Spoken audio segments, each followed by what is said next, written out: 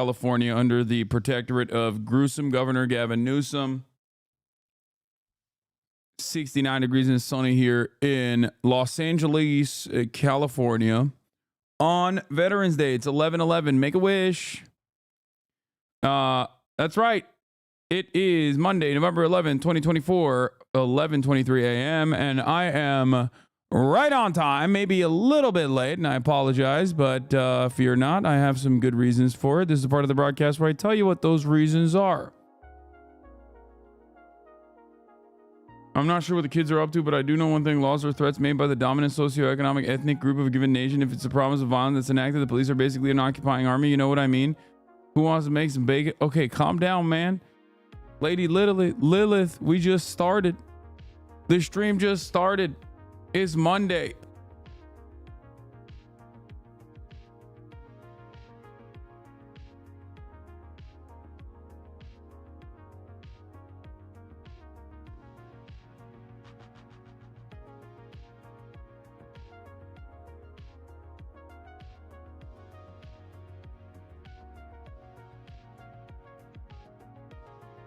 Okay, there's something wrong with this. There's something going on, man. Up. I just get that mute. I just get hit with that freaking mute, dude.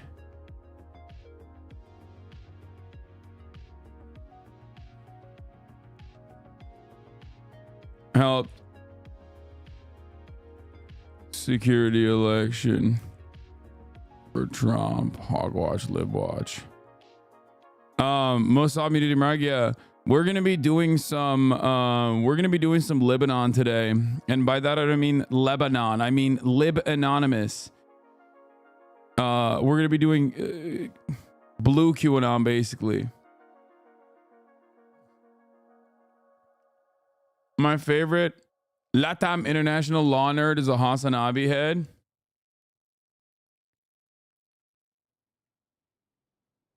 %73% of Twitch users are under 34 years old. 41% are under 24. Hasan the Hunt is the most watched left-wing streamer there with 2 million followers. Watch him lose his mind for 20 minutes as he sees Democrats frame Harris's defeat as the result of pandering to woke youngsters with identity politics instead of tacking to the center. Think of this video next time somebody tells you the US youth is fallen prey to a woke mind virus. No, you fools. They want higher wages, a home of their own, and money in their wallets at the end of the month. Wait, is this a... Anyway, brutal... Oh, this is actually my video. Oh, thank God. Usually what they end up doing, what most people end up doing is post from the HasnAbi Clips Industrial Complex, but that's fire. Alonso Gourmendi. That's sick. I officially applied to law school today, inspired by you and a desire to overturn future elections. Let's go, baby. We're going to stop the steal and we're going to start the steal in the future. Okay. Don't ever forget that. No, there's a lot of HasnAbi heads out there, man. And like, there's HasnAbi heads everywhere for those with eyes to see, if you know what I mean. It's a real like Fight Club Tyler Durden style situation in the most unique places. But yeah. How do you feel about conspiracy theories popping up about Starlink being involved in U.S. elections? Yeah, we're going to do that. We're going to do the liberal. It's not left-wing conspiracies, like liberal conspiracies. Anyway, very sick today. Thanks for being here while I fly whatever the fuck I have. Hopefully you'll be all right. So, what was I going to say? Oh, yeah. Personal news-wise, this is part of the broadcast where I tell you about my personal news about what's going on in the world of Hasan, HasnAbi, Piker, in between the time period where I press the stop streaming button and press the start streaming button. Why am I late by like 10 minutes? Well, let me tell you, okay? A lot has happened.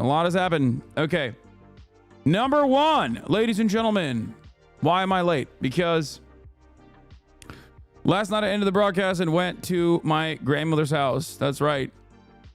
And I saw Uncle Jank there. And Uncle Jank confirmed to me that we are all delusional on the left, but it's fine.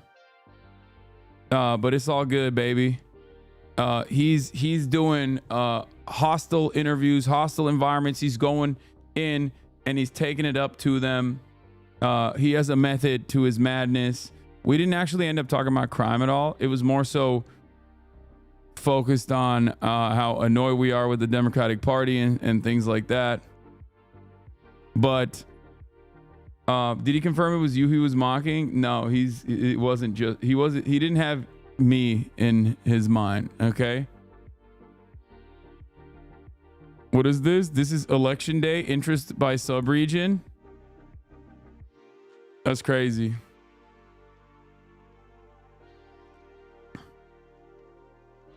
Can you congratulate the Detroit Lions on being 8-1? Thank you, boss. Hell yeah.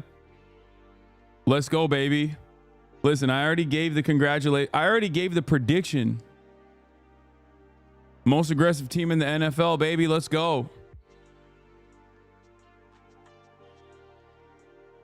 Anyway.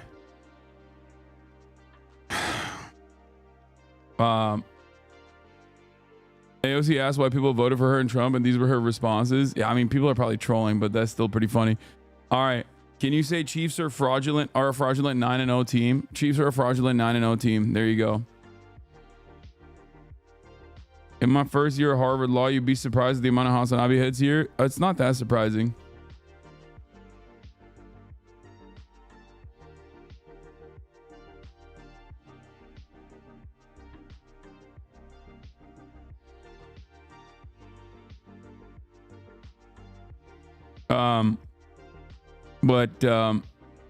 What was I gonna friggin' say? Thank you for uploading the gaming channel. I was having to play Moo Moo videos during my workouts. Yeah, you got it. So what was I gonna say? Yeah, so last night I was hanging out with my family. That was great. Hanging out with my fam, wonderful time. Came back home, passed the freak out, woke up early, worked the freak out, worked out as always.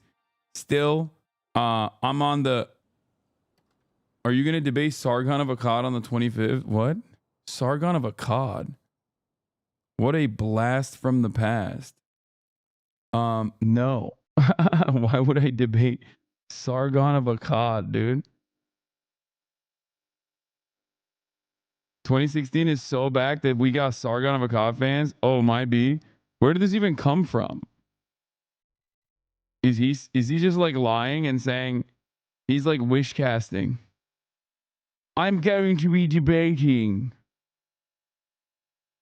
Hasan Piker.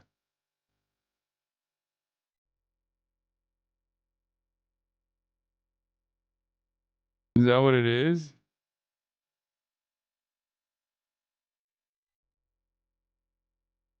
Can you confirm when it's going to be the Dr. Mind collab? 19th, baby. I thought it was a possibility. No, that was never a possibility.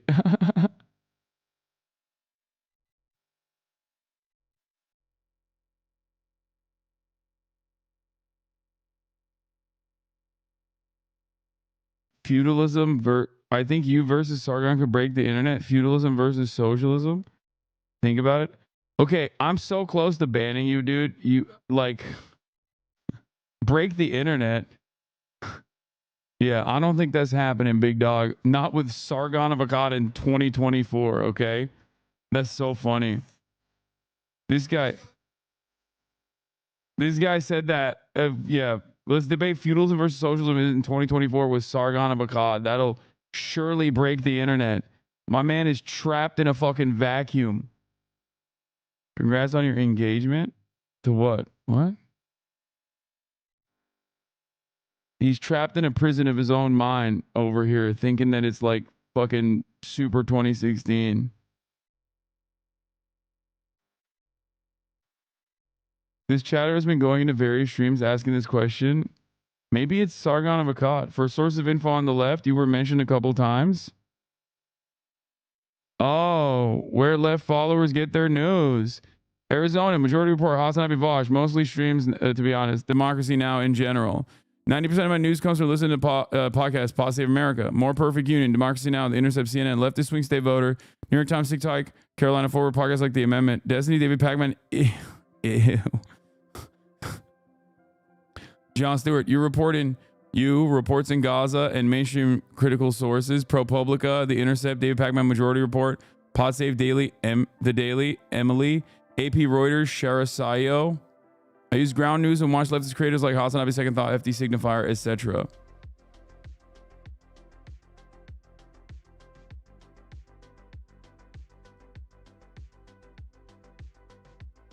The classic liberals are so back. This is in response to a bad empanada video.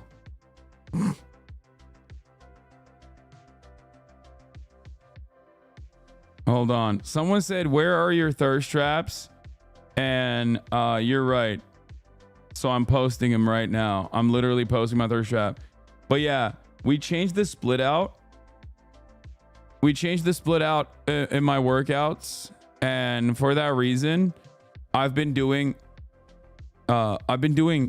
squats and then fucking bench press. Like we've had like, I mean, it was a crazy day this morning. It was a crazy morning. I started off squatting. Okay. And then moved into, I started off squatting and then moved into bench press, barbell bench press. And then after that, we did just straight pull-ups. Okay. All the way, full stretch, straight pull-ups. But the problem is I still can't do more than 225 on my I still have a hard time hitting 6 consistently on 225, and that's really weak in my opinion.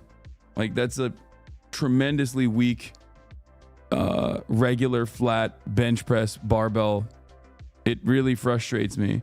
Now I'm obviously skinnier than 225 now, so maybe that's part of it, but why not just be happy with 225? Because for most of my life, including like 2 years ago, I could do 225 for 10 with ease. At my peak, like I think I look better now than I did at my peak, but I'm literally weaker. It sucks. It sucks. I don't like it. Overload the weight and resist it coming down. Get a mark bow slingshot and add more volume. No, I just need to eat more. That's honestly what it is. I just need to eat more and gain weight. It's not age. It's because I'm just a skinnier person overall.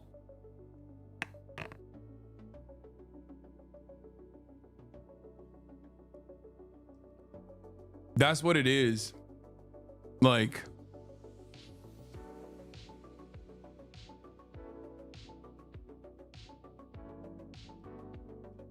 I need to put more muscle mass on. What is this guy saying?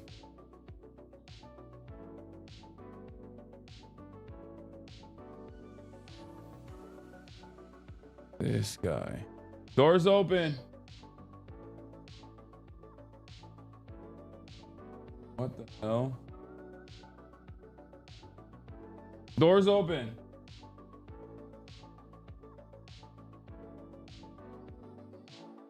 Okay. That's hardly surprising. Weight moves weight. Look at strongman. True. But like, I don't know. Yes and no. I'm gonna have Ofer Kasif on this week as well. He was terrorist supporter. Ofer Kasif should be permanently removed from the Israeli Knesset and deported to Syria. Not enough for 6 months, says Itamar Ben-Gvir. Our boy in the Israeli Knesset, Ofer Kasif, has now been removed from the Knesset for 6 months.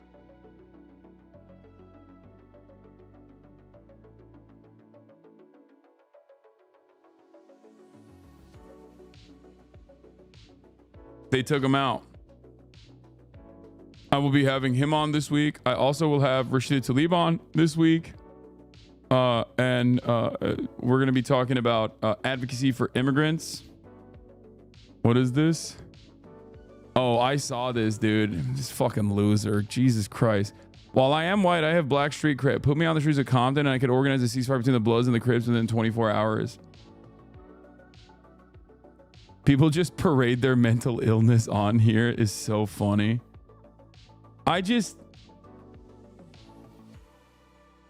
Dude,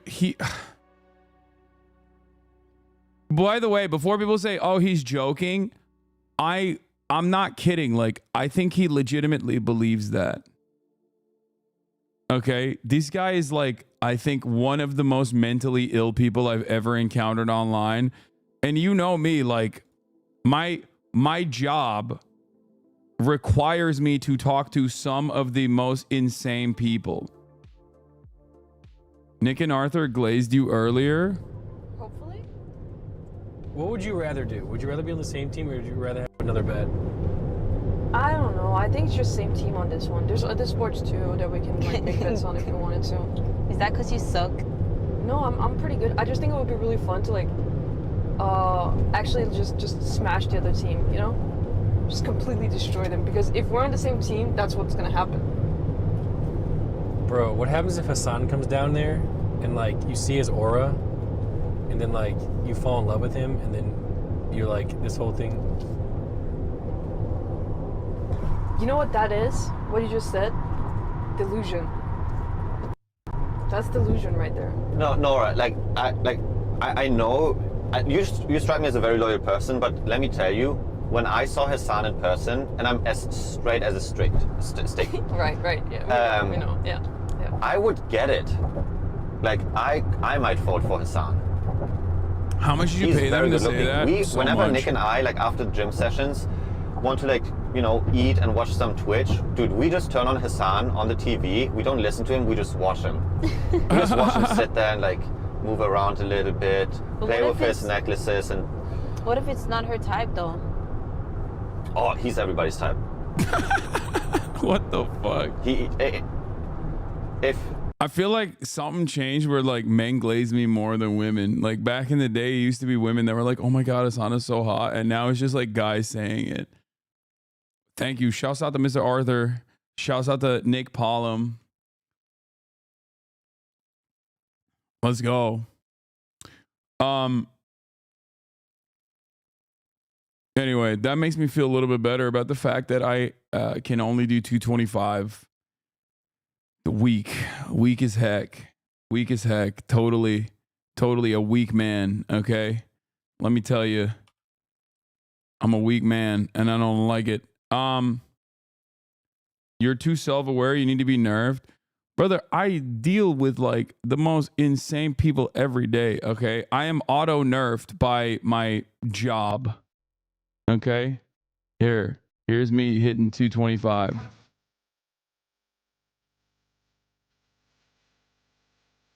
The first 5 are like pretty easy. And then after that, I just gas out. I don't know why.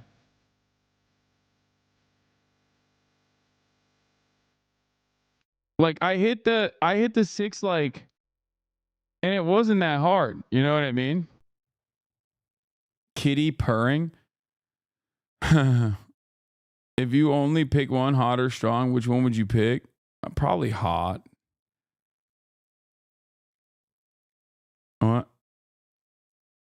I also don't really, I'm getting too skinny and I take no rest days. I have no like active rest days. I don't know how to do active recovery. Instead, I just exclusively, I go hard. I go hard on my rest days. I do crazy cardio. Lifting heavyweight more times, not the same as lifting more. Maybe it's because 225 is heavy as fuck and it's super impressive. You can hit it 6 times. No, it's not a very impressive lift. If I could hit 225 for 15, I'd say that's impressive. But hitting 225 for 6 when I'm 224, I can't wait to hang out with Dr. Mike Israel. He's going to teach me. He's going to teach me what the problem is. Maybe arching your back just a little more. I couldn't arch because I did squats before and my hip flexors were so tight. My hip flexors were so incredibly tight that it would have cramped up. But I'm deficit Daniel. Dr. Mike is going to change your life, Hasan. Trust. Yeah, he's going to give me steroids. I can't wait. Dr. Mike is going to tell you that your rest days aren't really rest days and you need to deload. Probably. Problem is lack of trend. Yeah. I need some trenbolone pronto, dude. You could be gassed because of 2 compounds in the same day. I think so too. Yeah. Anyway, hip flexors are probably very tight from sitting all the time. I have the same problem. Yeah, no, that is the primary reason for why my hip flexors are tight all the time. But I've been able to combat that by, doing some stretches, things of that nature, so that I can like avoid having larger issues. But let's do it. Let's blast off. Ladies and gents, boys, girls, and MBs, let's do it. Your legs are too unstable. Yeah. I know. All right. Does anyone have a blast off meme? Monday News Day. Why are liberals claiming the election was stolen? Lib election conspiracies.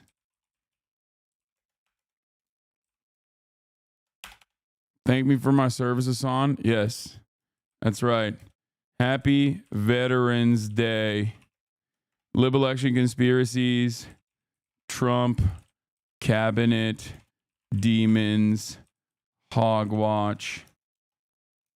And more. Thank me for my cervix. Thank you for your cervix. Anyway, do we have a blast off meme chat or no?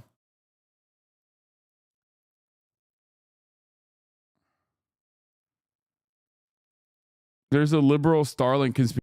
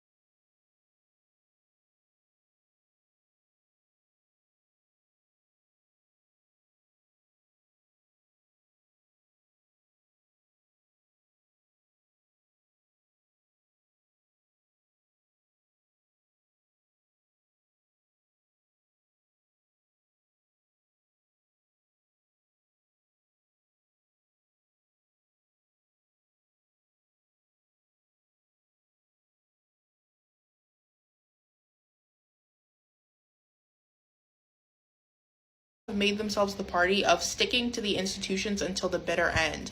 What the hell? So when you're like, oh, the Democrats just need podcast bros and that'll fix everything.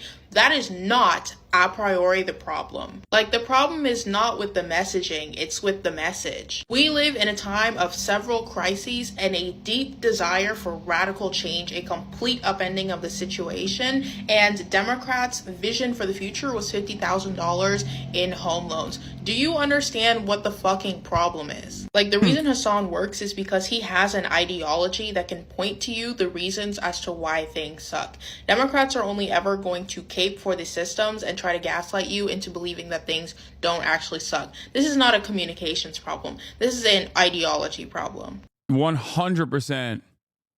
Absolutely correct. No notes. Straight up. It's true. It's like you can't message your way out of this. You can't unleash a million Harry Hasans upon the land and get people on board if the top of the line message is not good. Those guys are party loyalists. They will communicate whatever you need them to. Okay, it's funny you watching this because I just got this on my TikTok. Yeah, I saw this one earlier. The thing is, unleashing a million Harry Hasans on the heartland is not going to change people's material conditions, their material circumstances. You have to make sure that the message, the top line message, is good. If the top line message is bad, then the Harry Hasans, the loyal soldiers of the Democratic Party, are unfortunately going to be pushing a shitty message. Majority Report, thank you for the raid. Hope you had a good stream.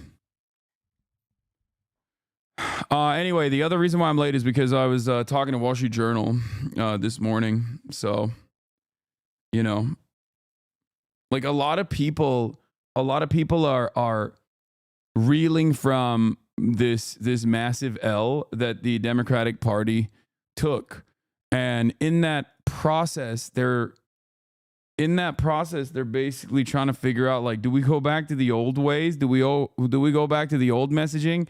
And many people at the top are saying, yes, please, let's just do the old thing. Okay?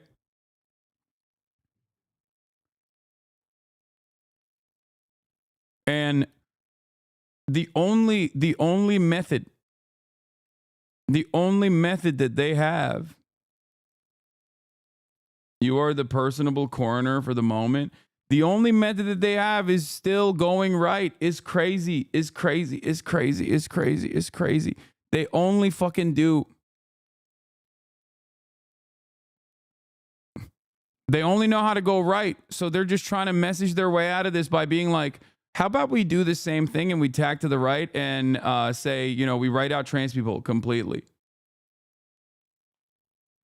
And it just feels like, it feels like it's making me lose my mind a little bit. Democrats are realizing woke is broke. Morning Joe crew reads entire Maureen Dowd column slamming identity politics.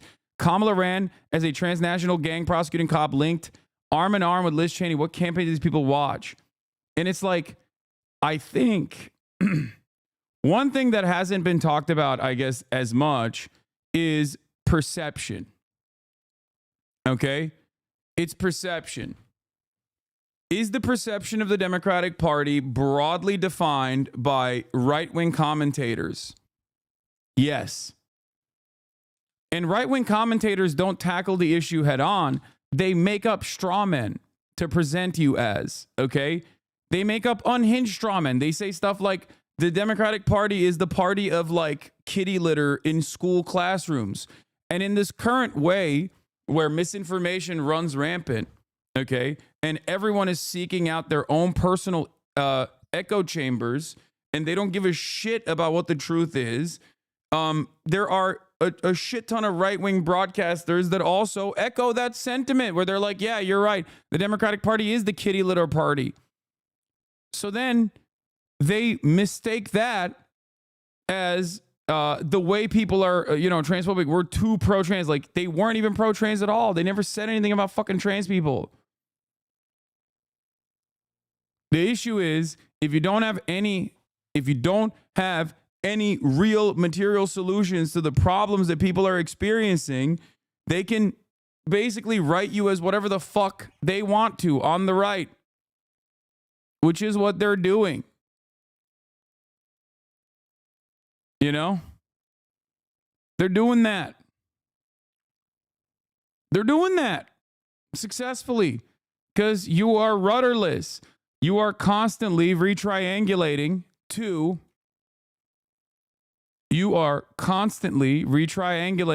a marginally less bad version of the right party. If that's what you're doing, then yeah, you have no values. You have no firm commitments to anything, okay? You need to have you need to be a party that stands for something. If you're not, then yeah, people are going to just like make up shit about you and people are going to and people on the ground are going to believe it.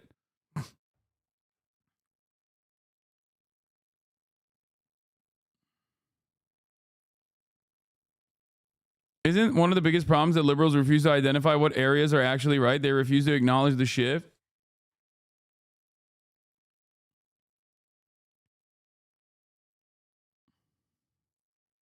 Election must have been bad if your beard is going gray already. No, brother, I'm 33 years old. My beard has been growing. My beard has been going gray.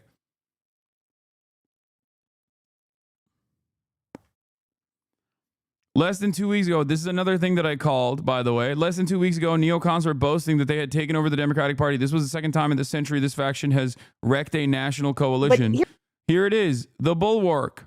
But here was the thing about the cheering that I loved. This is like supposed to be the center-right, never Trump Republican central. And look at the realization that they came to. Speaking of Stonewall. But also, I think it's amazing when you get 75,000 presumably libs on the ellipse. Didn't you call this out when a trans chatter was complaining that they weren't advocating for trans people? You warned them that when they lose, they would become transphobic? Yes. And she's like, we're going to have the most lethal fighting force. And people are like, yeah. And she's like, and we're going to secure the border. And people are like, yeah. And I was just like, this is, and she's, we are going to be leaders in the world. And we're not going to let these guys push us around. And I was like, man, the world's really changed. Did the neocons just take over the Democratic Party? Don't. Look, he goes, don't even joke about that. Look. Don't Man, say the world's really changed. Loud. Did the neocons just take over the Democratic Party? Don't say that. Yeah. It's gross, but it's the truth. It's gross, but it's the fucking truth. And let me take it one step further. Months and months ago,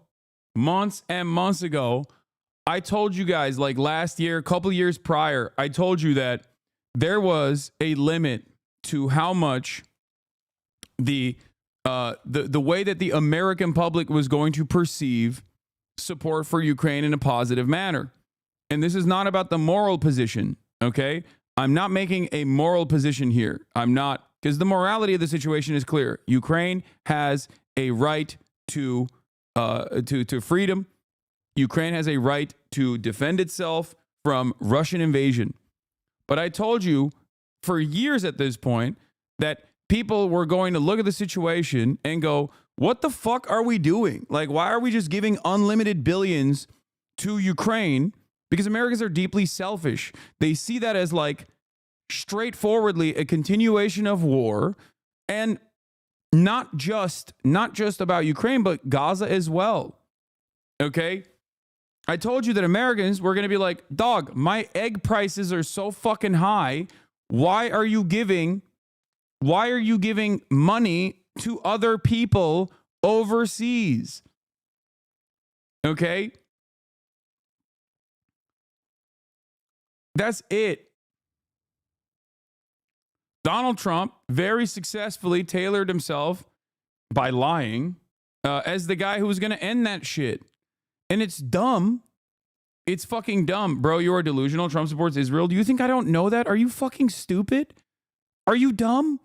That's not what this is about at all. We're talking about perception. Narrative is more important than truth, okay?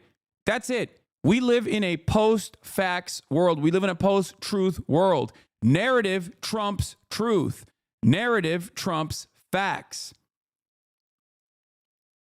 And Donald Trump was able to, regardless of his track record on this issue, whether it be Israel or whether it be, continuing wars in general, okay, was able to successfully say to Americans, guess what? No new wars under my administration. I'm going to fucking end Ukraine. I'm going to end Gaza. Okay? And for a lot of Americans, they were like, I don't like war. Why are we giving so much money overseas? Fuck it. Now, is he actually going to do that? Fuck no. And I said that as well. Okay? So more censorship of misinformation. How do people get his attention? The video I sent earlier is perfect for this discussion. So more censorship for misinformation. I don't know how we solve this problem, especially because it's weird to come to me as a left voice who absolutely is targeted more than your favorite right-wing content creator. Okay? And the reason why I'm targeted is not because I'm secretly a reactionary or secretly have like anti-Semitic tendencies or anything like that. I am straightforwardly targeted because I speak out about our unconditional death spiral allegiance with the nation state of Israel. Okay? I promise you, there are very few right-wing content creators that get this actively hounded. Okay?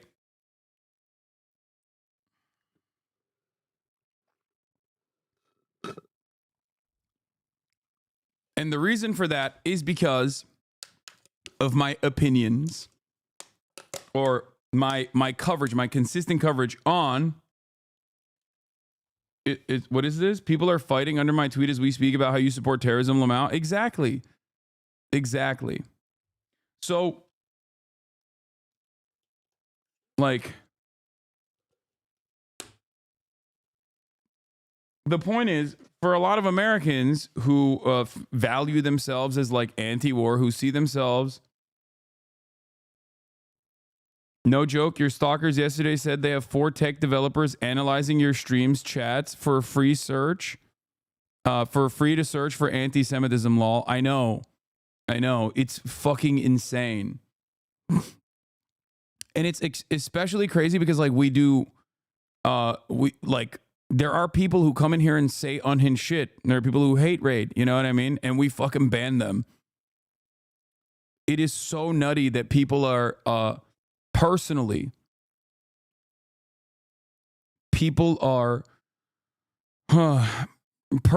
taking it upon themselves to do this kind of stuff. You know?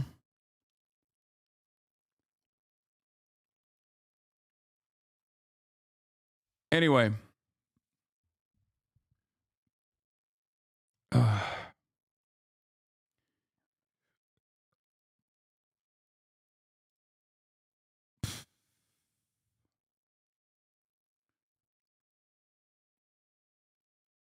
Leftists can factually list out Republicans' values, but the right has no fucking clue what leftists believe, and yet they control the narrative. Facts don't fucking matter. Yeah, I forgot where we were at with this conversation. But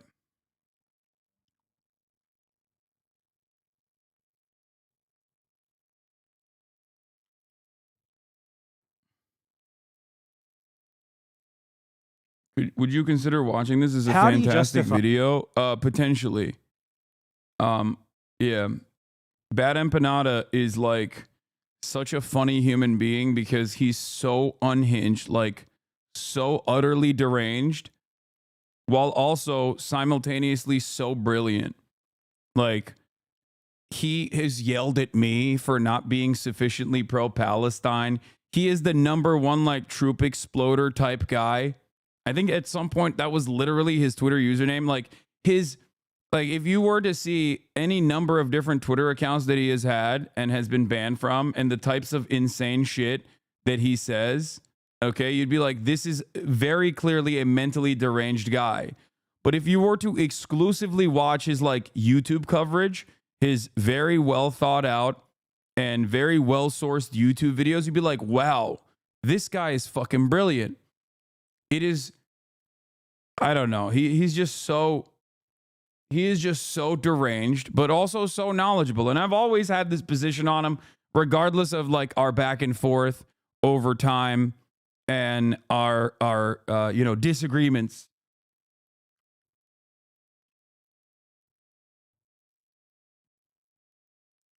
it's just like, I just wish he wasn't so insane. You know what I mean?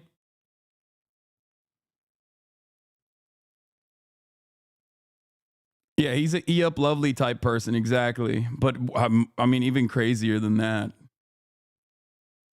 Holy shit, I've only watched his YouTube content and I didn't know about derangement. Yeah, if you only watch his YouTube content and have no idea what kind of rabid psychopathic shit that he says on like every other social media platform, you'd be like, wow, what a brilliant guy. What a well-crafted YouTube essay that is well-sourced, well-crafted, has like pretty convincing arguments. And then you see the way he tweets and you're like, that is the most insane thing I've ever heard anyone say. Why would you ever say that?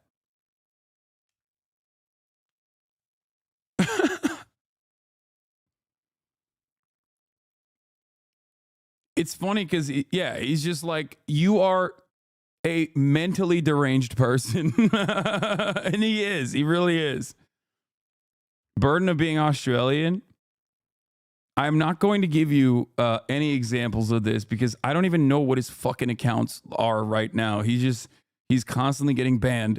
And I'll say this, he's constantly getting banned for good reason. Okay?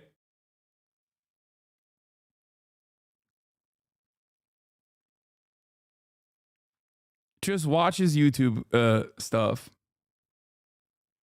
Just watch his YouTube content and leave it at that. That's the thing I'll say. He's the perfect foil for Drew Pavlovs of the world. He's fucking insane. Like, this is what I mean. Watching Bad Empanada and Drew Pavlov is like watching Tom and Jerry. Yeah, he is an insane person. He is actually an insane person. He hates Drew Pavlov, which is understandable. I mean, many people do.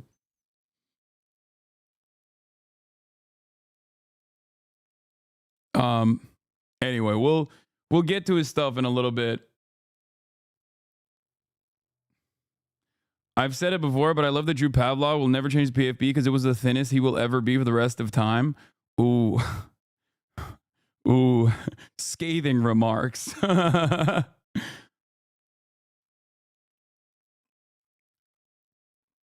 Anyway, where did this Drew Pavlov guy come from? I think he's a Cypriot Greek who is like a right-wing attack dog against China and has been funded by like psychopathic billionaires in the past.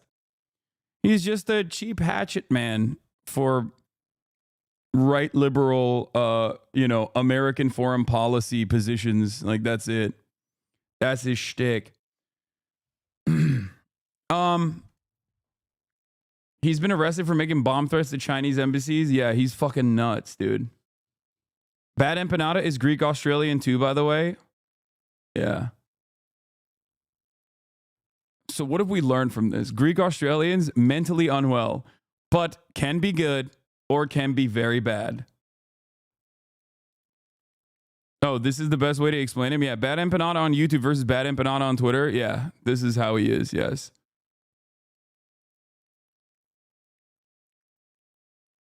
Do watch that video. It's very good. Yeah, we'll watch that video later. So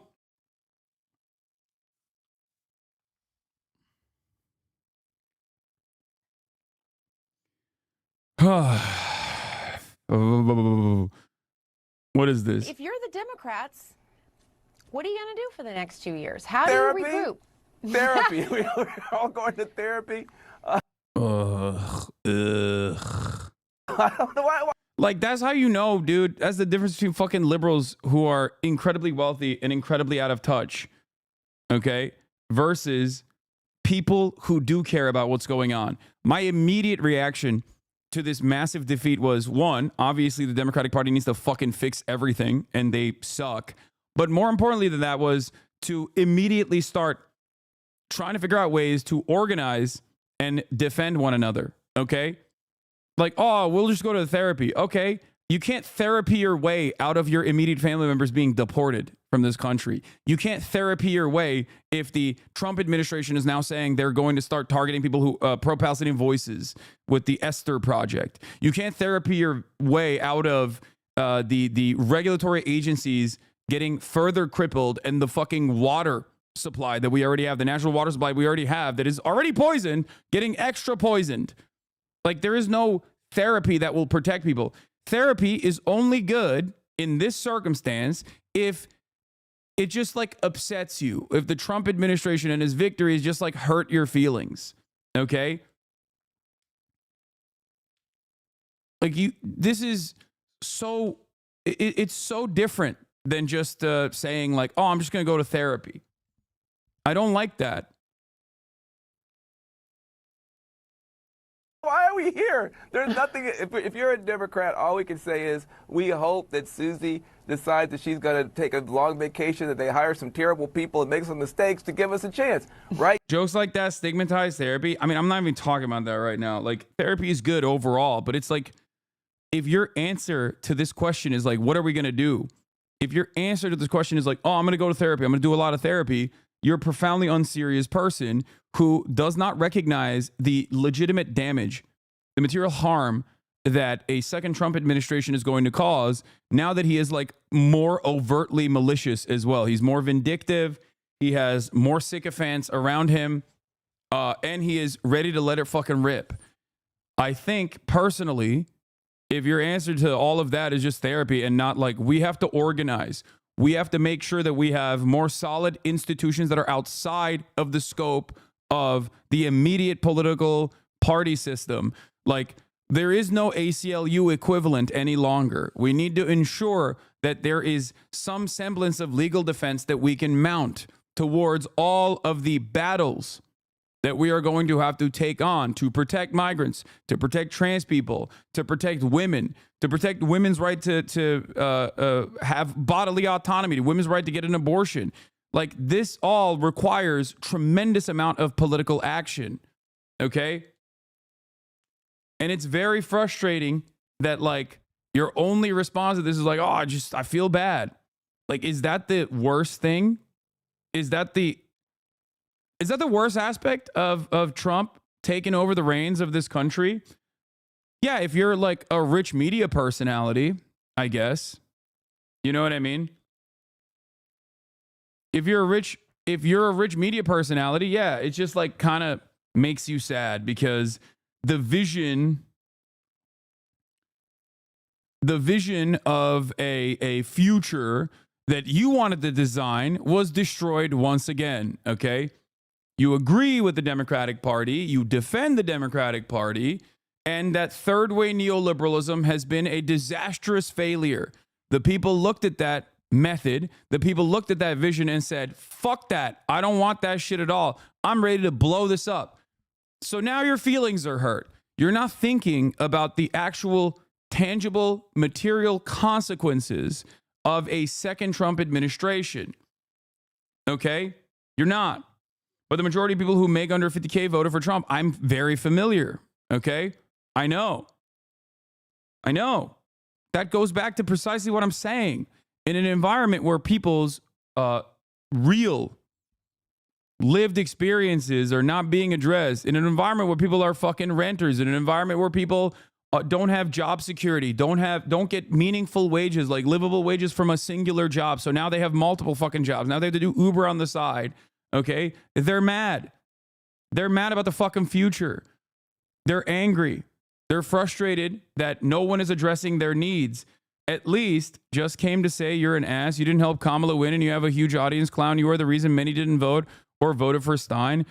I don't know why so many people in this chat that come into this chat to say stupid things like this, like, don't have even a little bit of restraint and are so their overall refusal to like recognize exactly what just took place is very stupid. Like, first and foremost, third party votes collectively could not make up for the resounding defeat that Kamala Harris got in every single state.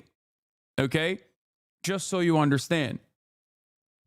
So you're yelling at the wrong thing. You're not even right in this situation. Like, people used to say that about Bernie Sanders, or people used to say that about oh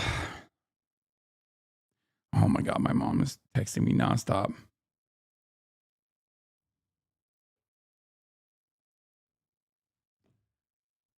Okay?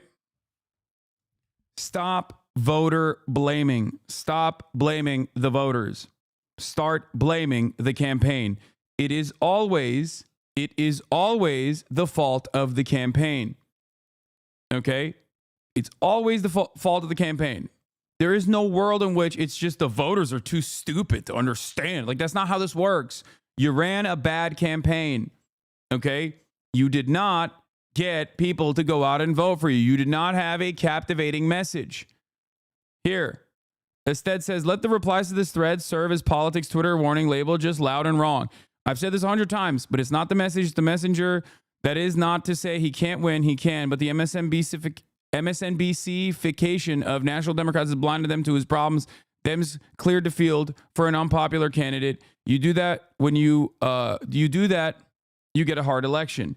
He's talking about Biden here. This is May 14th, 2024, not having a primary. Okay?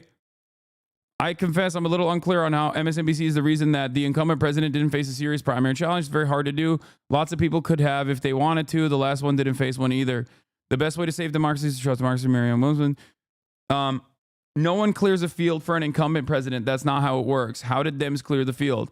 I'll add to the chorus, sadly, because y'all circled the wagons for your employer after that political piece. Hard to take the heart where you're saying today we found out Haberman was one of the stenographers, yada, yada, yada. MSNBCification. That's rich coming from someone who works at a proto-fascist rag, aka the New York Times, that has failed democracy in the moment. Donald Trump descended in the escalator, Christo-fascist, yada, yada, yada. Like, you and your refusal to recognize the inability, or to recognize the Democratic Party's lack of interest. It was both the message and the messenger. Yes, you are right. Ested is wrong on saying it's not the message, it's the messenger. I will say that.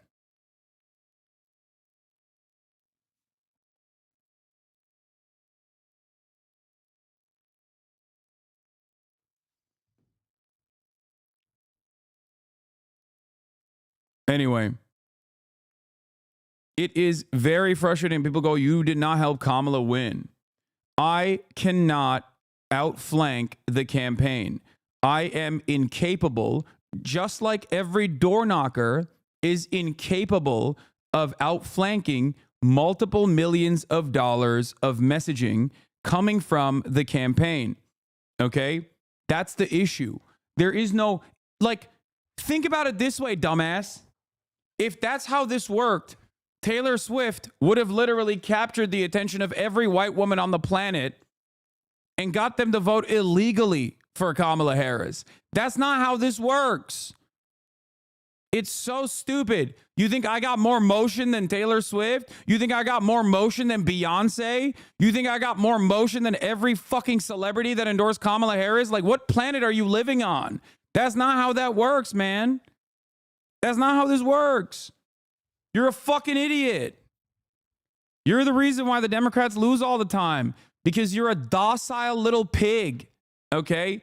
You're a servile, docile little pig, okay? You just squirm around in your filth every fucking day and eat the slop that is served to you by liberal media. Not a single interest in your mind in trying to analyze things, in looking for an alternative reason. No, I'm just going to be angry all the time and get mad at the fucking voters, even though it is a demonstrable failure of an outreach strategy. And then, not only that, I'm going to go and yell at the one guy who was ringing the fucking alarm bells the entire time. I did not want Donald Trump to win because I understand the danger he presents. Why don't the Democratic Party? Why doesn't the Democratic Party? Because if they truly understood the real dangers that Donald Trump represented to American democracy or America's future in general, okay,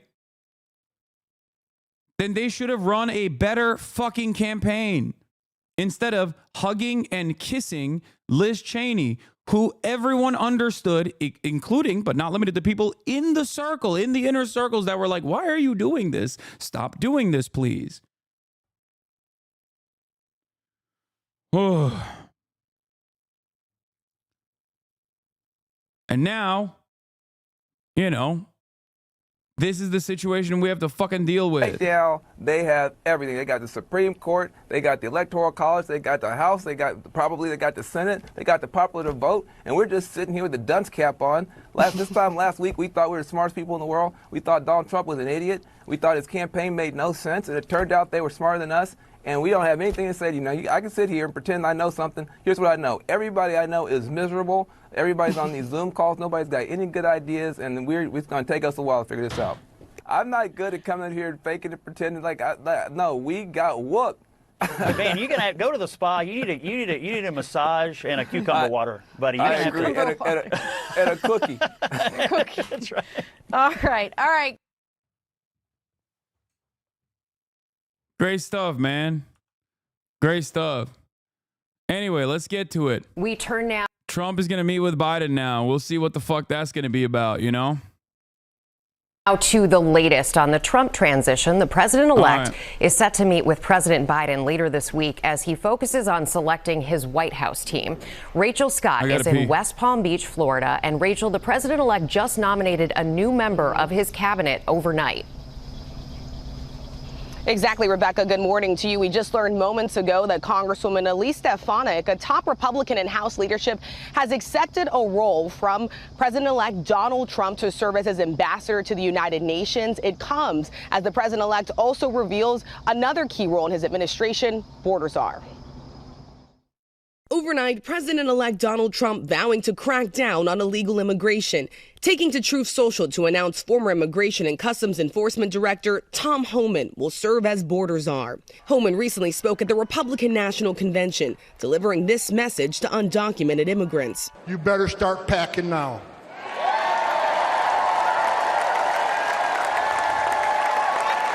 You're damn right. Because you're going home. Homan said Trump will carry out mass deportations of the estimated 12 million undocumented immigrants with a, quote, well-targeted planned operation led by ICE. During Homan's time leading ICE during the first Trump administration, thousands of migrant children were separated from their parents. He was recently asked on 60 Minutes if there's a way to carry out mass deportations without separating families. Of course there is. Families can be deported together. President-elect Trump still hunkered down at Mar-a-Lago, meeting with his advisors, preparing to announce other key positions, ruling out roles for two Republicans who served in his first administration, writing, I will not be inviting former Ambassador Nikki Haley or former Secretary of State Mike Pompeo to join the Trump administration, which is currently in formation. One person who could be influential in the next administration, Elon Musk. Sources tell ABC News that Musk was at Mar-a-Lago, listening in as the president-elect took a congratulations call from Ukrainian President Volodymyr Zelensky. At one point, Trump even handing Musk the phone to speak to Zelensky himself. While Trump has promised to end the war between Russia and Ukraine in 24 hours, he hasn't elaborated on how. The president-elect preparing to travel to Washington to meet President Biden in the Oval Office this week. Biden set to make the case for the U.S. not to walk away from supporting additional aid to Ukraine, something Republicans have been skeptical of. The president will have the chance to explain to President Trump how he sees things, where they stand, and talk to President Trump about how President Trump is thinking about taking on these issues when he takes office. Trump will be strengthened by a Republican. It's called military Keynesianism. Come on, Jack, look alive. Every bomb we drop overseas is a bomb we must create in Scranton at the manufacturing facilities. This is our job, Jack. This is our goal. It's the engine that drives the American economy. Why?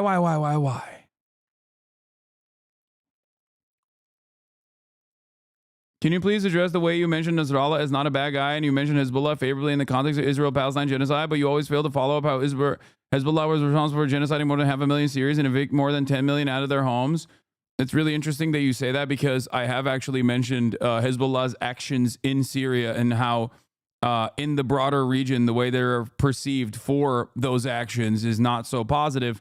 But you've probably never seen a clip like that because you're only geared into looking at unnuanced positions. You're only looking at the unnuanced positions and assuming that I'm saying I love Hassan Nasrallah.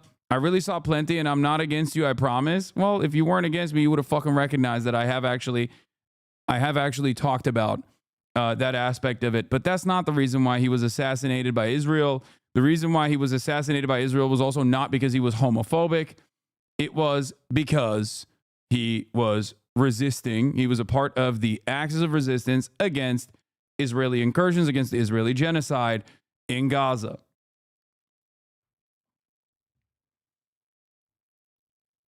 We rarely ever mention that, in fairness. Not only do I mention that, I have talked to literal Syrian chatters in this community. Part of the reason why I rarely ever mention that is because it plays no role in this conversation. It plays no role in this analysis. That's it. Just like it plays no role to be like, oh, well, these groups that are like fighting against Israel's genocidal actions are homophobic or reactionary. It's like, okay, America's homophobic and reactionary. The Easy Company was homophobic and reactionary. America was a segregationist, homophobic nation in World War II, and they were still firmly committed to anti-fascist action. Okay, you still ride for Easy Company, regardless of what the fuck the treatment of gay people look like in the United States of America during World War II. America had segregation during World War II. Does that make their actions any less valid? No. So shut the fuck up. There's a time and place to have these conversations. Okay?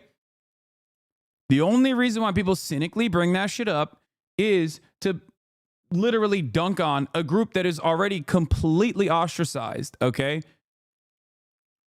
Like, that's it. That's it. That's it. It's a silly and very cynical way to just be like, see? I got you. It's so dumb. Noam Chomsky once famously said, yelling about America's foreign adversaries and their own domestic policies is no different than condemning a position from the 16th century, okay? It's correct. Why is it that people only come in and talk about this shit when we are talking about American involvement, okay?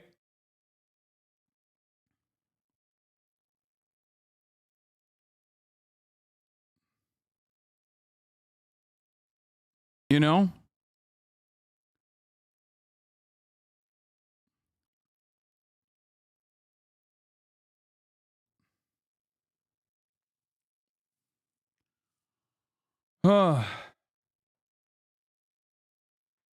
It's so dumb.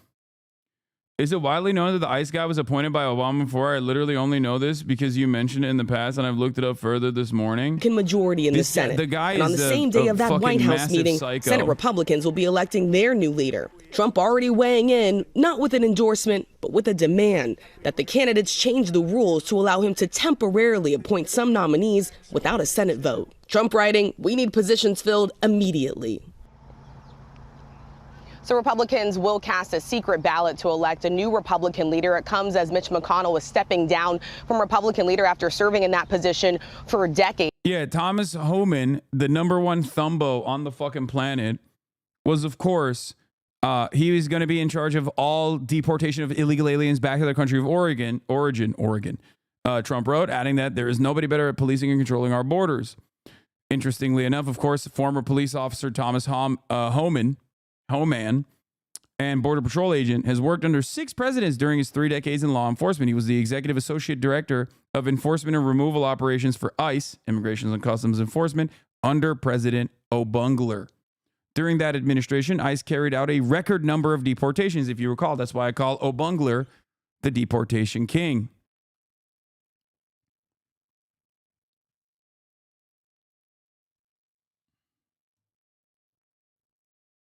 Only took 5 days for reviews on your stream to normalize again from 300K to 33K. Brother, if you thought that there was going to be 300,000 people every day tuning in, I don't know what to tell you. No, people have lives, okay?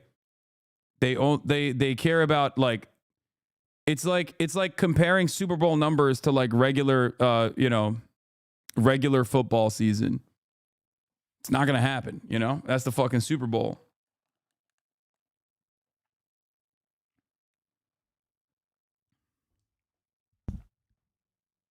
If I had 300,000 people in here every single day, we would have we would have a lot more people who are class conscious. You know? The entirety of the Democratic Party would be looking at Bernie Sanders as like too moderate, okay?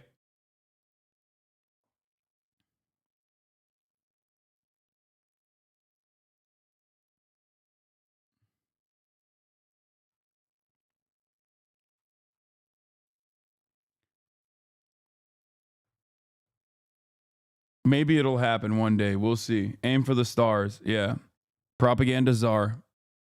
Signing off. Regime defender. Regime defender and propaganda czar. HasnAbi Piker signing in from the California Protectorate.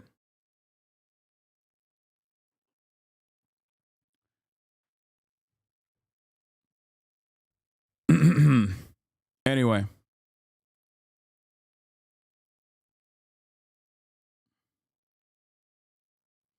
Reason viewer here, I respect that you address criticism in chat even when it isn't valid, but geez, that shit must get old after a while. Take care of yourself. Yes, it does. And it gets annoying for people who are watching, who watch every single day. It gets repetitive and boring and annoying, which is why I try to, keep it at a minimum. The way people talk about gay rights and defense of genocide is the same tune as UK racists talking about how they treat their women over there.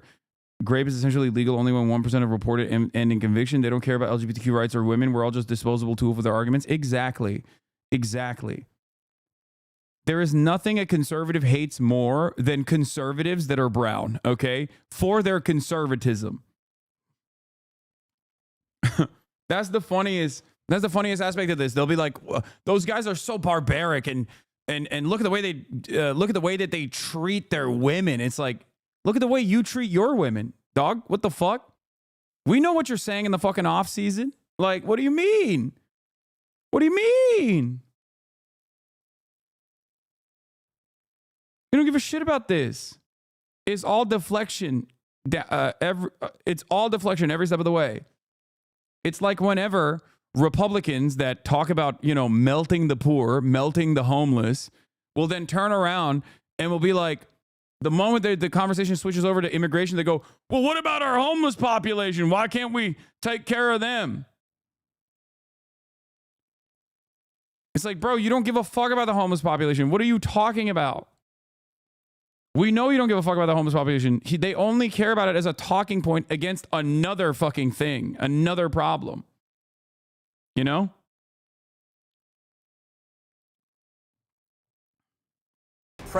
Or when Republicans will say mental health. Bro, Trump is already elected. They won't change the president because of your opinion. You are not that guy. Put the fries in the bag. Your opinion won't change. God damn it.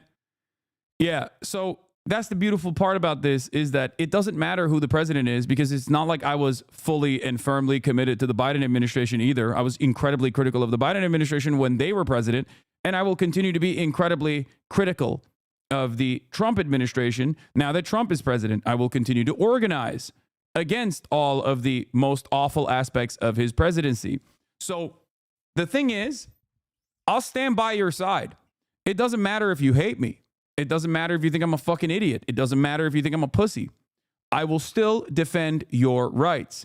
And when push comes to shove, when one of your immediate family members is slated to be deported, I'll be there. If that's not the case, if you have no immediate family members that are undocumented migrants, it doesn't matter. There's always going to be something that harms you, okay? That's the difference between you and I. I want you to have health care. You are captivated by a platform of hatred. I, on the other hand, want you to still get health care. I still want you to go to college for free. I still want you to have a good job. I want you to have a better future. I want you to be able to fucking own a home. Okay? That's it. That's why I'm perceived as a radical on the left, because of those things that I fight for. And those things are universal values. Okay? That's it. So, shut up, socialist commie freak. Do you think Legault retiring would impact democracy? Yes. And by that I mean he's going to retire and he's going to run for president, and then he's going to be the president, and America's going to have a Maoist peasant revolution, a Maoist peasant revolt. You know?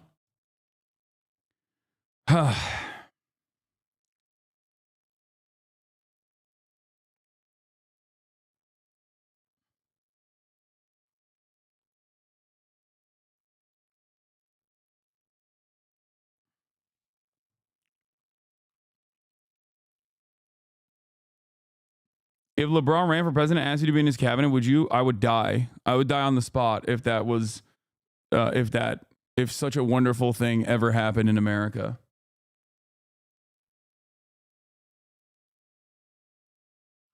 Anyway. President-elect Donald Trump announced that he will nominate New York member of Congress Elise Stefanik to be the U.S. ambassador to the United Nations. She has been one of his closest allies in Congress for years now. From Lenin to LeBron, okay? LeBron. We are there. A specter is haunting the United States of America. Statement to CNN, Trump said, quote, I am honored to nominate Chairwoman Elise Stefanik to serve in my cabinet as U.S. ambassador to the United Nations. Elise is an incredibly strong, tough, and smart America First fighter. So this is just one announcement, a sense of where he might be going in terms of foreign policy. Let's get right to CNN's Steve Conterno for where this fits and what else might be coming. Steve. Yeah, John, Stefanik is some. Respect women. What? Pretty obvious Trump was set up to win. He beat a woman once already, but yeah, let's just put him up against another woman. You're right. We should never have women run for president. That's the argument here. It doesn't matter. Woman or man, it doesn't matter. What their background is does not fucking matter, okay? It worked so great the first time. Oh my God. Oh my God. This is silly as fuck. What matters is someone's capability of communicating honesty and authenticity to as broad of a population as possible with good policies, okay? That's it. If it was a man, he wouldn't have won by this landslide. I'm sorry, use the data. Sure. Yeah. It's kind of awful he 2-0 soloed women. I know some idiot Dems will read into that. Yeah. How many chatters you respond to are saying shit in good faith? Not many.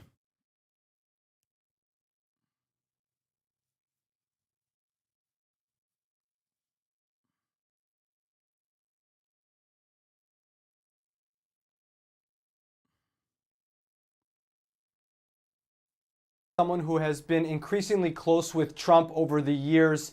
She was actually one of his, not on the short list to be a potential running mate for Donald Trump. She campaigned pretty aggressively for that job. Ultimately, though, did not make his final three and obviously was not the choice. But she was always in line for a potential job in the Trump administration. And now she takes the job of UN ambassador, assuming that she is confirmed. It's also a job that Nikki Haley once had, interestingly enough, someone who ultimately grew to become one of Donald Trump's biggest rivals in the Republican Party and who will not be part of his administration this go around. She joins Tom Homan as the two people who have already been named to positions in a new Trump administration. Homan will be a border czar. He was, of course, Trump's ICE director in his first term as president. He is someone who has been intimately involved in shaping Trump's immigration policies. He actually wrote an entire chapter for the Project 2025 book on immigration and was a contributor to that. In the last couple of weeks, we have been trying to get a sense of how Homan views the effort of trying to send, this giant migrant movement out of the country. And here is what he said on Fox just moments ago about how he sees that taking place. I've been clear, President Trump's been clear. Public safety threats and national. Dude, he is such a fucking hog, dude. He is such a ginormous hog. Like a terrifying hog.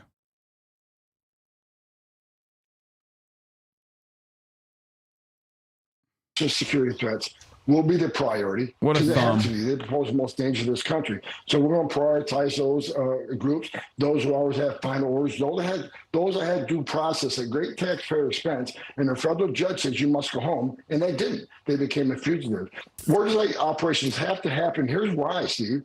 Where do we find most victims of sex trafficking and forced labor trafficking? At work sites. And the Biden administration shut down work sites. Now, all these decisions are coming from Trump as he stays camped out at Mar-a-Lago in the weeks since his re-election, where he is getting a lot of influence from many of the people who were key to his victory, including RFK Jr., Susie Wiles, who has gone from campaign manager to chief of staff, and also Elon Musk, who obviously was intensely involved in the effort to get Donald Trump elected. He has had an outsized role in shaping the influence around Donald Trump's new administration. We always knew he was in line for some sort of role, potentially overseeing spending, but it has been far more expansive than that. And he has grown apparently close with the Trump family. Take some look at some of the pictures posted to social media by Trump. What steps are you taking to stop the steal? I'm just kicking back and I'm watching liberals who want to stop the steal. Okay? Because, you know, like I recognize the truth, which is that what? I know you've been stressed lately. I'm sorry for dealing with it. I want to say low-ranking people, but that's subjective. As well as people you have to grow up. But you're right. Human rights all the way. Okay. I know what the truth is. Okay. The truth is the Democrats lost. They ran a dog shit campaign. They had an unpopular administration and they fucking lost to a guy who was pretty bad and didn't run a great campaign either. Okay. And in a way that in a very similar way to hogs that could not cope with the reality that their God King Donald Trump had possibly lost to a fucking carcass. You know? Now, there's a lot of liberals. There's a lot of liberals out there who are just not coping with this disastrous L in a healthy way by, you know, creating their own version of QAnon style conspiracies. I like to call Lebanon or Blueanon. And I don't know. I mean, I think it's funny. I didn't realize it was like that dangerous, but it turns out there is definitely, this is a user mag from Taylor Lorenz. Meta's threads is overrun with liberal election fraud conspiracies. Seems like this might become a problem. I genuinely thought that they wouldn't they wouldn't care about it that much. Like they would just kind of take the L and move on and try to lick their wounds, figure out why they lost.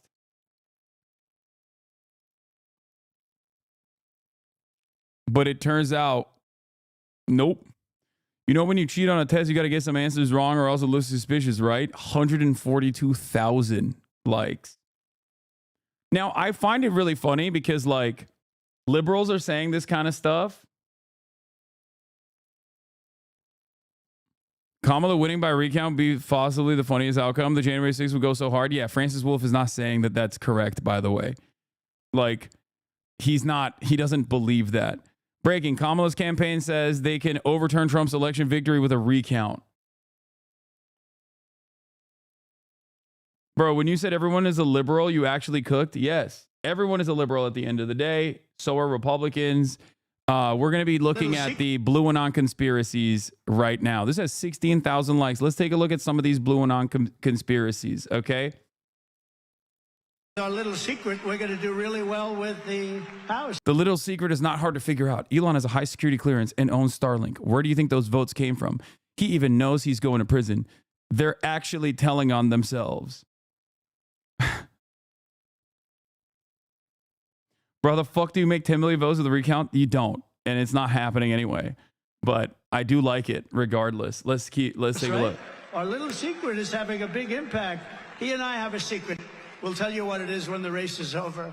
You're fucked, dude. I'm fucked. Whatever it is, they will get away with it. If we lose, I'm fucked.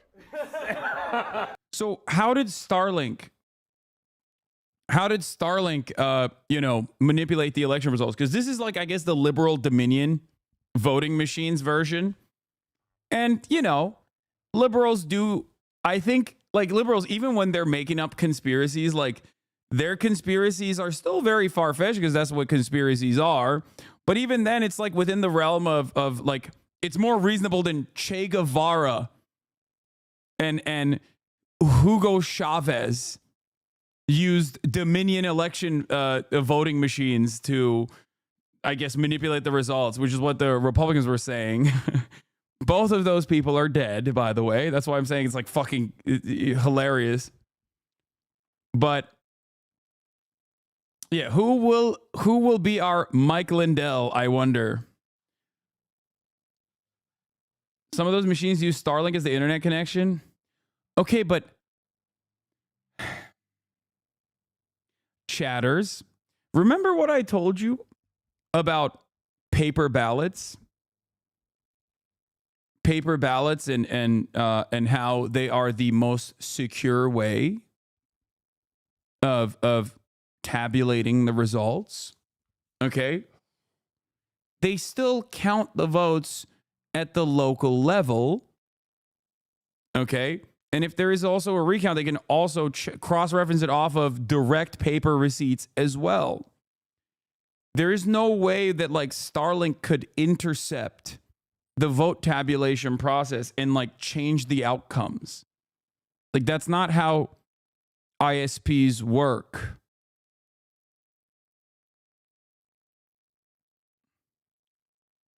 That's not how that works at all. This is almost identical. This one made me almost cry. How you guys? This is almost identical to the way Mike Lindell operated. What is going on? Oh my God, it's worse than I thought. Oh my God, it's worse than I thought. Okay, we're looking at Blue Anon. We are looking at Blue Anon right now. It's LibWatch time. It does seem that way. You can't just be like, Yeah, I'm like, how long do you think my prison sentence is going to be? Do you think? Will I see my children? I don't know. Okay. Kamala Harris is not done. She is, in fact, actually leaving Taylor Swift-esque Easter eggs, and I'm absolutely living for it. What? Yo! Oh my God. Oh my God. Oh my God. Oh, we have a crisis. Okay, maybe Maoist third world evangelicals wasn't super wrong when he said we need therapy. Like, holy moly, there is some serious problems that are left unaddressed. Okay, god damn. I'll show you what I just found. So for Kamala HQ or Harris Waltz emails, this is typically the bottom of the emails that you're going to receive from them. This email was sent to blank. Thanks so much for being a supporter. Paid for by Harris for president. As you can see, I got this one on November 5th. Obviously, election day. I just happened to go look at one now on the 9th, and this is what I see. The top part is the same. This email was sent to blank. Thank you so much for being a supporter. But now they're making a point to include the Harris Victory Fund. But that's not all. Will be allocated to Harris for President's recount account. Yeah, because for each individual state where they actually do process a recount, like the candidate has to pay for it. I assume that's the reason why they're... What? All those feelings we had, something's not right, the math is not mathing, what's going on? Don't worry, Prosecutor Kamala is on the case. We've permitted the Delulu meta for liberal women for too long. Time for a server reset. Nah, I love it. Lean into it, queens. Okay? This is great. Fuck it. YOLO. Yeah. Yeah. The recounts are not just for like statewide. It is not just specifically for the Kamala Harris versus Donald Trump part of the ticket. The recounts are, there's a lot of very close state races. Okay. There's close congressional races. I'm not surprised we haven't heard anything about a recount yet, because there are a couple states that are not finished yet. I'm sure that the Harris campaign was really trying to look at the final numbers before they said, okay, let's go. I'm going to go donate, but just a reminder, as the saying goes, when we fight, we win. Oh my God. This is my new favorite. This is now my new favorite account. Breaking: New York State could force Trump to live in a jail cell for the entire 4 years of his presidency. No, it will not. What planet are these guys living on? What the fuck? Oh my God. In June 2024, Trump started telling his supporters he didn't need votes. He had more votes than he needs. In October, Tucker said Elon was fucked and would go to jail if Trump loses. Every single state needs a full investigation and recount, including Starlink activity. Votes that we need. What we need, I tell these guys, I tell even RNC, I tell Michael, I tell Laura, I don't care. We have all the votes. If he loses, man, what? You're fucked, dude. I'm fucked. If he loses, I'm fucked. It does seem that way. You can't just be like, Yeah, I'm like, how long do you think my prison sentence is going to be? Do you think, will I see my children? I don't know. Oh my God. Okay, this has 34,000 likes. Okay, let's watch this one. Oh, no jurisdiction outsources ballot tabulation. They have their own equipment as listed here. Tabulators are not connected to the internet during counting, though after completion and removal of data cards may transmit unofficial counts in a few jurisdictions. That does not mean that Starlink can intercept and change the results. Once counted, people would say, I counted the fucking votes. These are our numbers. This is 9 minutes long. This has 33,000 likes. Oh my God. I really debated whether or not I was going to sit here and talk about this. I thought about it long and hard yesterday. I know that this is probably going to cause controversy, or this is going to cause whatever. Oh my God. Libs are gearing up for Stop the Steal. Oh my God. Oh my God. Oh my God. Oh my God. Libs are gearing up for Stop the Steal. Oh my God. Oh my God. Oh my God. Oh my God. No shred of irony. Oh my God. Michelle Baker, Harris Walls 2024 Democrat fashion fighter, 63,000 likes. Stop fucking saying that Trump won this election. He didn't. Pay attention to what's happening. We all have access to the same information. This election was rigged by Trump. Leon? Oh, I think she means Elon. And Russia. Starlink was used. Millions of votes weren't counted. Wake the fuck up, America. Oh my God. Elon Musk. This is from What the Fuck GOP, Dog and Trump. Foul mouth, proud Democrat. Motherfucker is my favorite word. Don't like it? Fuck off. Elon Musk tells Joe Rogan he has an app that can tally votes during the election before anyone else. Starlink has now come into question. Dems won down ballot races in all 7 swing states, but didn't vote for Kamala for president. Can we at least agree that Starlink needs to be investigated now and all swing states do a hand count? I mean, fuck. Trump had GA count ballots how many times last time? 43,000 likes.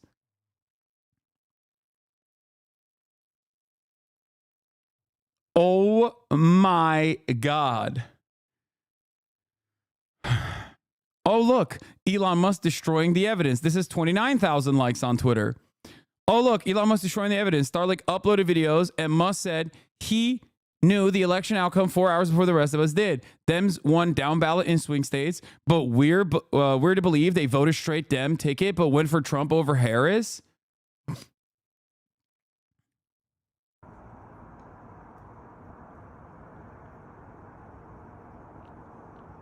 Update. According to reports, this was not a meteor, but possibly a Starlink satellite breaking up as it re-entered Earth's atmosphere. Wait, what? What does this have to do with anything? What? So much fishy about this. Trump winning the popular vote after losing it twice. Record turnout, but millions of votes missing. Swing states going blue down the ballot, except for his nomination. Voting machines being hooked up to Starlink. 171,000 likes. Oh my God. Oh my God. These people are doing the same exact shit that Republicans do, which is not understanding a process, and then because of your own personal inability of understanding how this like regular process works, you are now imagining like an alternate scenario. Oh my Lord. Oh wow. I didn't know it was this bad. I did not know it was this bad. I did not realize it was like this, chat. Oh my Lord, Blue Anon is so real. This is worse than January 6th. Or not worse than January 6th, sorry. This is worse than Russiagate. This is worse than Russiagate. Because like Russiagate came at a time when like we did not have Russiagate came at a time when we did not have TikTok. Like TikTok wasn't as active, right? I don't even think TikTok existed back then. I think it was like Musical.ly or some shit. And clip this shit. Well, because I say January 6th. This is exactly the same as like potentially January 6th if they get geared enough to do something about it.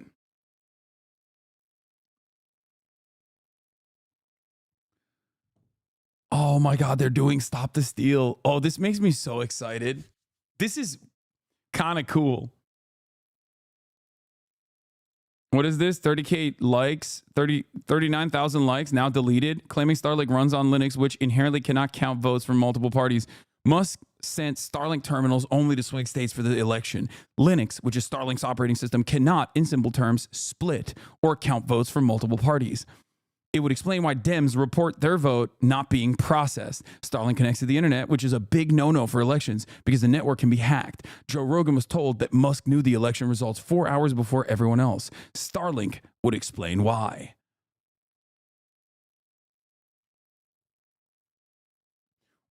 I think people are just like saying words because I haven't been able to understand what their argument is for like the ISP. Like Starlink, okay, as an internet service provider can track your movements, okay? For sure. Like there is an incredible amount of surveillance that you can engage in with an ISP, right? And every ISP does do that. They work with the federal agencies, yada, yada, yada, right? That's why sometimes you'll get like a notification from your ISP that says like, we've caught you watching illegal broadcasts. Like we've caught you watching fucking, I don't know, the latest Disney movie. And if you do it again, like you will be punished or whatever, right? Now, yeah, or torrenting shit. It happens.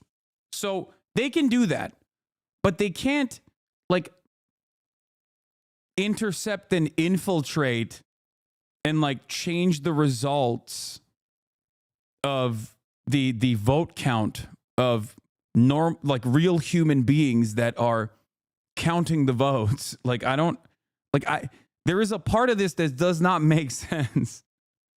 Like what are they saying? Why is they Tuesday saying at HasnAbi? I think it's kind of wild that on the one hand, we have officially reached like liberals basically saying like, fuck the Latinos, fuck the Muslims, like, fuck everybody. We're going to deport our neighbors. Like, you know, it's going to be awesome. And also on top of that, they're now doing like Blue Anon shit. Oh my God. Oh my God. And to be quite honest with you, I'd much rather lose and people know than not do anything and sit on it, okay? This was brought to my attention yesterday from a friend of mine. His name is Mr. Wheezy, I'm sorry. Mr. Wheezy 100, and he is an engineer. I'm not going to get into information about him, okay? And he brought this to my attention because, you know, he also understands that, you know, I have my CCIE. You know, I've been a programmer and a networker for the past almost 11 years, you know, for networking and computers and all those, you know, all those other things. With that being said, it was brought to my attention, and I'm gonna, at the end of this video, make sure you watch the whole entire thing, please post it, boost it, because I'd rather lose and, you know, lose whatever I need to in order to get the information out than to not say anything and sit on it, because I absolutely fucking refuse to be like this. This is a give back to my dad and, you know, everything that he went through. Anyways, with that being said, not gonna lie, don't you think that this is low-hanging fruit to shit on them, considering the damage a Trump presidency will inevitably do? I know I sound like a lib right now. Wait, what? Brother, if something is just like demonstrably untrue, then I'm gonna call it out. You know, what do you mean? What my expectation is, if your expectation for me is to not tell people that they're wrong, and I do this for the left, I do this for liberals, and I always do this for the right.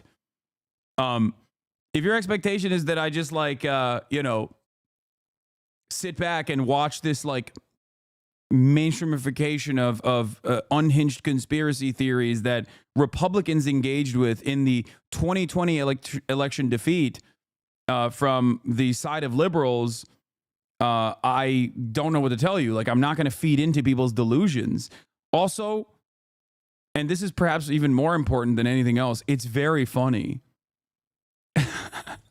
Like, and it comes from the same exact anger and resentment that people felt in the 2020 election. Like, Republicans could not cope and reckon with the reality that, like, their president was unpopular. They loved him.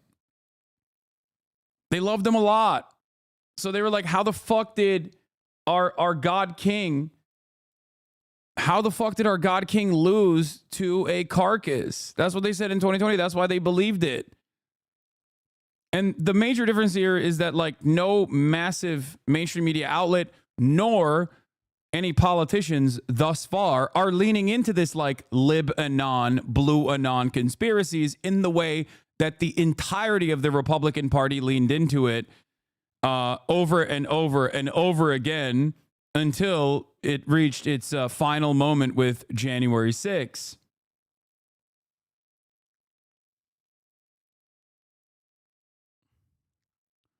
Anyway, I want to know what Mr. Wheezy had to say. he sent me a video letting me know that California and other swing states were able to use Starlink in order to tally up and to count ballot votes or voting ballots in their state. Okay. There's a multitude of issues with that, and I'm going to explain to you why. And I will explain to you in layman's terms, because you have to understand when it comes to computer programming jargon, you guys are not going to understand what the flying F I'm fucking talking about, okay? Yeah. So anything that you guys don't understand or you want more clarification from, please message me. I have no problems explaining it to you. With that being said, okay, you also have to understand that when it comes to Starlink, okay, Starlink is it's an IPv4, it's an IPv6. Basically what that means is that it's a specific satellite link-up system that sends signals to whatever it's hooked up to, doesn't matter what it is, like a normal internet connection, right? With that being said, two things. Number one, why in the flying freaking flap? Yeah, can you imagine like Kamala Harris retweeting this woman on her personal Twitter page? Because that's what Donald Trump did for like the entire lame duck period. Okay? Just understand how fucked up that was, and hopefully this will snap you back to reality. When Donald Trump did it, it was insane. Obviously, liberals will not do the same thing, or at least like the party will not do the same thing, even though it seems like there's a lot of appetite from liberals, at least like on the ground, organically saying, I don't believe we actually lost. Okay, were voting fucking ballot or voting ballot boxes or whatever, you know, the places where you go to fucking vote, why were they connected to the internet? There is absolutely zero reasons as to why those systems were connected to the internet. Those machines have absolutely no problem tallying up votes like they have done since the beginning of time. Now, all of a sudden, he wants to come in here and talk about, oh, well, I'm going to go ahead and help you because I know, you know, there's a lot more people voting and it's going to be difficult, this and this and that. There's not a lot of people that you volunteer to help, blah, blah, blah, blah, blah. You know, let me help you to tally up the votes in order to be able to help you guys. And I'm a top tier engineer working at Google. Starlink can't do what she's saying. IPv4 is just a fucking spec. Ignore anyone using words like these. She knows she's just using computer terms people don't know to sound smart. Very 80s hacker movie shit. I just don't understand. Like, a lot of this data, I suspect, is probably encrypted. Okay? But not only that, but also like launching an initiative to literally go in, take all of this data and manipulate it, okay, in real time before it reaches like the appropriate destination is incredible work. Like, I don't think you have the capability, as far as I understand, to do that. And even if you were to have that capability, okay, there's still people on the ground that counted the fucking votes. Do you understand? Like, what do you do about that? People are just gonna be like, wait a minute, like, that's not true. I am a person who was tasked with counting the paper ballots. like if she thinks that the vote machines that were connected to Starlink, which I don't think that that's what happened. But if she's saying that like the vote machines were connected to Starlink, even then, like, this is an incredibly complex scheme that I don't even know if there is enough technological prowess out there to in real time change these vote machines from clicking on Kamala Harris to automatically voting for Donald Trump. And if that was the case, why wouldn't they also swap out the down ballot races? This makes no sense. Yeah, people who love being in the tank for Donald Trump also wanted Rashida Tlaib to outperform Kamala Harris by massive margins.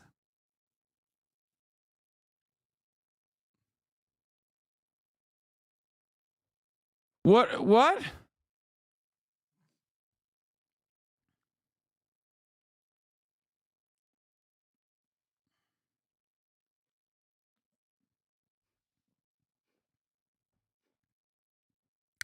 My dad is an election judge in North Carolina. Y'all come on, that man did not spend 5 hours hand counting that shit for you to try and dunk on him like this. No, your dad is in the pocket of Elon Musk, okay? I know it. You got to show this to her, by the way, have to? What do you mean? and make things easier for you. Oh, what a sweetheart you are. What a sweetheart you are. But for those of us who know the business, we're not dumb. Okay? We need gay January 6th. I need it.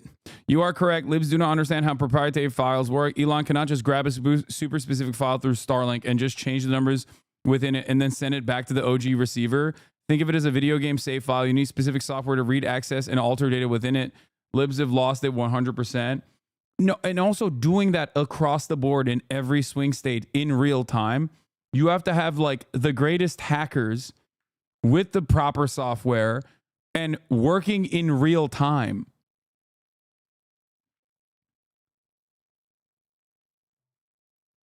Like, and doing it in a way where there's no trace that remains. And also, once again, like, it's virtually impossible for you to be able to do this because I think in every state, with the exception of like Missouri or Alabama, there's still a paper receipt.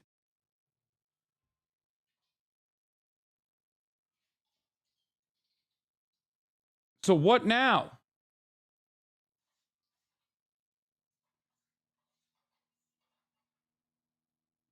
There's a paper receipt for all of this. There's like a paper trace for all of the votes that were cast in every single fucking polling station. So what do you do?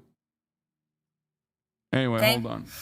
So again, you have to understand that when it comes to Starlink, okay, Starlink is a tri-band Fi6 system. Okay, like I said before, it sends signals to whatever it's hooked up to and bounces back and forth, and this is that. You know what I'm saying? It's a basic system, it's highly intelligent AI process system, right? And with that being said, it's amazing, to be honest with you. I'm not going to take away the fact that this man is a genius, okay? And I will say that, but genius in a lot of ways. Again, with that being said, you also have to understand that when you are using a Linux operating system, which is what Starlink also is, okay? This is going to be difficult to explain, but I'll try the best that I can. When you are sending signals back and forth to expel or to read information, right? The information that's being read, it's not normal information. So in other words, it's not a normal internet connection. Like irregular internet connections, it's a broad span of all different types of fucking information. Doesn't matter what it is, what you're looking up, 50,000,728 fucking things that come in and out of the fucking signal and processes it and allows it to bounce back and fucking tell you whatever fucking answer that you need, right? Okay, straight. Now, with Linux systems, there is no fucking way, unless you are processing different systems and different programming to the Linux BIOS in order to fucking bounce back the information that you're getting. In other words, the information that you're getting has to be the same repetitive fucking thing. So in other words, if you're gonna process this and you're going to tally up whatever, right? It's only going to process one specific thing. In other words, so let's say you're going to separate it, right? Okay, we're only going to separate this system so that way it only reads Dem votes, or it only reads, Republican votes, or only reads, Libertarian vote, or whatever, right? To separate each one in order to count things correctly, in order for that to be correct, right? No. You have to understand, Linux systems do not work that way. It is a 4x4 minim system that only fucking works bilateral base. Dude, I believe her.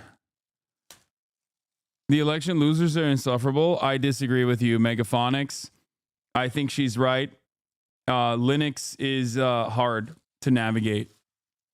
I will say this as someone who has had to use a Linux operating system on my Steam Deck.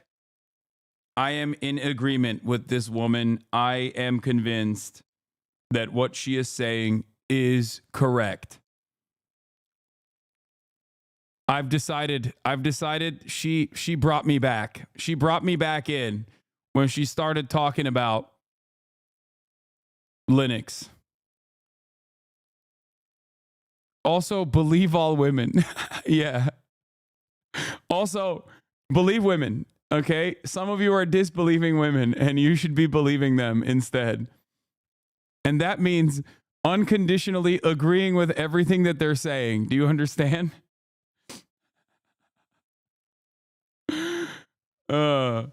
If we're going to do this, it needs to be 100% satire.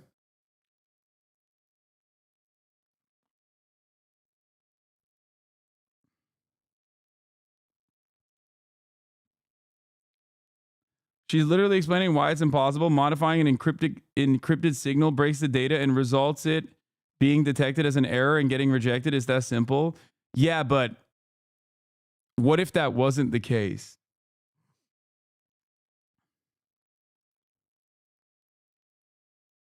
Yeah, what now? What now? Conservatives. Fucking owned. Yeah, microphallocytes. Microphallocytes are in your milk supply, which is why we have to drink raw milk only. I will force every baby in the country to drink unpasteurized raw milk. Based on what information it's fed. One thing to bounce back. So if you're counting something, it can't separate them. Is this making sense for you? You can't separate what it's counting. So with that being said, he would have had to separate his processing system. He would have had to have sent 3 different types of gens. Gens are different operating systems that separate between the linkage signal, right? In order to switch what it's doing. So with that being said, okay, he sent that. Okay, he sent it down. He read a certain amount of fucking certain votes, right? Sure, okay, that's fine. But that's not what the fuck you did. The whole entire time that you were using this system and you were using it to tally votes, you were using a Linux system. It doesn't split. It doesn't split. She's right. The more she yells, the more I'm convinced. Yeah. I don't know a dang thing. I don't know a dang thing about what the fuck she's talking about. I've lost the plot so many minutes ago. Okay. And I'm inclined to believe her because she said triband FI6. And I think she literally just misread something that said Wi-Fi 6.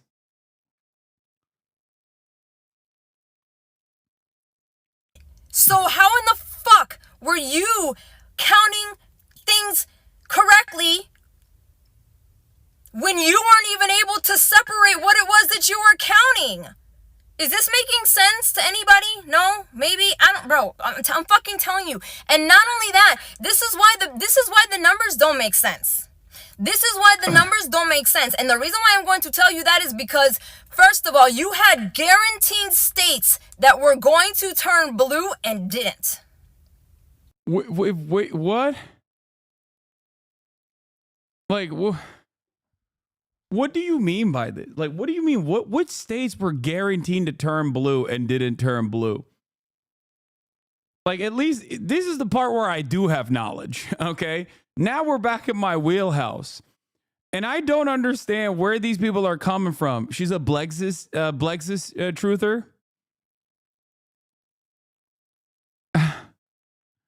I am unsubscribing yesterday. Why? Because I'm not invested heavily in the Blue Anon conspiracies that are coming out in the aftermath of this electoral defeat. My wife's entire TikTok For You page is filled with people like this. Maybe not this insane, but the general premise of someone who doesn't know what the fuck they're talking about doing a selfie monologue, like they have any authority on subject they're discussing. That's just everything on TikTok. For the record. Also, Megaphonics subtle wife guy reveal, okay? This is like, Megaphonics did a lore dump in here out of nowhere. Megaphonics lore dump, dude. What the fuck? Okay, you ain't slick.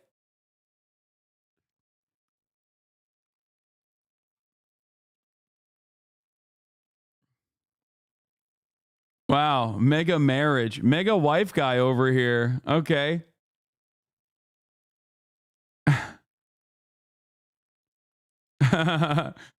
Congrats on the sex.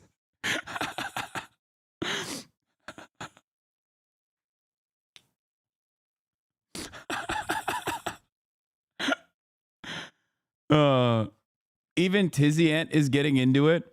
We are so motivated and manipulated by algorithms is crazy, dude. You could have like anybody out there. They see like one of these conspiracy theories get 100,000 likes and immediately people are like, let me look into how I can also personally say those things.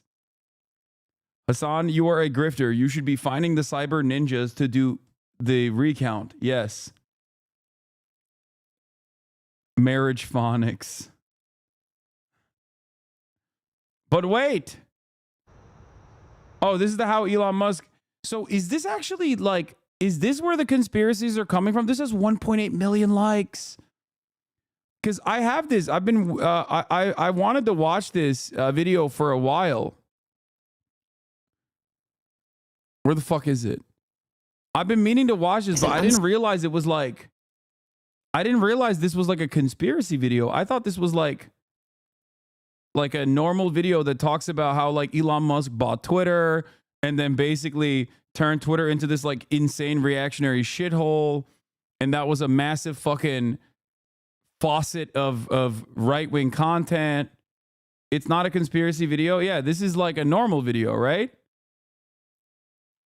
Solicited offer to buy Twitter for $44 billion. He claims the site has become politically skewed and says, for Twitter to deserve public trust, it must be politically neutral. October 27th, the deal goes through. The next evening, a far-right conspiracy theorist breaks into the San Francisco home of Democrat House Speaker Nancy Pelosi, intending to kidnap her. Pelosi is away. Do I agree with Asmongold that Twitter was a great investment for Elon? I hate to admit that I had to give props to Elon for this, but I do think it's like financially, no. I mean, he bought it for 44 billion. It's now valued at like 20, right? But you have to understand something. It's not just buying Twitter, but like using Twitter as a right-wing propaganda faucet, okay, and simultaneously fully and firmly committing to Donald Trump and, trying to get him reelected, has now put him in the federal government. Like this is a billionaire, the richest person on the planet, who has been the recipient of lawsuits from every single regulatory agency, okay? Every single one. And now he has complete control and influence over every single one of these regulatory agencies.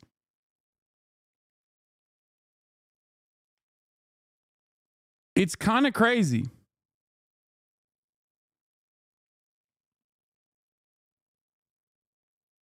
It was a perfect disaster. So shouts out to Kamala Harris. Asmongold thinks it did it intentionally. What? You got banned because you said Asmongold, I think. But Asmongold thinks it did it intentionally to gain access to the presidency. No shot he purchased and devalued Twitter significantly from the beginning. If it's true, that happened later. Yeah, no, I don't think he bought Twitter to gain access to the presidency. I think he bought Twitter because he was forced to buy Twitter. He didn't want to buy Twitter for an unimaginable price point because he wanted to at least have some level of control over information, for sure, right? I mean, it's a massive social media platform. I think he purchased it specifically because, or originally I don't even think he originally wanted to purchase it. He thought he could get out of it. Then he was forced to purchase it at this like insane price point and immediately devalued it. Having said that, in the process of devaluing it, he was like, well, I'm just going to make the most of this. And I'm going to use Twitter as the new 4chan, as a faucet for unrestricted right-wing content that I agree with. Okay? And that's one thing. But he could have basically gained Trump's allegiance without buying Twitter. He could have just simply, been in the tank for Donald Trump from the start and given him $160 million like he did. And then he still would have had this level of access to Donald Trump. So it's not necessarily just that he bought it, like he lucked into it is what I'm trying to say. He has had an entire career of failing upwards over and over and over again. And I think this is yet another one of those instances. Everything is 4chan hate to break it to you all, the world. I mean, yeah, there has been a 4chanification of TikTok as well. I mean, look at all the manosphere content that is like popping off on both TikTok and every other social media platform. Shit that like people used to say in black pill forums and red pill forums. Now average people use like mogging. You know what I mean? Mogging, mewing, all this stuff is just like normal lexicon, and it originated in these idiotic fucking black pill forums.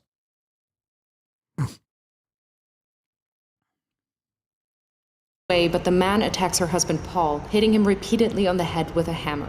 Paul Pelosi escapes with his life, but requires surgery for a fractured skull. While most people take the chance to decry political violence, the new owner of Twitter, Elon Musk, posts a tweet sharing an entirely false claim that Paul Pelosi was in fact injured in a drunken fight with a male. Mewing started in bodybuilding forums? What do you mean? Yeah. Okay. Exactly. That's what I mean. Yeah. You're proving my point. Prostitute with whom he was involved. Musk includes a link to a false claim on a website that has a history of publishing conspiracy theories, including a story asserting that Hillary Clinton is dead and has been replaced by a body double. Musk's post is retweeted 24,000 times before he deletes it. November 18th, Musk's Twitter starts to unlock previously banned accounts. Misogynist far-right influencer Andrew Tate was permanently banned from Twitter in 2017 after urging women to, quote, bear some responsibility for rape. Now he's back. Tate posts, I've decided to fly to the failed state of California, walk into Twitter HQ, and tell @Elon Musk he's a legend. On my way. 2 months later, Tate will be arrested in Romania on suspicion of human trafficking, rape, and forming an organized crime group. December 8th, 3 members of Twitter's Trust and Safety Council resign. In their resignation letter, they cite research that found slurs against Black Americans and gay men jumped 195% and 58% respectively since Musk's takeover. 3 days later, the remaining members of Twitter's Trust and Safety Council are dismissed. Musk then tweets that, quote, my pronouns are prosecute Fauci, a reference to a conspiracy theory. My goat. Fauci the goat. By the way, talking about fucking sore losers, look at this dumbass dude. States Harris won versus ID requirement. He's like, dude, your team won. Your team won. Why are you being a sore winner? Not to talk about being a sore loser. Sorry. Like, this is exactly what Trump did in 2016 as well, dude. Oh, my Lord.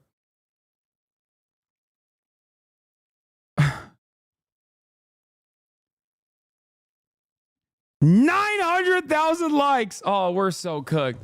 We're done. We're done. This country's fucking done. It's in the tank. It's in the pooper. Throw it out. We got to do a hard reset. It's so over. You have Republicans becoming even more insane. You have Democrats also becoming more insane. It's just everyone is insane now. Once again, at 3:30 a.m., ballot dump, losses a critical race in Wisconsin.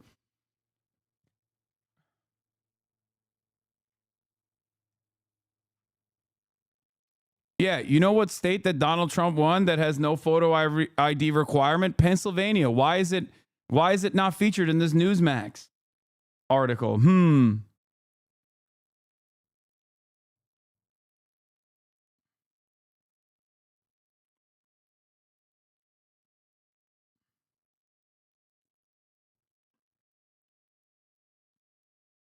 You would never understand is HasnAbi, it's the love of the game. You can't understand this because you're too in love with your own game of eating chicken every day. Okay, Michael Hastings fan. Why you got to call me out like that? I do love eating chicken every day.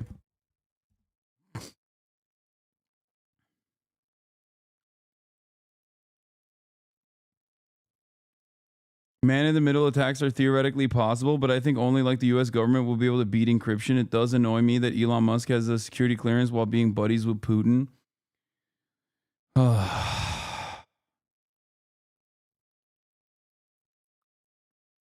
Yeah, Elon Musk's Twitter likes are fake, so it doesn't really matter. But anyway, let's continue. Where the fuck were we?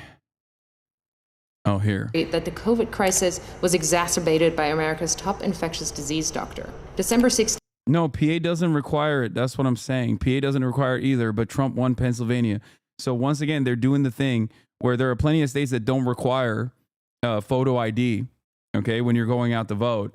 But the states that Republicans won are good states. They are states where no electoral fraud happened.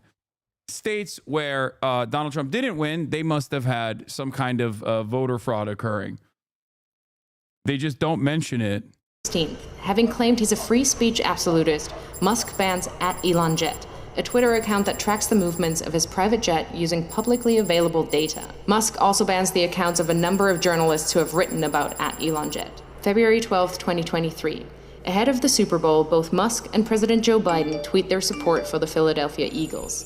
Biden's tweet is seen 29 million times, Musk's just 9 million times. Incensed, Musk leaves the game early and calls an impromptu meeting of Twitter engineers at 2:36 a.m. Their job? To change the Twitter algorithm to artificially inflate the reach of Musk's tweets by a factor of 1,000, making him the preeminent presence on the site. July 23rd, Musk announces Twitter is now called X. August 25th, Donald Trump, once banned, returns to the platform by posting a picture of his mugshot from Fulton County Jail with the words, "Election interference." He's such a bad bitch for this. "Never surrender." Musk reposts the shot.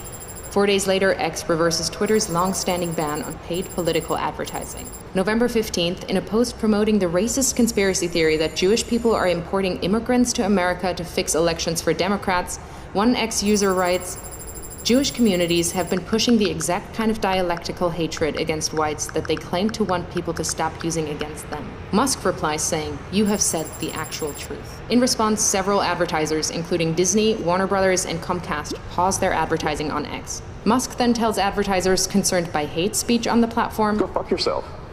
Go fuck yourself." Is that clear? Over subsequent months, Musk will become obsessed with the false claim that Democrats are allowing immigrants into America to create more Democratic voters, in effect, stealing the coming election, sharing the claim numerous times with his followers and pushing it to tens of millions more who choose not to follow him. Yeah. Yeah, this video is not a conspiracy. This is just facts. Like, this is completely... I think that this video so far is like pretty fact-centered. Like, Elon Musk bought Twitter, was forced to buy Twitter, thought he could get out of it by pointing to the bots. He couldn't, was forced to buy Twitter. Then he was like, I'm going to make the most of this and basically turn it into a website where everybody loves me. And as the world's richest guy, he did that. He did do just that. He wiped out half of Twitter's value in the process, but it doesn't really matter because now you have this massive social media platform that you are using to basically brainwash people. This XG clip shows how insane Elon's algo is. Now I'm getting fucking. Look! Look!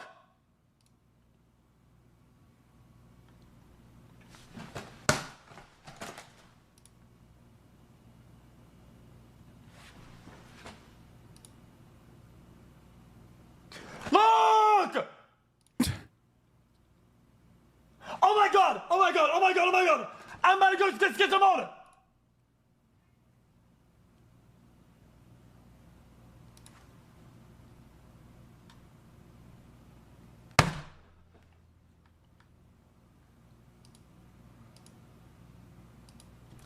Brother, on my phone, on my laptop, on my PC, on my alt account, I swear to God, I every time I refresh, I get Elon Musk on my top page. That's fucking busted. Brother.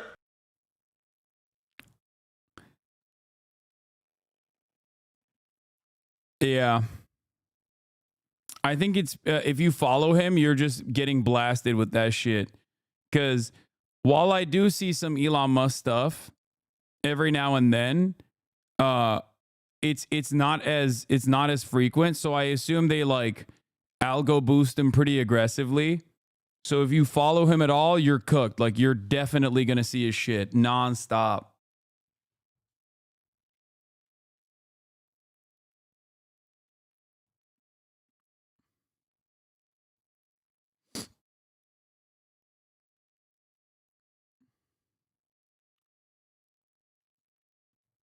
What is this? John Green has a video exposing Musk disinfo. It's pretty good. Let's continue with this. I like A this year video. later, it will be revealed that Musk, a South African immigrant, worked illegally in the U.S. in the 1990s. For the record, I just want to point something out here. Like, Jeff Bezos owns the Washington Post, okay? Billionaires own newspapers. Mark Zuckerberg owns Facebook. Billionaires own social media platforms. So for Elon Musk, the way he sees it is like, this is no different. Like, I am going to buy at least one avenue of information dissemination, and I'm going to use it to suit my purposes. The difference between Mark Zuckerberg and Elon Musk, however, is that Elon Musk is, of course, not as competent, even though both are evil. Elon Musk is not as competent as Mark Zuckerberg is. So obviously in the process, he's doing it in a very, like, he's manipulating this stuff in a very open way. Okay? That's the major difference here. He's very similar to Donald Trump in that regard, where like every rich person to a certain degree is engaging in some level of grift or is behaving like a con man. Most politicians have different methods of legalized corruption that they engage in, but Donald Trump is unique in the sense that he just does it openly, and he's not doing it in a way where he's trying to at least have plausible deniability. And Elon Musk is no different than Donald Trump in that regard, where he will just openly grift and openly engage in this charlatan behavior. So people are more tuned into it. People are more aware of it. But at the end of the day, it doesn't matter.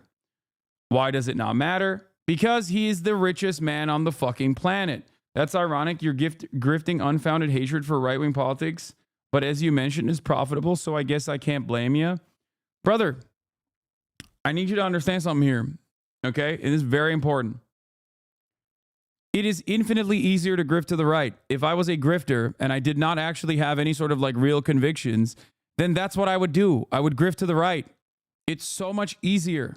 It's so much more profitable to just shit on liberals. It's hilarious that you said unfounded hatred for right-wing politics, by the way.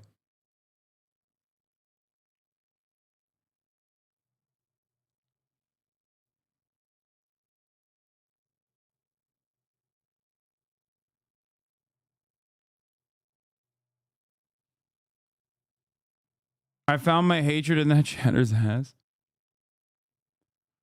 Yeah. I'd say you found a hatred pretty handily. I know. I feel like you make this point every fucking day and you do shit on liberals because fuck liberals. Yeah, I make fun of liberals on a regular basis. Okay? I make fun of Republicans on a regular basis. And these guys still find it in their fucking fifis. Like, this content so far, with the exception of the Elon Musk stuff that we're covering right now, started off with me criticizing liberals for believing unfounded conspiracies because they can't cope with the reality that the Democrats lost. Right? But you're a bit of a grifter too, though. In what regard? In what regard? I had these exact same opinions when I was broke. I have these exact same opinions now. Okay? That's it. The only thing that changed is not my positions, but my financial circumstances. That's it.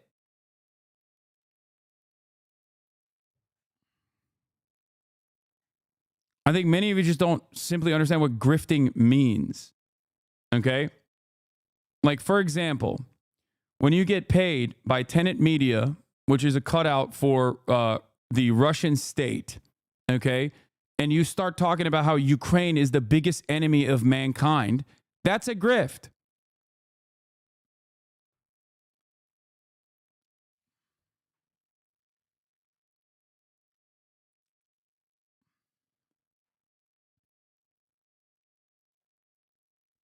That's a grift.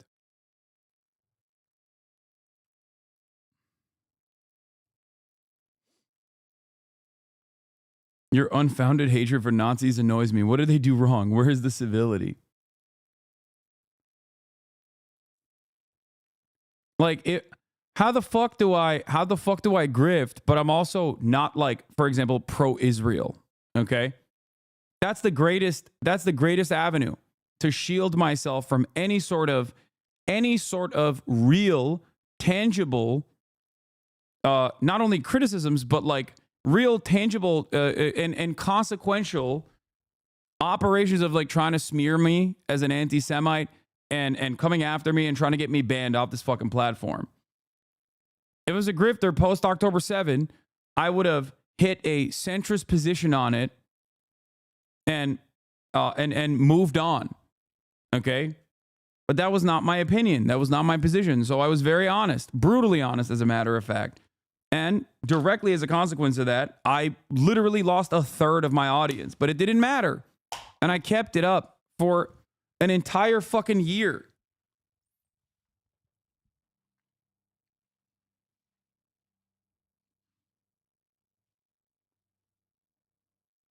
Yeah, grifting, but didn't run ads during the election.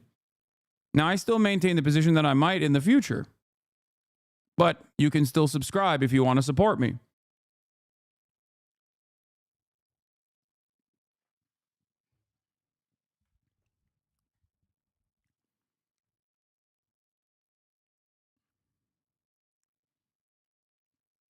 When people come in here and they say you're grifting,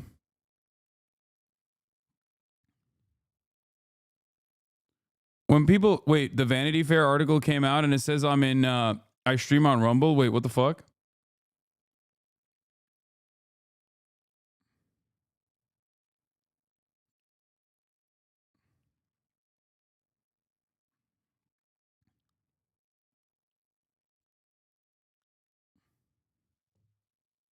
Uh-oh. Let me make sure that they fix that. Yeah, I'm on the latest Vanity Fair article. Oh crap. How do we bypass the paywall here, chat? Can Democrats compete with the Rogan verse? As podcasters and YouTubers help deliver the bro vote to Donald Trump, Democrats are facing criticism for not engaging enough with non-traditional media on the right or elevating voices on the left.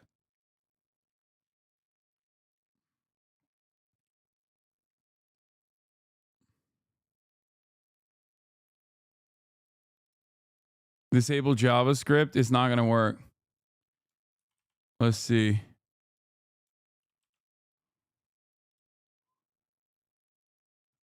Okay.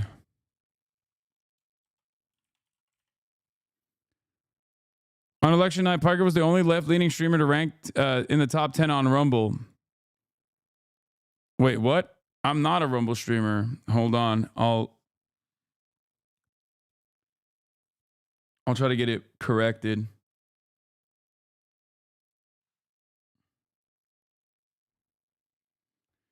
Ay, ay, ay.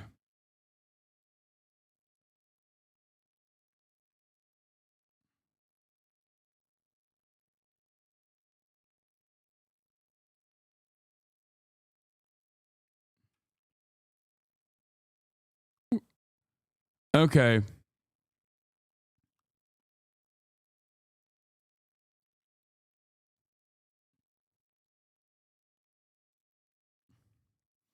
I want to thank the Nelk boys. We'll do this article in a little bit. Let's just finish this video first, and then we'll get back to this article. November 25th, on X, Musk boosts the Pizzagate conspiracy theory. A long-debunked claim alleging high-profile Democrats ran a pedophile abuse ring from a Washington pizza restaurant. March 25th, 2024. Musk loses a lawsuit against the Center for Countering Digital Hate. He'd sued them after they flagged a rise in hate speech after Musk bought Twitter. In his ruling, a U.S. district judge calls Musk's case vapid and says this case is about punishing the defendants for their speech. Oh yeah, if you want to support the channel, you can subscribe for $6 or for free with the Twitch Prime, or you can get gifted a sub if you're lucky. That way you can send me some links. Also, announcement time. I unlocked the VODs. It was subscription only for the past 2 days, but I unlocked it because there was a lot more chatters than I thought out there that were using the VODs to watch. Like, I didn't realize that people just straightforwardly watch Twitch via VODs. So I was like, fuck it. The reason why I had paywalled it is so that, you know, if you wanted if you wanted to go through all the VODs and the chat and everything else to comb through each individual chatter, it was an effort to like try to protect you guys, to add another hurdle in front of haters who spent every waking moment cross-referencing the chat and trying to find anything they can to be like, this guy is a bad guy, this guy's anti-Semitic or whatever the fuck, which is really, really, really insane. And I thought, well, we already have YouTube. We already have like the YouTube HasnAbi Clips Industrial Complex where they upload those VODs there anyway. It's not owned or operated by me at all, by the way. So I thought it should be fine. And it turns out,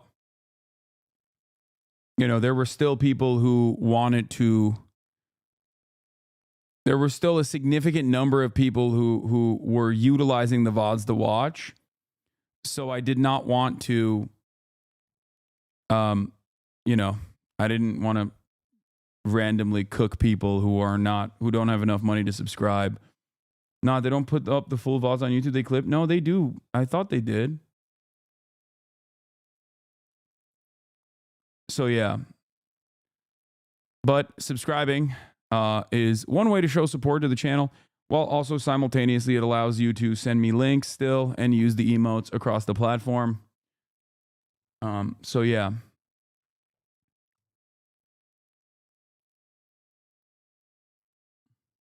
Pretty sure there are YouTube VOD channels.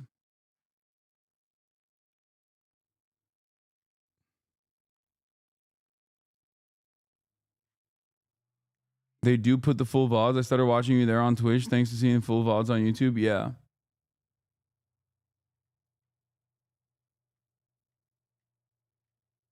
But even then,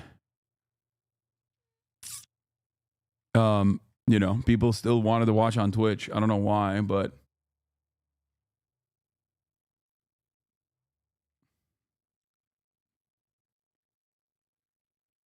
yeah, HasnAbi VODs puts up the full VODs a day after.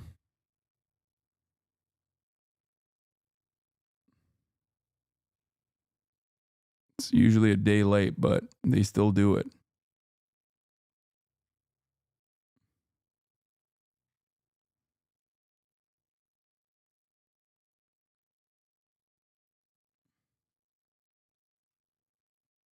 In 2024, Musk creates a political action committee which he calls America PAC. Its objective is to mobilize 1 million Republican voters in swing states in an effort to hand the election to Trump. Musk commits to putting tens of millions of dollars of his own money into the Get Out the Vote push and clears his calendar every Friday morning for 30 to 60 minutes to meet with the team he's assembled to run the effort. July 14th.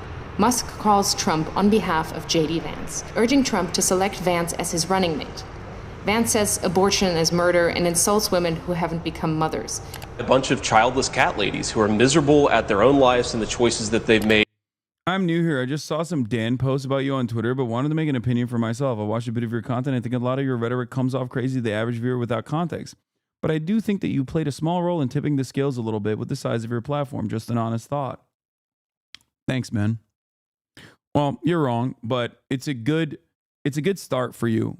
That you also recognize that like the things that you watched were devoid of context, coming from a person who was specifically tasked with, you know, smearing me. So you are, I think, on like, don't attack this person for the record. Like, ultimately, Dan is Destiny's second in command, his podcast co-host. He's the one who's been spearheading the "Let's get Hasan banned" stuff. Dan himself has also personally, admitted that he's doing all of this just to troll, and hopefully, in this like weird twisted logic, he thinks that Destiny will get unbanned from the platform if they harass Twitch hard enough. Has Dan ever championed anti-Semitic rights in the past, or is he using it as a vehicle? I don't know. I mean, there are logs between Destiny and Dan where Destiny says things like G word, the Jews. I'm not going to say it even. So I don't think that they care about anti-Semitism all that much, especially considering that Destiny has revitalized the career of prominent neo-Nazi, prominent anti-Semite, Holocaust denier Nicholas Fuentes. Destiny has also platformed Sam Hyde, who is, again, another neo-Nazi and a pedophile. So I don't know if they truly care about anti-Semitism while they simultaneously collaborate and collude with neo-Nazis.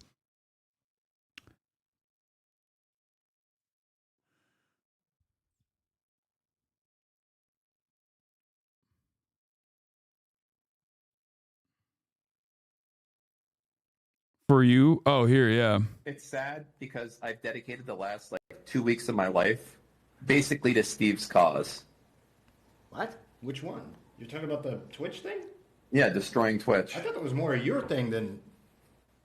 Why the fuck do I care about Twitch? I'm not banned there. I thought you cared because they were anti-Semitic and being weird. Nah, it's just fun. Oh, okay. I care. I thought you cared, bro.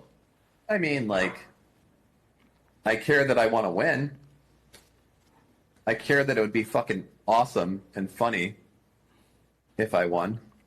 It would be awesome and funny. It would be fucking hysterical if a company... Imagine if we trolled a CEO out of his job. Yeah. There's a further cut where Dan says he's joking, but our relevant still doesn't get it and looks super awkward and is dying of cringe. Yeah, I mean, I know he says he's joking, but he said it on numerous occasions, including when they first started the fucking mass letter writing campaign to advertisers. Where he was like, come on, guys, think about how sick that would be.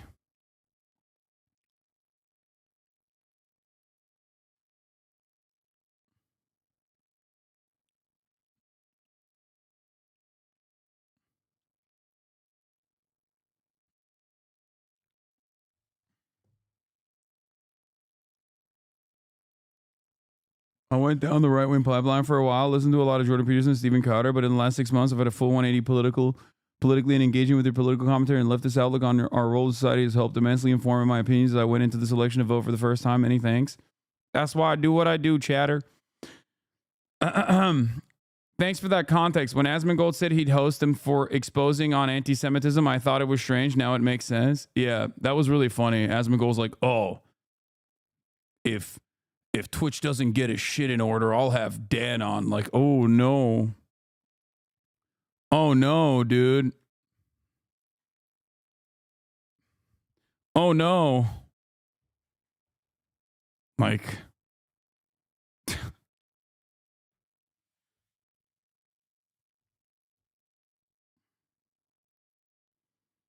anyway,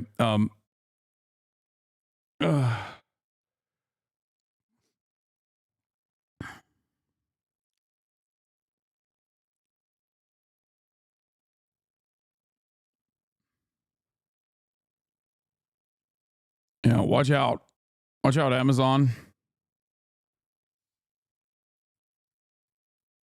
I don't think so anymore. Says D called Asmon the R word for the Elon buying Twitter take. I don't know. I don't know what the fuck goes on there. I don't really give a shit. Let's continue. Musk's phone call is part of a broad effort by Silicon Valley billionaires to ensure Vance is selected. The next day, Vance is unveiled as Trump's vice presidential candidate. September 6th, Trump says that if he wins, he will appoint Musk to head up a government efficiency commission. And Elon, because he's not very busy, has agreed to head that task force. The idea came from Musk, whose companies are currently facing at least 20 federal investigations. If he gets the role, it would give the world's richest man the power to regulate the regulators who hold sway over his companies. Last year alone, his companies were promised $3 billion across nearly 100 different contracts with 17 federal agencies. Yep. September 9th, Musk spreads a conspiracy theory that immigrants in Ohio are eating people's pets. The following day, Trump repeats the slur during the presidential debate with Kamala Harris. In Springfield, They're eating the dogs. The false claim leads to multiple bomb threats against the Springfield immigrant community, September 15th and 16th. Over a single weekend, Musk amplifies a conspiracy theory that ABC leaked sample debate questions to the Harris campaign, falsely claims that the Dems want to take your kids, further fuels racist lies about immigrants eating pets, shares with his nearly 200 million followers on X that Trump must win to, quote, preserve freedom and meritocracy in America, and insinuates that it is suspicious that no one is even trying to assassinate Biden and Kamala, adding a thinking face emoji. The U.S. Secret Service confirms that it is aware of the post. The White House issues a statement saying violence should only be condemned. This man is a defense contractor, dude. And he gets billions of dollars of subsidies from the federal government. But because he's the wealthiest man on the planet, he can just straight up say that and not even face a little bit of repercussions. What an incredible moment in time.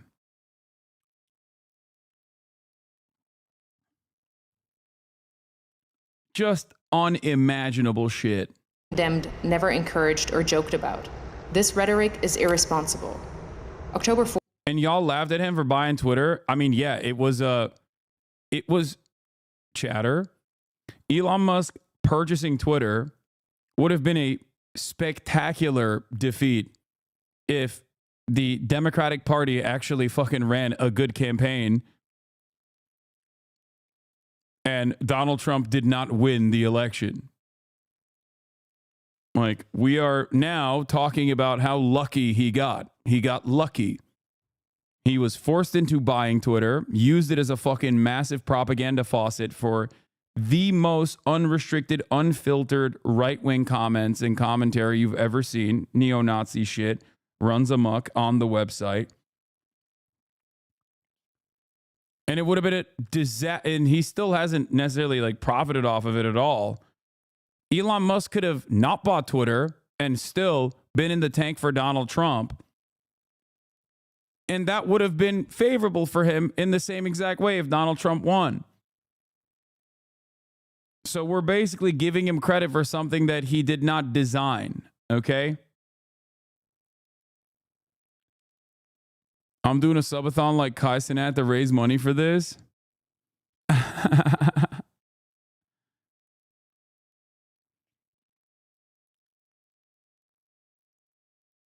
Okay. 4th, Musk posts, unless Trump wins and we get rid of the mountain of smothering regulations that have nothing to do with safety, humanity will never reach Mars. This is existential. Musk is the owner of SpaceX and stands to make billions from US government space contracts. October 5th, the user handle @America is taken from an X user and given by Musk to his America PAC. That evening, he joins the former president on stage in Pennsylvania, jumping about wildly. Fight, fight, fight. Vote, vote, vote. By now, he's moved with his senior team to a war room in a hotel in Pennsylvania to focus full-time on the Trump campaign. He speaks to Trump multiple times a week, is doing a series of pro-Trump town halls across the state, and has recruited lieutenants from his companies to join him. October 15th, legal filings from Musk's Political Action Committee show he has personally donated at least $75 million to the effort to re-elect Trump. October 18th, it's revealed that another Musk-funded group called Future Coalition PAC is targeting Muslim voters in Michigan and Jewish voters in Pennsylvania with diametrically opposed political advertisements about Kamala Harris. In areas with large Muslim... Like, this is the type of shit that would not have worked if the top line message here was consistent and clear. Do you understand what I mean? If Kamala Harris had a well-established position that separated herself from Joe Biden's very unpopular position on Israel, then none of this shit would have worked. It would have just been noise, background noise. People would have literally presented this as like, yeah, they're trying to rat fuck the campaign. It's obviously not working because like everybody understands what Kamala Harris's clear-cut position is. They allowed this weakness, allowed people like Donald Trump to be able to successfully message. Because it's not like what they were presenting was wrong. Okay? But you also need to acknowledge the influence Twitter had on the election. No, because the American population's Twitter usage has gone down since Elon Musk's purchase. Okay, even if it's all like right-wing shit, it still doesn't change that reality. Like it was, I think, at its peak performance in the past, when it was quote unquote liberal, it was like 20% of the American public used Twitter. It's not as readily used at all. It's just, and it's gone down significantly since then.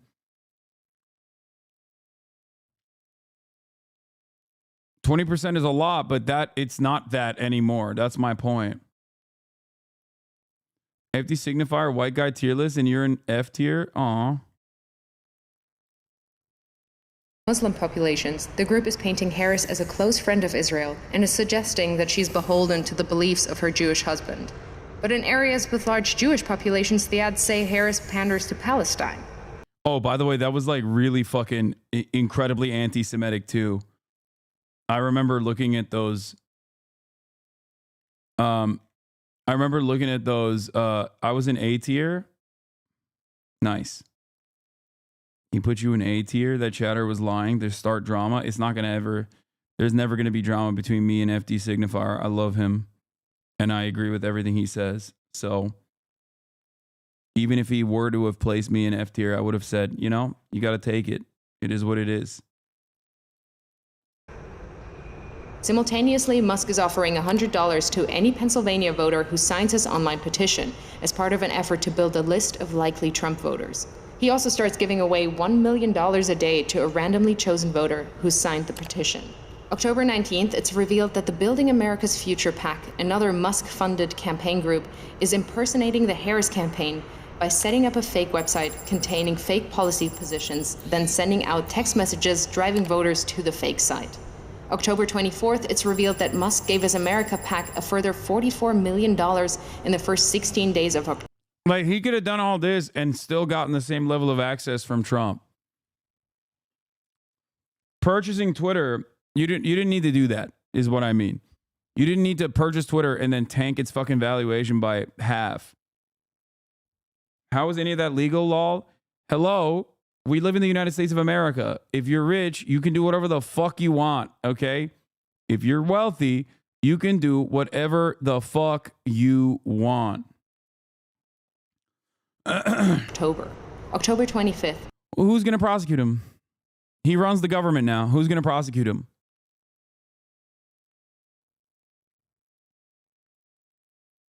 The Wall Street Journal reports that Musk has been in regular contact with Russian President Vladimir Putin since 2022. October 27th, Musk speaks at the now infamous Trump rally at Madison Square Garden, a gathering characterized by racism, misogyny. ICC? Yeah, good luck, dude. The ICC can't even fucking stop Israel. What the fuck? Yeah, that's why the applications for the warrants of arrest of war criminals in the Israeli government have still yet to be filed. I mean, the applications have been filed, but they haven't gone through. And that's not America. That's Israel. That's America's attack dog, okay, in the region. And threats of violence. USA! USA! Musk has posted more than 3,000 times on X in the last month, including dozens of unfounded claims about the election, which have been viewed hundreds of millions of times. Apart from Trump himself, Musk is now the single biggest spreader of election disinformation. November 5th, Trump wins the presidential election. Elon Musk, a far-right conspiracy theorist, has succeeded in using his immense wealth to help swing the election in favor of a convicted felon.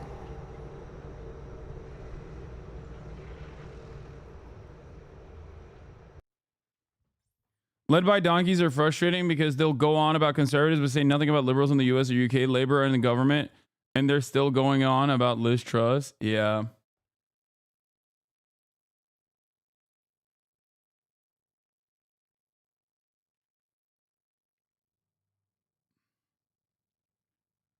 Ugh, what a shitty situation, man. What a shitty situation we have found ourselves in. Holy moly.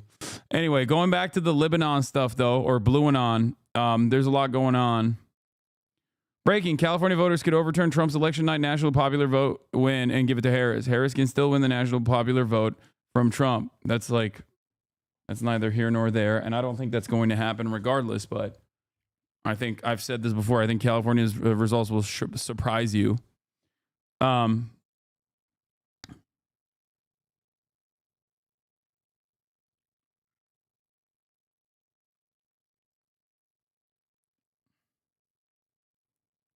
also, who cares?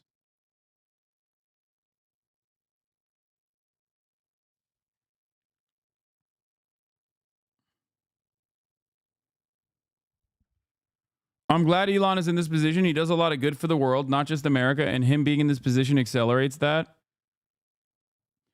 I think you should be studied by scientists. Like, your brain should be studied by scientists if you genuinely think that Elon Musk is doing a lot of good for the world. I suspect it's bait at the top of the hour because this chatter thinks that there's a 3-minute ad break coming and he wanted to bait me into serving it, but there is no 3-minute ad break. However, you can still subscribe for $6 or for free with a Twitch Prime or by getting gifted a sub if you are lucky. That way you can send me links and use emotes and clip certain things as well. Read a nice comment. Thank you, Hasan. Post. Being raised Jewish, I had the idea that an attack on Israel is an attack on the Jewish faith. Your content deprogrammed me to see that Zionism is not Judaism. I'm now a member of the local DSA and proudly say, not in our name. Hell yeah, save Bay.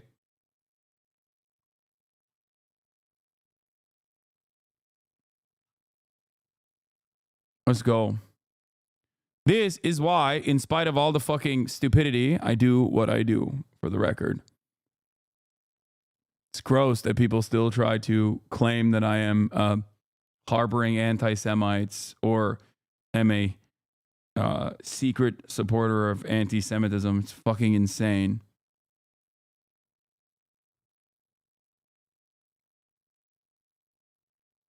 Anyway.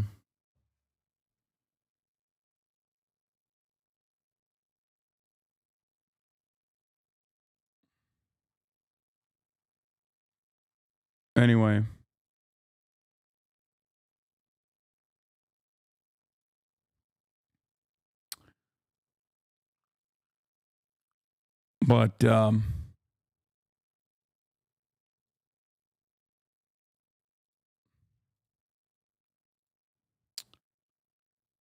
in marketing at a massive company. My execs are getting emails complaining about anti-Semitism. I've been requested to pause spend, but I'm trying to resist.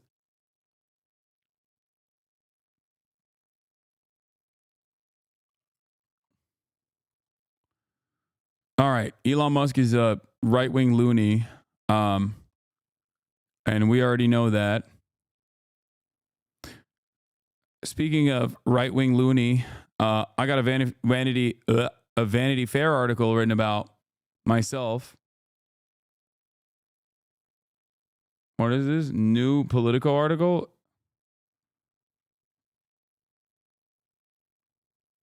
Why are you sending me just like random articles?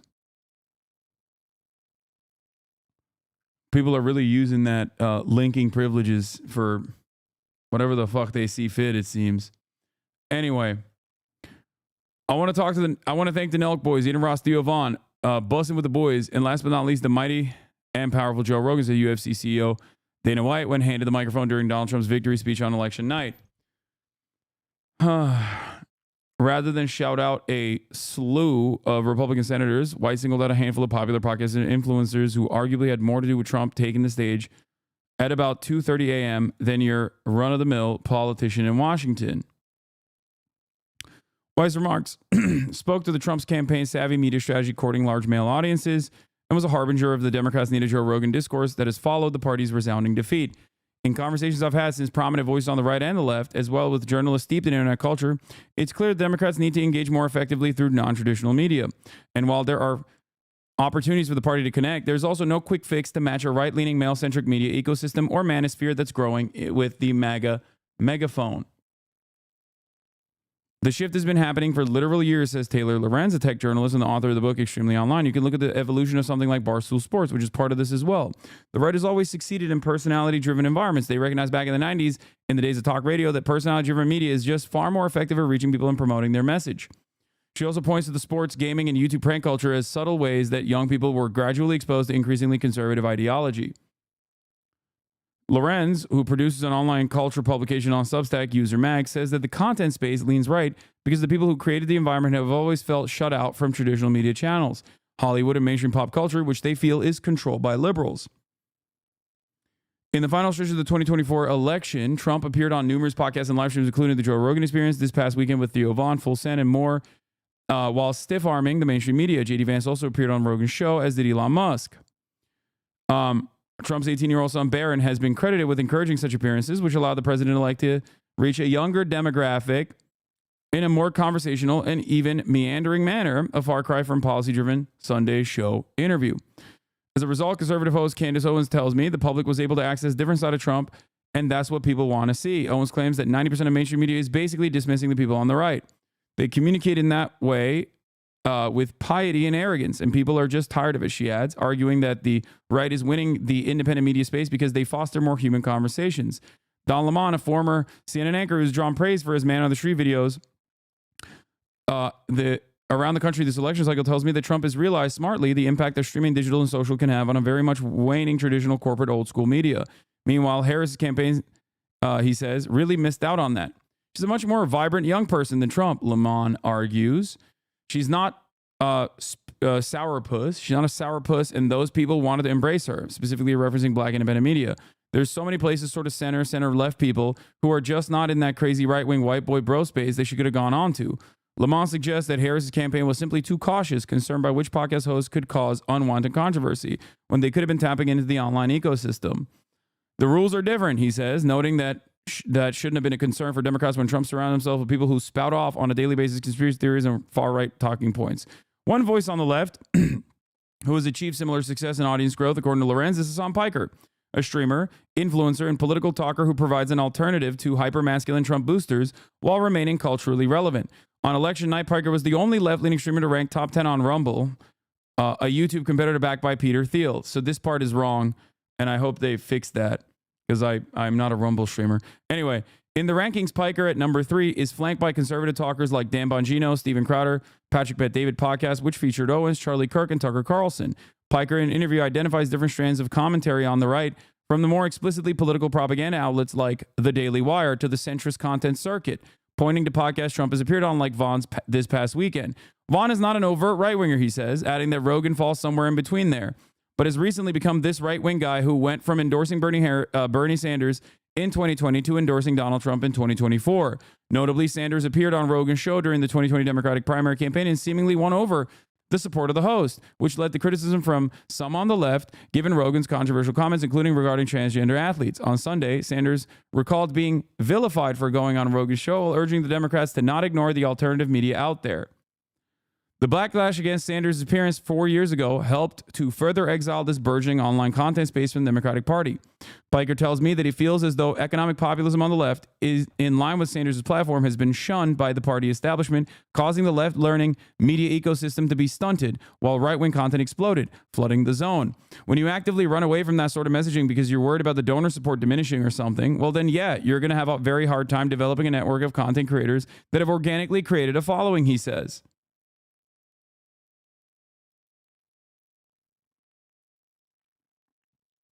Piker's success stems from the wide range of his content, from video game streaming. He played Among Us on live stream in 2020 with the Progressive Democratic Representatives AOC and Ilhan Omar, to collaborations with other creators, to political and news content. They are building culture shows. They're not building political shows, Lorenz says. It is subtly political. It's just not like shoving it down your throat, and you're not even aware that you're consuming it, she adds. And Piker stresses that Rogan did not become a right-wing operative because they gave him money. He got there organically. Piker, however, worries that the lesson Democrats will take from this election is that they need 10 to 15 Pod Save Americas out there. While Piker has appeared on Pod Save America, and he says he respects the work that they do, he argues, we need something that goes beyond that truly reflects the values of a lot of people within the base, and isn't inherently connected to the Democratic Party institution. Pod Save America is hosted by former Obama staffers and veteran Democratic operatives John Favreau, John Lovett, Dan Pfeiffer, and Tommy Vitor. Vitor, for one, has argued in recent days that the Democratic Party's media problem isn't simply that it lacks its own Joe Rogan, but that Republicans have invested tons of money and time into building a right-wing media ecosystem, while his party treats progressive outlets as an afterthought. This part is true. I agree with Vitor on this. Notably, Vitor pointed out both President Joe Biden and Harris Walt's campaign snubbed the podcast in 2024. While Trump continues to elevate right-leaning independent media through engaging with it, Piker says, there is no such back and forth relationship on the left, as Democrats flock to the more insular mainstream media. Without a direct line of communication to the base, the streamer argues, Democrats will continue to lag behind their opponents in the online world.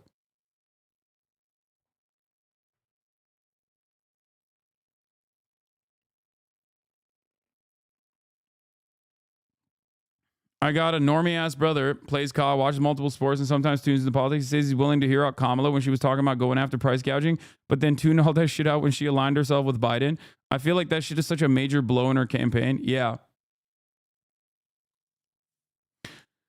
I think a lot of people don't understand that there is, I've been thinking about this quite a bit, and I've been saying that there's like different tiers of right-wing content. You have the center to center-right commentary that is not immediately political, right?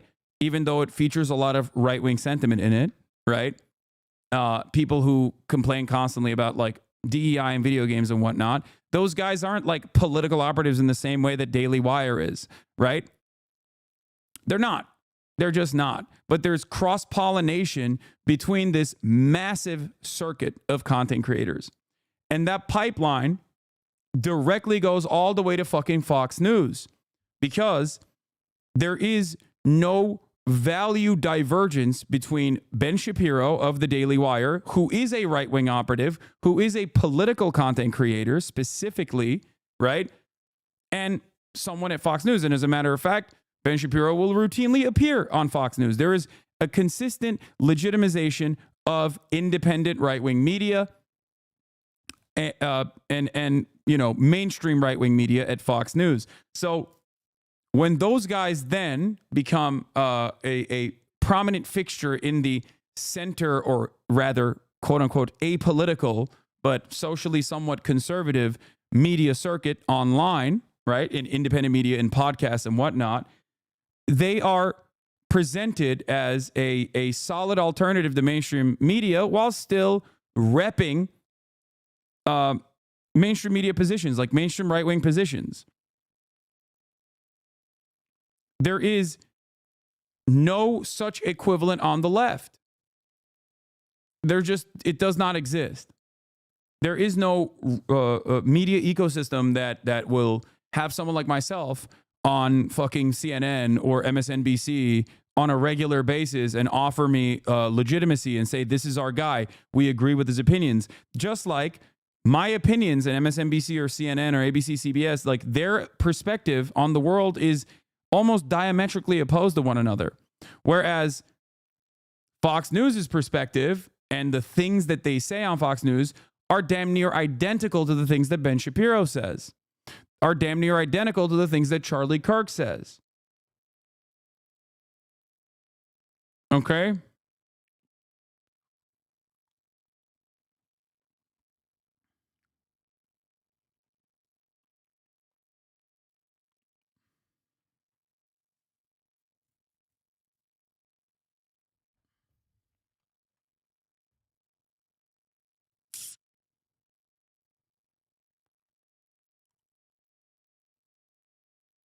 People misunderstand. You cannot take the role of this on the left. The point is it's mostly organic. Exactly. Like, I am someone who has these positions and I have become successful individually. Okay? I did not become successful like Charlie Kirk, for example, who got uplifted by the right-wing media ecosystem instantly. Charlie Kirk wrote a piece for his like high school or something, right? When he didn't get into, when he wasn't able to get into his college of choice, I believe it was like Annapolis, if I'm not mistaken. He wrote an article about how, like, you know, a black person took his place. And then Breitbart posted that article. And then immediately after that, they literally fucking brought him on Fox News. He took that immediate boost of influence and legitimacy to right-wing, to major right-wing donors, Foster Freeze, specifically, who's dead now, and said, I want to start Turning Point USA. I want to start an organization that basically lobbies student body governments, both in high school and in college, because there's a lot of woke shit happening there. Okay? Now, Now he straight up has direct access to Donald Trump. This was my Republican counterpart in 2016 when we were debating, okay? Or even before then. We would go on Politicon and we would debate one another. Back then, we were considered like he was the right-wing version, I was the leftist version, okay? And there was no way that I was ever going to meet Barack Obama in the way that Charlie Kirk was immediately brought into the Republican Party's operations in a direct fashion and got access to the likes of Donald Trump, who became president. So not only do I not play ball with the Democratic Party because I am at odds with a lot of the values that they espouse, okay? And that divergence exists within the base of the party and the actual party itself, which makes it harder to create like a reliable media ecosystem. Okay. But also, like even if they were to try and create a similar thing and flood the market with like party loyalists, the top line messaging is at odds with the things that people want. Okay. Do you feel like the purity culture of the left makes it hard for organic personalities to take root? You've said it yourself how much easier it'd be to be a conservative commentator because you've been canceled how many times before? Yeah, but cancellations are not fucking real. That's the point. That's why I always tell people to ignore the noise, okay? Yes, the left is very fucking annoying, okay? They are. It is what it is, okay? You got to do what you got to do. A lot of people mistake like even their own consumption for, I don't know, some kind of like political moral position that they're engaging in. But it does not matter. That's why I have consistently for the past 6 years that I've been doing this on Twitch, openly told rad libs to shut the fuck up whenever they chirp about like, this person is committing a microaggression, or what you said, I misunderstood, and now I'm going to yell at you. Or, Hasan, why do you have right-wingers on your show? Or, Hasan, why do you go on a right-wing podcast? And it's like, I do that because I want my message to reach as broad an audience as possible. And if I were to listen to some of the biggest woke scolds in my community at the time, when I had 35 people watching or when I had 350 people watching, okay, ultimately, I would have just stayed there. And this would not be the largest pro-trans community online. You know what I mean? So sometimes you just got to not listen to your naysayers, even if you are ideologically aligned with them. That's it. That's it. That's why I regularly yell at people who, for example, deny people's capacity to change. Okay? I think it's silly. I think it's stupid. And I think we always have to be as charitable as we possibly can, especially if someone is on a journey of learning and changing their minds. Leftists understand that people are not born intrinsically bigoted. Okay?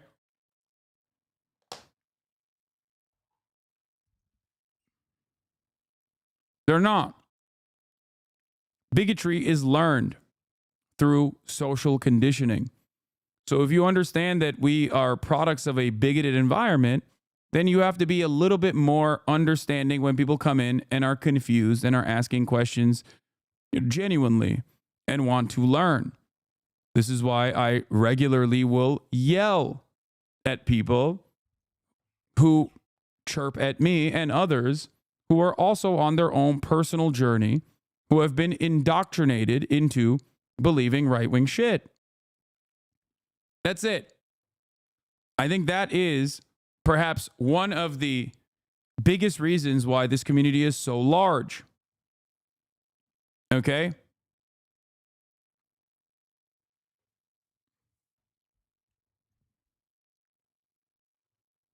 And there are plenty. For example, I use trans rights. Okay.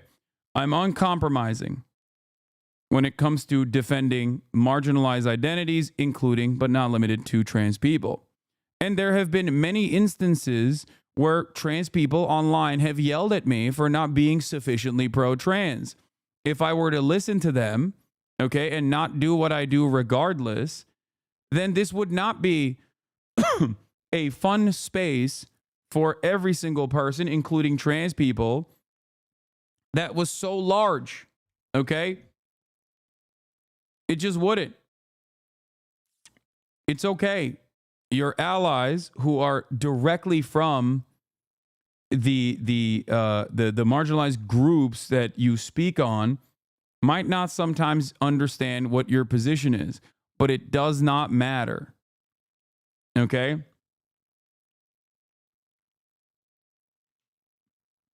You just have to be open-minded to people. You have to be charitable. And you have to allow people to learn and put your best foot forward. And you have to always be uncompromising in your values.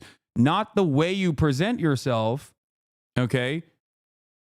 Just on your overall value system. That's it. How much charity have you done? Dude, I don't fucking know. A lot. Hasan, 0 pull, 0 clout, so no pay for play. I learned it from Hasan. Hasan is trans confirmed. How much charity you've done? A shit ton, but I don't even fucking know the extent of it. Let's be real.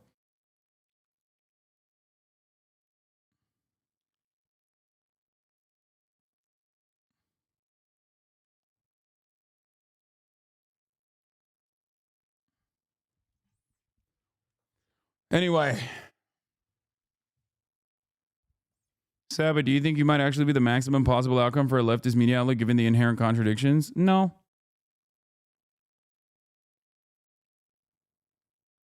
Yeah, purity tests overall are stupid. A lot of people also personally, and this is something I've seen quite a bit, people write out others who are allies because they have disagreements on one issue or another.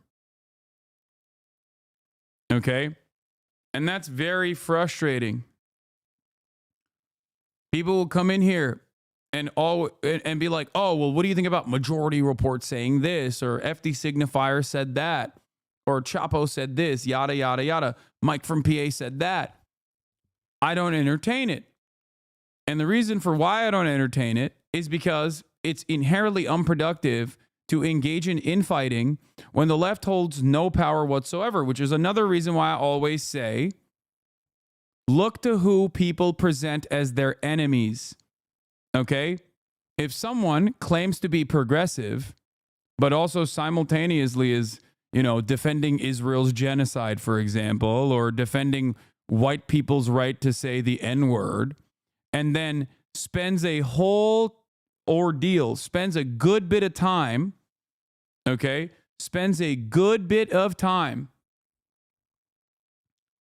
fighting left-wing content creators, and even often finds themselves directly aligning with the likes of Ben Shapiro even, or prominently features neo-Nazis that have fallen out of favor, okay, and offers them a lifeline for their careers, be very careful with how progressive they actually are. Okay? That's it.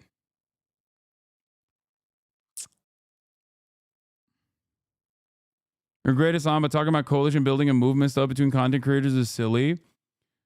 What? Coalition building and movement stuff between content creators? That's not even what I'm talking about here. I'm just simply saying that, like, if my commentary is the only thing I have here, okay? If my commentary is the only thing I have at my disposal, is the only thing they have at their disposal, then yeah. If that's the only way to analyze someone and what their positions are, just look to who they have vilified. Look to who they have made their enemies.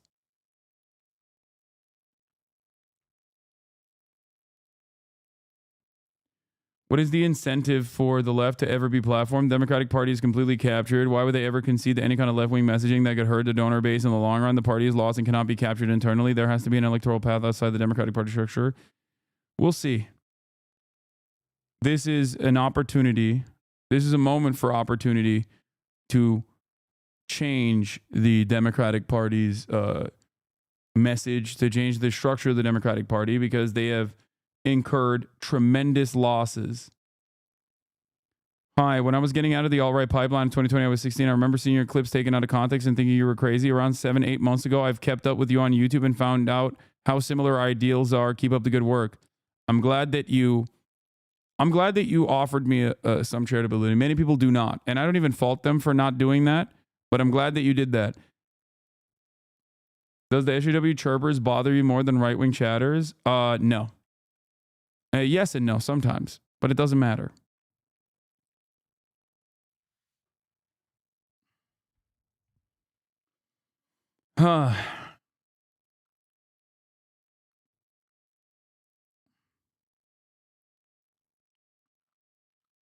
Okay.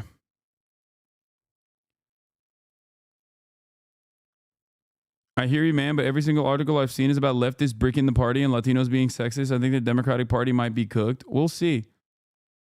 If they do actually engage in that,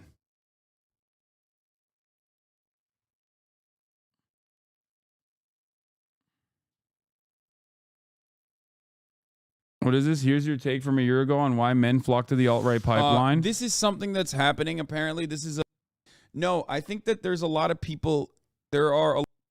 Men don't fall down the alt-right MRA pipeline because the left isn't doing good enough outreach. They choose to subscribe to fascist ideology because they have an investment in maintaining their position in the social hierarchy, and the liberation of other groups threatens that. That is absolutely correct, by the way.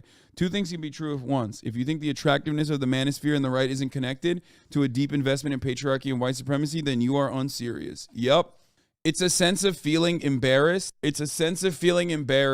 Okay, by material conditions, and a sense, God, my fucking look like shit, dude. Holy fuck. Sense of nostalgia that you are desperately seeking, that you feel the manosphere gives you by building this, by basically building up this like systemic criticism that is false, and telling you that like you yourself are not the problem. The system is broken, and the system is actually at fault for your situation. It's escapist. It also does not offer good advice, but basically tries to reinforce like previously established constructs as a way for you to feel like a little bit of power, especially over your interlocutors as you own them. It's silly. It's stupid. Nah, most 14-year-olds don't care about that. They just want to own the libs. No, even when we talk about like 14-year-olds, you're failing to understand what I mean. Like when I talk about material conditions and how it impacts people, I'm talking about how most people experience certain resentments, experience certain things, and then have a sense of resentment without actually adequately understanding where that resentment is coming from, or where that anger should be directed. But you still experience it. I'm agreeing with myself from the past. What the fuck? What's wrong with me? I'm like, yeah, this guy's spitting. Regardless, you know what I mean? Two things can be true at once. If you think the attractiveness of the manosphere and the right isn't connected, there's a deep investment in the patriarchy, in supremacy, white supremacy, you are unserious. The ignoring of this fact and the left isn't doing enough argument are hand in hand with a lack of self-reflection and accountability for the predominantly white male adherents of this ideology, and the inherent anti-black self-hating elements of the black manosphere. Jordan Peterson and Kevin Samuels works for a lot of these boys because they present a strong man authoritarian image. Even the most masculine leftist men are not going to offer the same product because authoritarianism is inherently conservative. I constantly have men in my comments say something along the lines of, I love your content and you have great ideas, but I just wish you were more misogynistic. Obviously, by the way, they're not saying that with those words, but that is an understandable thing to derive from that content. Those are also really easy points to latch on to. They're easy. They're stereotypes that exist for a reason, and you can just like very easily point to them and go, hey, isn't that funny? You know, women go to the kitchen, lol, and people who are dumb will also run with it because it's something that they've heard, and it feels a little, it feels a little dangerous to be able to, joke around about that, especially in an environment where you feel like you are suppressed. you can't say things like that, when you of course can, and many people do. And not only that, but like there are basically systemic hurdles presented towards women that are almost identical to that, right? Like undermining civil liberties. Abortion rights is a great example of this. You know what I mean? Pink tax, shit like that. Things that you don't have to really think about as a man. It's not a matter of effort. It's the fact that we live in a white supremacist patriarchy, and we have a lot of conservative centrists and even some who so-called leftists who say they care about helping men and boys, but also want to somehow maintain these hierarchies. That's Jordan Peterson's great trick. He cares about men and boys, but he cares about patriarchy and white supremacy more, necessitating his constant attacks on critical theories that would dismantle those systems. That's why I can't get the average dude to agree with any and every major feminist tenet around gender and sex, as long as I don't call it. I can get the average dude to agree with every major feminist tenet, as long as I don't call it feminism, because then they're chip triggers and they turn into Sneeko or some shit. And yay, is still algorithmically controlled and optimized. But that doesn't mean it's caused by algorithms, just exacerbated by it. Yep, that's true. When I was 14 and falling down the pipeline, misogynistic jokes were like comfort food. It comes from a place of being deeply rooted in a conservative past and refusing to let go or see other perspectives, refusing to have empathy. This is why I always have stated that economic volatility, instability, and not having a future that your parents had for yourself, okay? Not having the same future that your parents had for yourself, that causes a lot of fear, and it makes people even more vulnerable. Okay? And that environment is perfect for right-wing reactionaries. Okay? It is perfect for right-wing reactionaries. They see how vulnerable and insecure people are. They themselves also are kind of insecure. And they basically present themselves like these, macho, masculine men. And the only way they can consistently reinforce the idea that they're macho and masculine is by fucking pushing women down. Pushing marginalized communities down by being like, yeah, that's how you become a real man, by fucking shitting on women. That's how you become a real man, by shitting on trans people. Like, no. Real men are not bullies, okay? Real manly men in movies or in popular literature are not fucking going around shitting on those who have less than them. That's what a weak man does. That's not what a strong man does. And when I say man, it doesn't matter. It's men, women, everyone. Like, a strong person does not hurt those who have less than they do. Okay?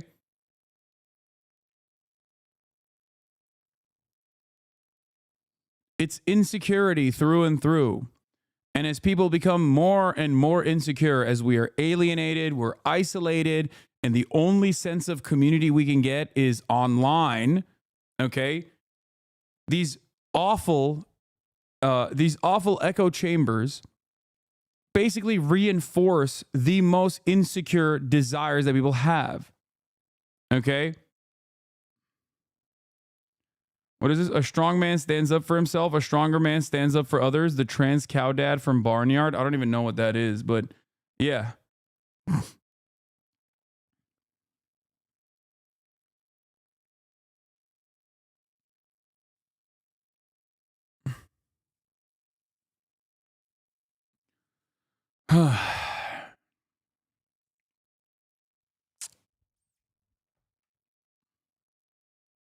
You don't know Barnyard, lol? Yeah, I don't know.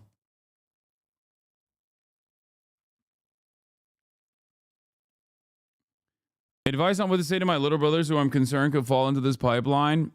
You have to help them build confidence, okay? That is the most important thing, I think, for young men. If we're gonna talk about immaterial things, then there is a real crisis of confidence among young men. And the people that the people that claim to save these people are only furthering their insecurities. And instead of telling them that real change comes from within, and real change and real confidence comes from an endless desire to better yourself, okay? and be more empathetic to others around you, regardless of how shitty your circumstances are.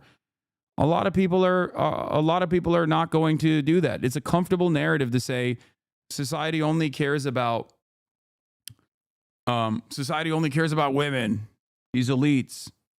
They only care about women and trans people and gay people. They don't care about you. Okay? And it's not about just telling men like, no, you're right.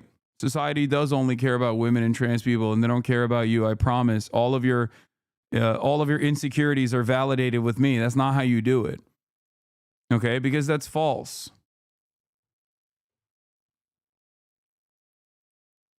I think the quickest way to stop this kind of stuff before it becomes like a massive consequential problem is identify it, recognize that it comes from it comes from a place of insecurity, and try to help people overcome that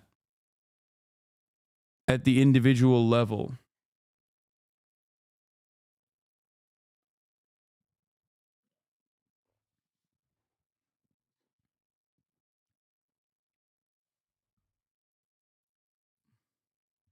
Anyway,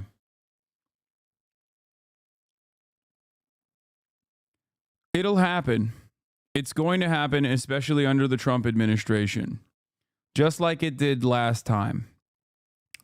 Trump became president with a similar coalition of young men. Okay. And it has increasingly gotten more diverse, his base of support. But having said that, there was plenty of young men who were out there being like, oh, yeah, I vibe with Trump. And then what happened? Donald Trump became president, and all of the promises that he made about, like, I don't know, deporting the undocumented migrants and doing child separation policies, like, did that make young men's lives better? No. Some of you that are prominent members of this community were probably captivated by this message. Maybe not directly the Trump message, but at least a Trumpian message that you were getting from fucking alt-right YouTubers, right? And what happened? You realized that Trump became president, and the power, the people in positions of power, they changed their party, but your situation, your circumstances did not improve. Okay? They didn't, because owning the libs, okay, a policy of revenge, petty revenge, is not going to put food on your table. It's not going to put money in your pockets. It's not going to make your living circumstances better. That's it. It's just not changing anything. It's immaterial. It is simply a distraction. Okay? This is what I try to explain to people all the time. Pure spite-driven politics will get you nowhere. And both parties and their most prominent members in the base do spite-driven politics. Okay? You have to have firm commitments. You have to have convictions. Sure, owning the cons is fun. That's why we do Hogwatch, okay? To expose how silly or how stupid some Republicans might be. But at the end of the day, I still want them to have health care. I still want them to have a meaningful life. I still want them to have a comfortable existence, to have some semblance of autonomy in their lives unconditionally, okay? Unconditionally.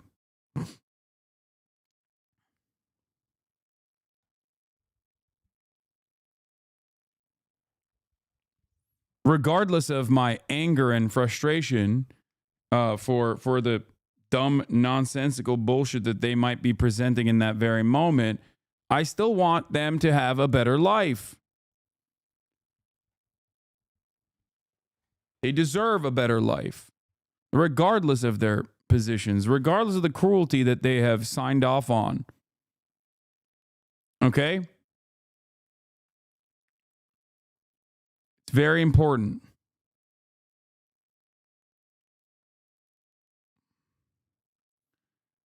Because in that process,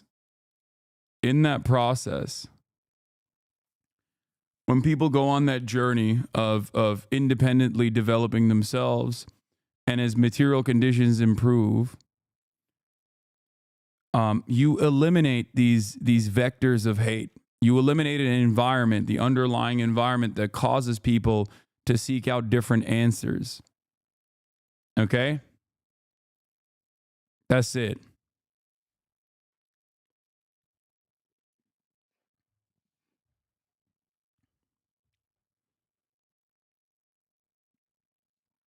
Do you believe that right-wing pundits deserve the same kind of unconditional faith that they will change? Not really, because they have a job. They're doing that for the bag ultimately. So it makes it very difficult for them to truly organically change their perspective, because their bag-making capabilities come from them constantly being more and more right-wing, pushing the fucking needle. I respect it when a content creator does organically come to different conclusions, and I will always defend them. Okay? But in the interim process, as long as they're fucking churning nonsensical right-wing propaganda that is filled to the brim with hate with the express purpose of making money and also making more people right-wing, I'm always going to fucking have smoke for them. Okay?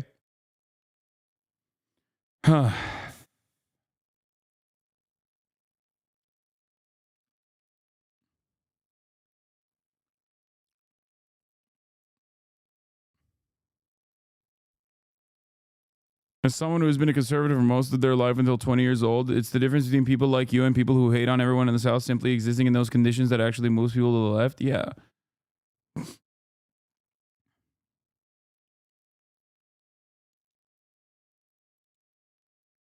What? What is this?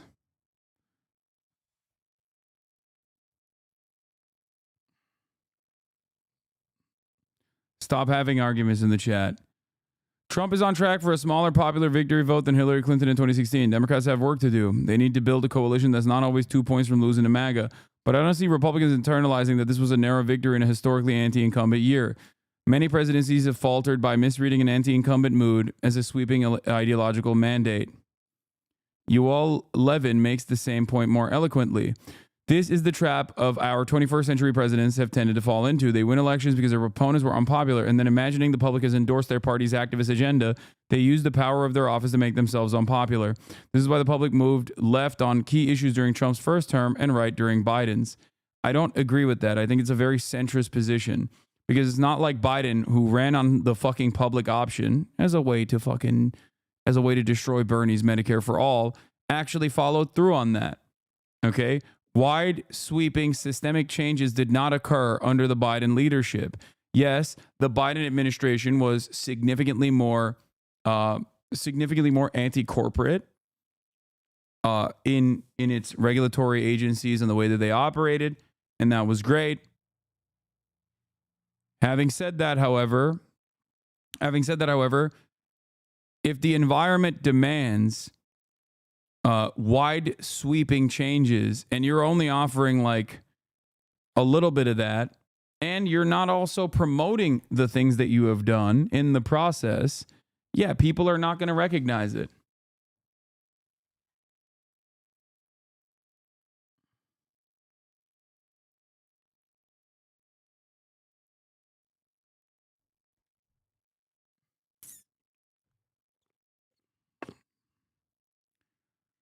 But yeah, Meta's thread is overrun with liberal election fraud conspiracies. We did some LibWatch earlier. That shit was crazy.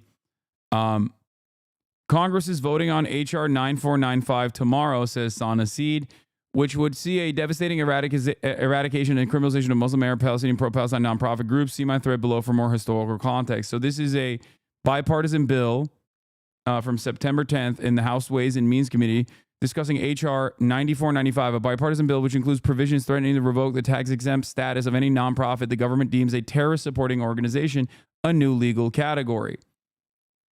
The current version, which was introduced by Representative Claudia Tenney and co-sponsored by Brad Schneider and Dinah Titus, is paired with a provision that would provide tax relief to American hostages held by terror groups and other Americans unjustly imprisoned abroad. Hamadanchi said combining the two provisions was likely a ploy to push the nonprofit terror bill through with as little opposition as possible. The law would not require officials to explain the reason for designating a group, nor does it require the Treasury Department to provide evidence. So you can just turn around and say this is a terrorist group and revoke their 501c3 status.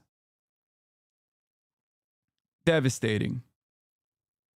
And also, and as Ryan Grimm correctly points out, for the record, straight out of Project Tester, which is the Project 2025 McCarthyist version of anti-Palestinian protests, anti-Israeli protesters getting hit with a RICO charge.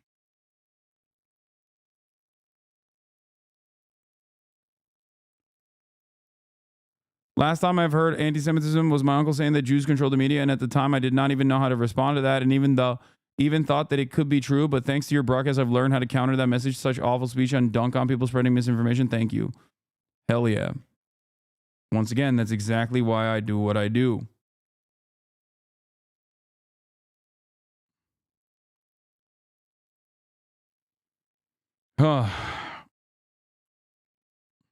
This is straight out of Project Esther, which Drop Site News covered. It's extremely fucking dangerous. And in the lame duck session, the Democratic Party is going to push for it. Remembering how back in 2020 primary, when it looked like Bernie would win, CNN panicked and started booking me and a few other Bernie lefties semi-regularly. Then Clyburn made his move. Biden won South Carolina. The other candidates dropped out to make way for Biden. And I haven't seen the inside of a CNN green room since. Funny to think about now that I see a few people on CNN and MSNBC maybe admitting that Bernie had a point. These networks have always had room for never-Trumpers who basically only exist on cable news, and even actual Trumpers, but almost completely shut out the populist left. Somehow their commitment to a diversity of viewpoints conveniently excludes the one ideology that threatens Capitol's bottom line. That's true, but I think the first part of that is more important. And that's why I always say there is a method out there, and there is a way to actually bully the Democratic Party and the media institutions into submission to do the right thing. Okay? Because when they noticed that Bernie had broad momentum and was very popular, they responded by not ultimately suppressing it, even though they did do that, right? But they were like, okay, let's hear him out. That's why I say if there was a Trumpian style economic leftist figure within the Democratic Party that somehow snuck in, okay, these outlets that run on blue no matter who narratives, some of them would actually go along with it. And the donor class, depending on, maybe I'm too fucking crazy for this, and this is my most idealistic position. This is my most anti-materialist position, and I recognize it. But I think that what Donald Trump was capable of doing to the Republican Party, someone could do to the Democratic Party as well, by just openly saying, no, this is what we have to do. We have to start winning again, okay? Do you want us, or do you want these fucking psychopathic fascists who are going to create too much instability for you to make money? Yes, you might take a hit in your bottom line in the short term, but this country will benefit from it tremendously.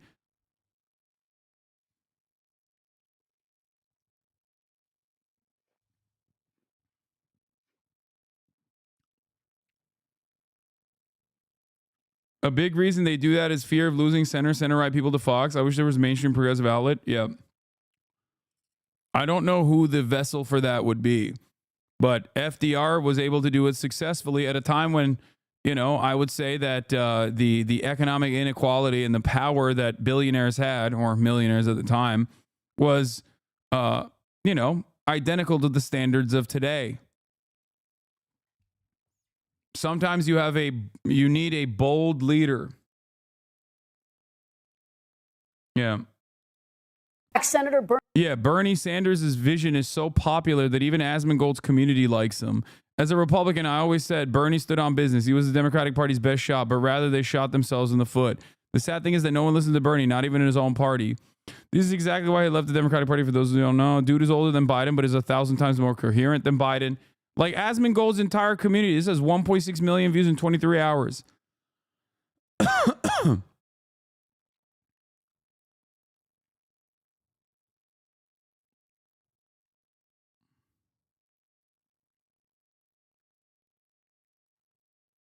Think about that. Anyway, while you think about that, let's get back to Donald Trump. Donald Trump is taking this lady, Elise Stefanik, who bullied every fucking college campus, who basically bullied all of the presidents of each individual Ivy League institution for not being sufficiently pro-Israel when they very clearly were pro-Israel. Got a bunch of people to resign. Now she's the UN ambassador. The Biden-Harris administration knows that the Palestine authorities continuing their pay-to-slay policies and lining the pockets of terrorists who kill Israelis. However, Joe Biden and Kamala Harris are choosing to ignore the law and waiving mandatory terrorism sanctions on the Palestinian government. She wants to fucking stop funding the PA, which is a part of the Israeli security apparatus. Okay, this is not Hamas.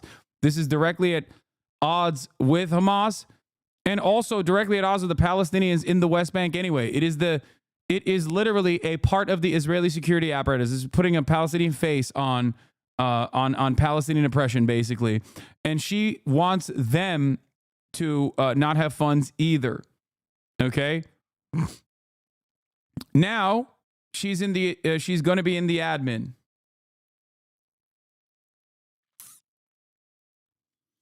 I do think this is funny, though. Now that Elise Stefanik is Trump's UN ambassador, Israel just got the green light on any war crime they like. That light is going to become permanent green for any war or atrocity they commit. Wasn't this already the case, Uncle Cenk?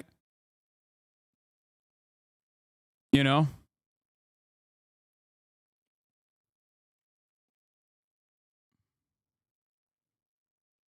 Unc is wildin'. Like, what's different? What's different about what's going on right now, you know? Oh man, things are certainly going to be different now with the way that this country offers no fucking red lines to Israel. Now, the thing that will change is that Israel will feel more galvanized and most likely inevitably annex the West Bank. But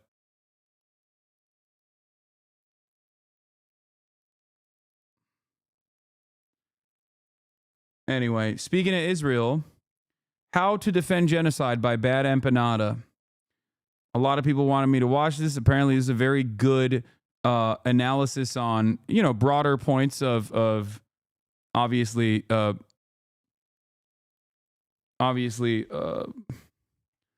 broader points on Israel doing a genocide in Gaza, but then also simultaneously covering it from the drama angle. I think that Bad Empanada is doing a good job of like using the drama angle to get people's attention to issues that truly matter. Now, Bad Empanada, I do not agree with a lot of the things that he says. As a matter of fact, I would say I agree with nothing that he says on Twitter. Okay. Bad Empanada also is not a fan of mine in many instances and has said that I am not sufficiently pro-Palestine and that I fucked up by going to the DNC or something like that. I don't know. He's a bit crazy. He's out there. But even though we might have our disagreements, okay? Even though we have our disagreements, certainly, I've always maintained the position that his work on YouTube stands on its own. His YouTube essays are fantastic. His YouTube essays are awesome.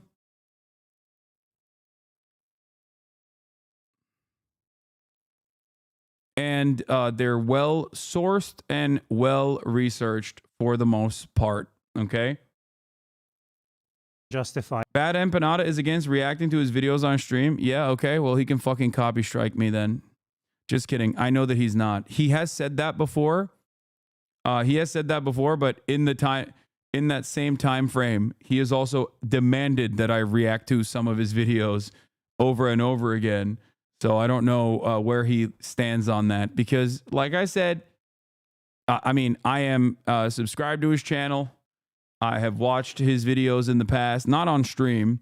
And all I'm going to say is, it's, you know, you can't, yeah. Maybe next week he'll hate that I'm watching his videos, and maybe this week he doesn't. Who knows? Okay, I don't care. Viable. What do you do when you are completely committed to defending a state, no matter what it does, when what it's doing makes doing that increasingly difficult? Can you at least spam the link in the chat? It costs nothing. Why are you saying this? Like, why do you act like we don't do that all the time whenever we watch YouTube videos on this channel? This is one of my least favorite types of chatters who come in here and demand something that we have literally done every single fucking time to make it seem as though we don't do that. Like, it's so fucking smug and so goddamn annoying. You know what I mean? Shut the fuck up. It's passive-aggressive nonsense. Don't do that. Can you at least spam his link? It costs nothing. Like, you literally are scolding me for something that I always fucking do. The link always gets pinned in the fucking chat. I already said I've subscribed to his channel. The title is right here, and motherfuckers still do what they do, you know? And when trying to do so, will invariably make you come off as more than a little bit ridiculous, as well as a Goebbels tier genocide propagandist. It turns out that that self-assigned job is really quite difficult. And I'm going to go over some examples here that show just how hard of a task these brave pro-genocide propagandists have committed themselves to in their fanatical, never-ending quest to justify, downplay, apologize for, or deny anything they think they possibly can regarding the ongoing Gaza genocide. This video was made possible thanks to my supporters on Patreon and Ko-fi. If you like it and you'd like to see more like it, consider heading over there and supporting me yourself.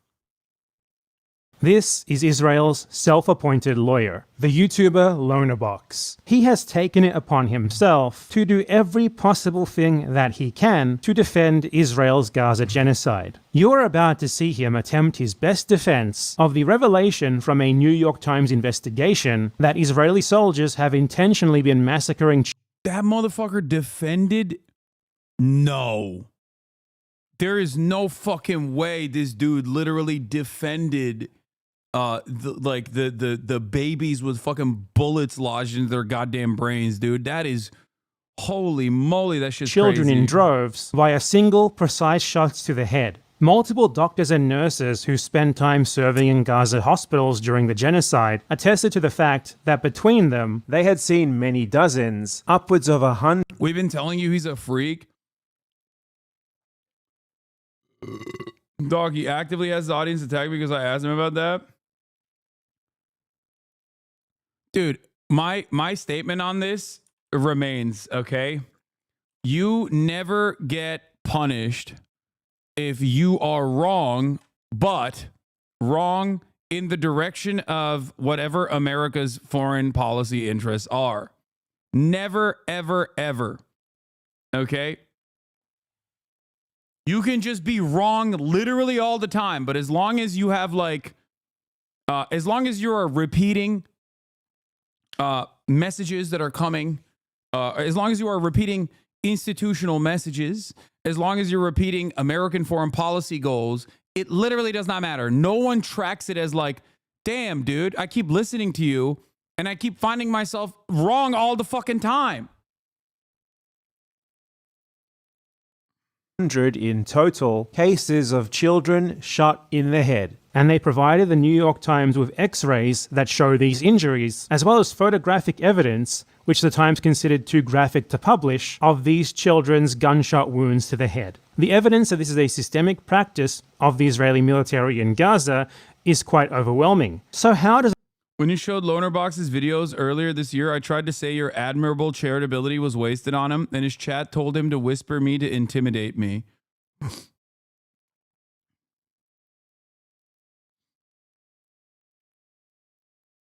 Does a pro-genocide propagandist deal with this? Let's take a look. Here is the reaction of Israel's lawyer to seeing political commentator Mehdi Hasan bring this up in a debate. 3 American doctors went to Gaza. Dr. Fayaz Sidwa, Dr. Irfan Galaria, and a Jewish American doctor called Dr. Mark Perlmutter. All of them came back at separate times, said children were brought into hospitals we were in with gunshot to the head, sniper shots. Perfect. Exact targets. There is no tunnel that justifies shooting toddlers in the head. Israeli snipers. Does this guy not know how sniping jobs work? Like, the problem with sniping isn't, like, the accuracy is not because obviously you got your scope and the fucking, like, yeah, it's quite easy. You can accurately snipe, but targets and personnel move really, really fast when you're sniping. Like, snipers make their decisions in less than a split second in combat situations.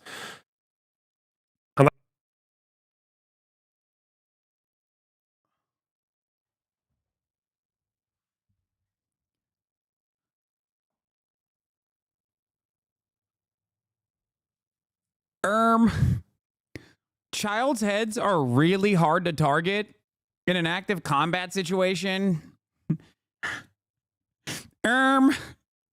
Excuse me. Children's heads are way harder to target, so we should be celebrating. Like, what the fuck's the point here? What? Okay. Yeah, they're precise. That's the point. These snipers targeted children in the head and shot them in the head. Unless he's suggesting there were just a couple of kids sitting on the hill. No, they were running. Okay, they were running, and a sniper utilized their precise targeting capabilities to shoot them in the head. The guy opposite in a building just went, got him, take him out. And I'm fairly certain that is what happened. This is the guy who clip chimps you to the liberals, and they quote tweeted all day, by the way, and the level of crazier haters adhere to. Yeah, I have not given a fuck about all my haters as long as they had like normal positions on this, but it seems like I was wrong, and it seems like I was incredibly wrong on Lonerbox having like relatively decent positions on Israel. I fucking, holy shit, dude, this is like extreme. This is maxed out. Maybe someone committed a war crime. But I don't think that's Israeli policy, is to snipe kids for no reason. To snipe toddlers, but okay. Oh, it's just an accident. It's just, guys, this is just a happy accident. An unhappy accident. You don't understand, you fool.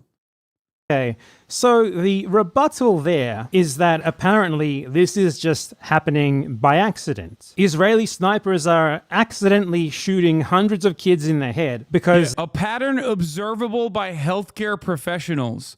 Okay, so commonplace that it is a pattern that healthcare professionals that went and worked on the field observed it independently of one another, so much so that they all were like shocked when they revealed this information to one another, so much so that even the New York Times wrote an article about it when, they've played a pretty formative role in actively undermining any kind of like humanity that Palestinians may have.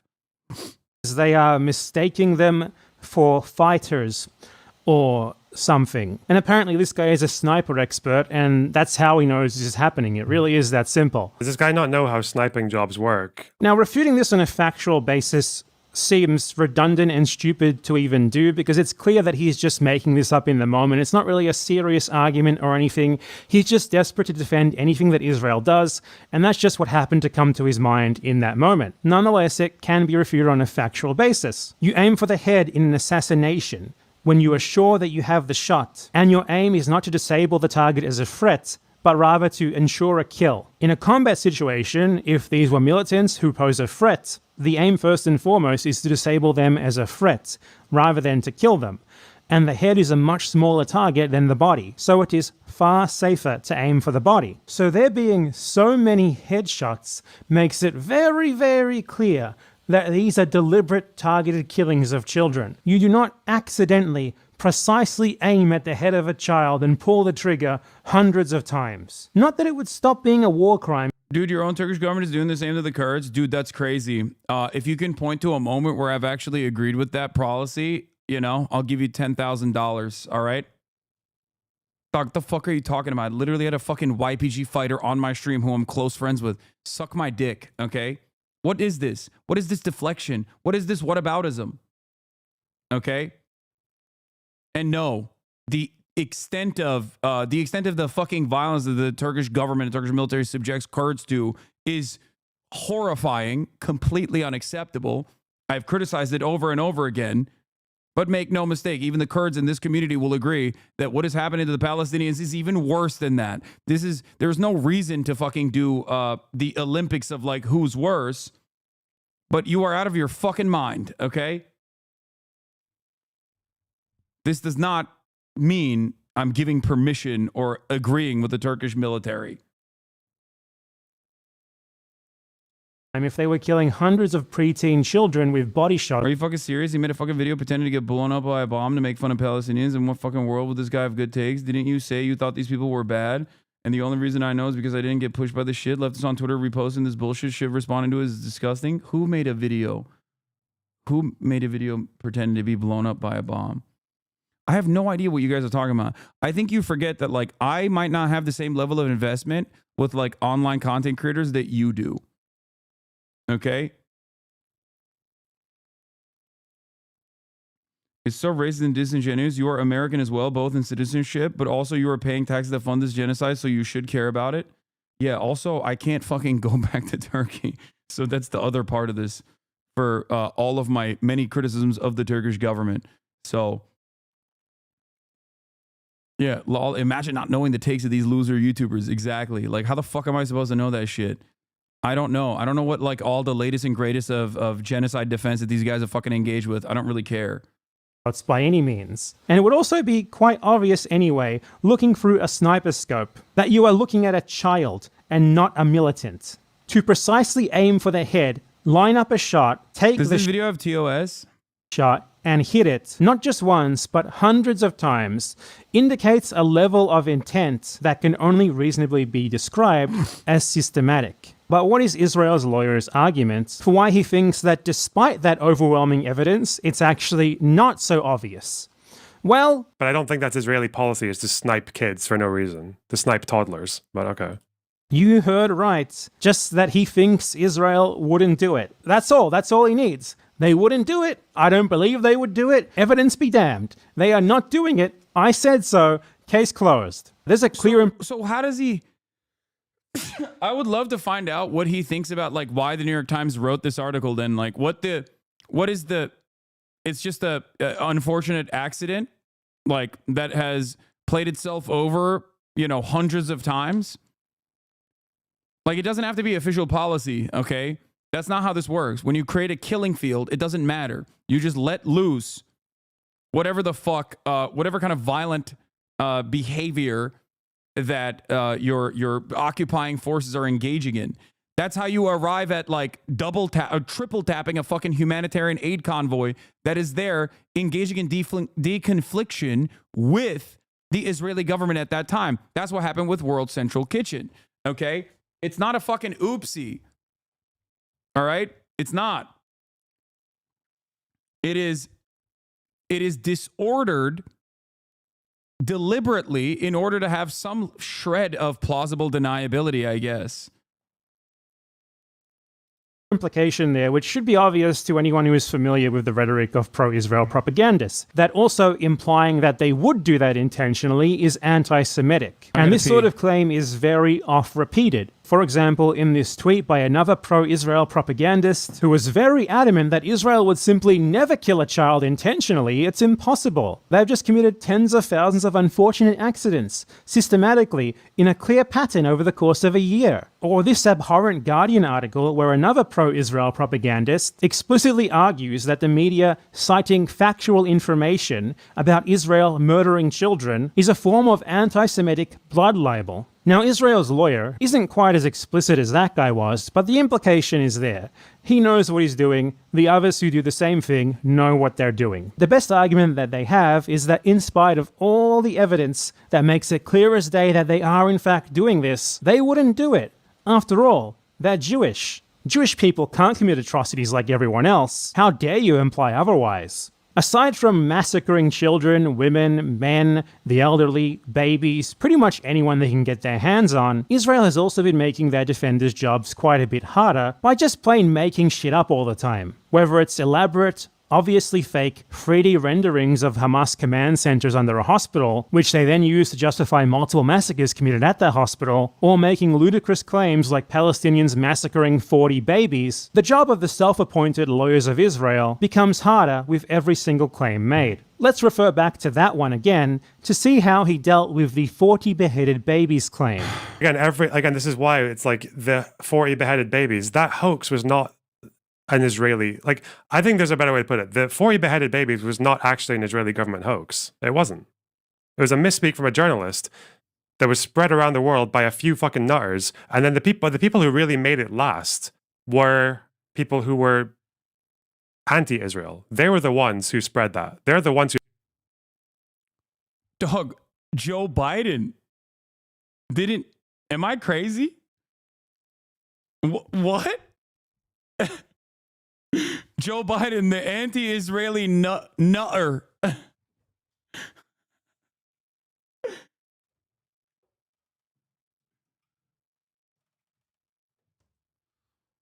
Look alive, Jack. Israel. The Zionist entity must be dismantled piece by piece. Look alive. The Mujahideen. That's the way I see myself. One struggle, united. That's why I'm spreading this pro-Israeli propaganda, because I'm anti-Israel down the line.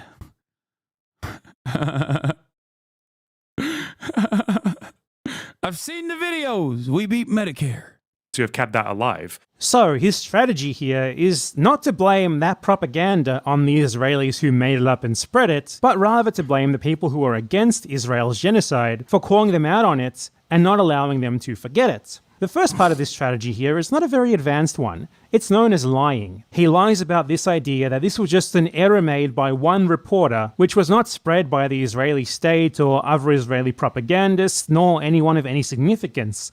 It was merely mostly picked up on by opponents of Israel, solely by them, which is apparently a bad thing for them to do because, I don't know, apparently it's wrong to point out that Israel is inventing abhorrent, obviously fake, genocide-justifying propaganda over and over again because who knows why? He doesn't explain it. Here's the thing though, this was spread by the State of Israel. It was spread by Eilon Levy, their official spokesman at the time. It was spread all over official Israeli social media. It was spread by Netanyahu's personal spokesperson. When you listed the unconscionable atrocities that took place in that kibbutz, you did say that babies had been decapitated. Can I take that as confirmation then? Because that currently is being reported as reported action. That has actually happened, has it? Toddlers, babies, I can tell you. Yeah, these guys are all anti-Israeli, actually. Like, that's what it is. These guys are all... Bad empanada, you don't understand. You don't understand. These are anti-Israeli nutters.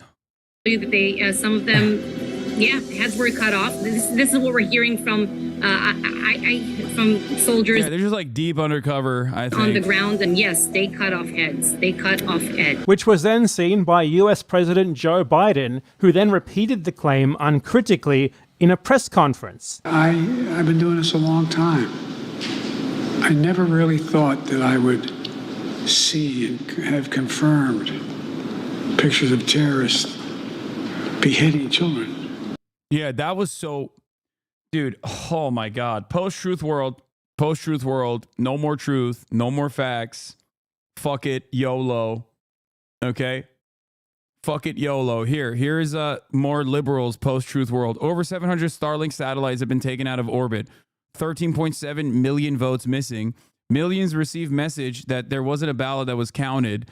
The vote count in VA, New Jersey, New York, blah, blah, blah, blah, blah, is skewed, but Trump doesn't have more votes. Harris has less voters. Okay? Boom. Joey Bonarino. Banano. The real Joey Banano. 55,000 likes. You got nominated? What did I get nominated for? for streamer awards. Hey, congratulations. Thank you. It's an honor to be nominated. What am I nominated for?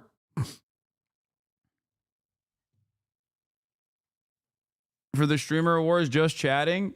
Nice. Hell yeah. Respect. Thank you.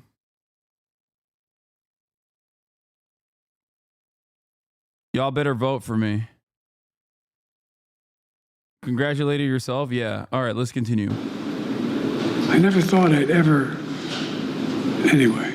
Biden, the most powerful politician in the world, the leader of the state that is Israel's prime backer and accomplice, continued to repeat that claim for months afterwards. So apparently this claim was just made by one reporter and, just sort of was a fart in the wind, according to this guy. When in actual reality, it was spread precisely by the Israeli state itself, and their key ally, enabler, and supporter, the President of the United States of America. So the strategy of Israel's lawyer here was firstly just to lie, and then also to build on top of that lie by doing some impossibly stupid mental gymnastics to somehow spin globalist tier propaganda, specifically spread by Israel to justify its genocide, on the people who are against the genocide. And I gotta say, it doesn't work at all.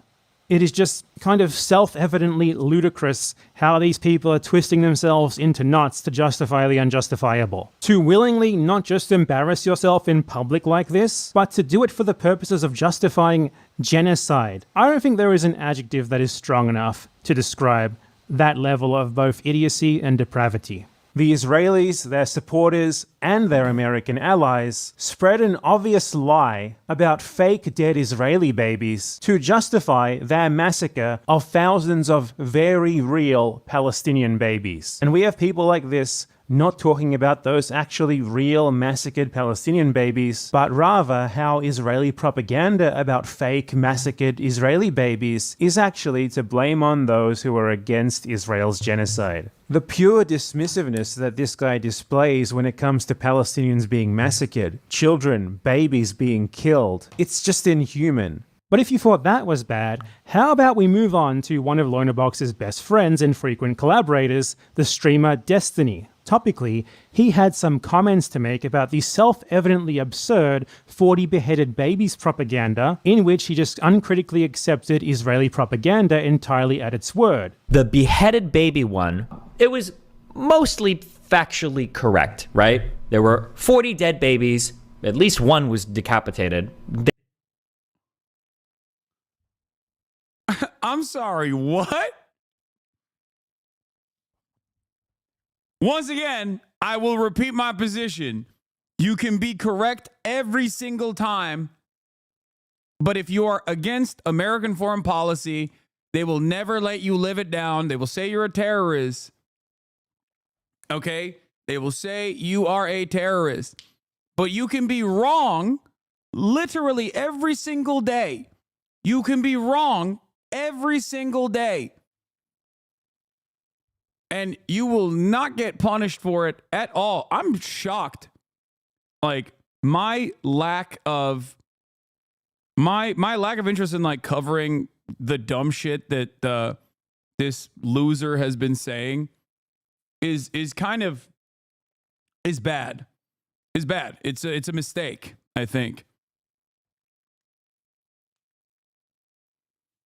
I'm glad that Bad Empanada has taken on the task. They weren't all 40 decapitated, right? But it says mostly correct, not 40 beheaded babies, just 40 dead babies with a few of their heads cut off, right? So much for it only being hung on to by those dastardly anti-genocide people, huh? It was a misspeak from a journalist that was spread around the world by a few fucking nutters. Now let's compare the standard of evidence that Destiny has for accepting ridiculous claims made by Israelis with the standard of evidence that he applies to literal video evidence of Palestinians being executed right before his eyes by the Israeli military. Now, I don't think the beheaded babies thing is worth talking about anymore. What matters is the actual harm that's being done to the Palestinians right now. I know it might be fun to be right, but like I don't think it's super important right now.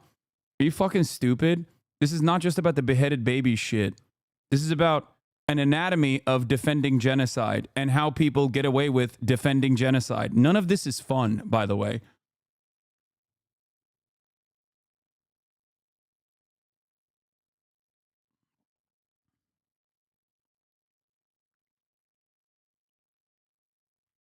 Now, I can't show the context for the clip that he is reacting to here for fear of potentially getting this video taken down by YouTube. They're so used to being in their own little echo chambers. The second the spotlight is on them, it just speaks for itself.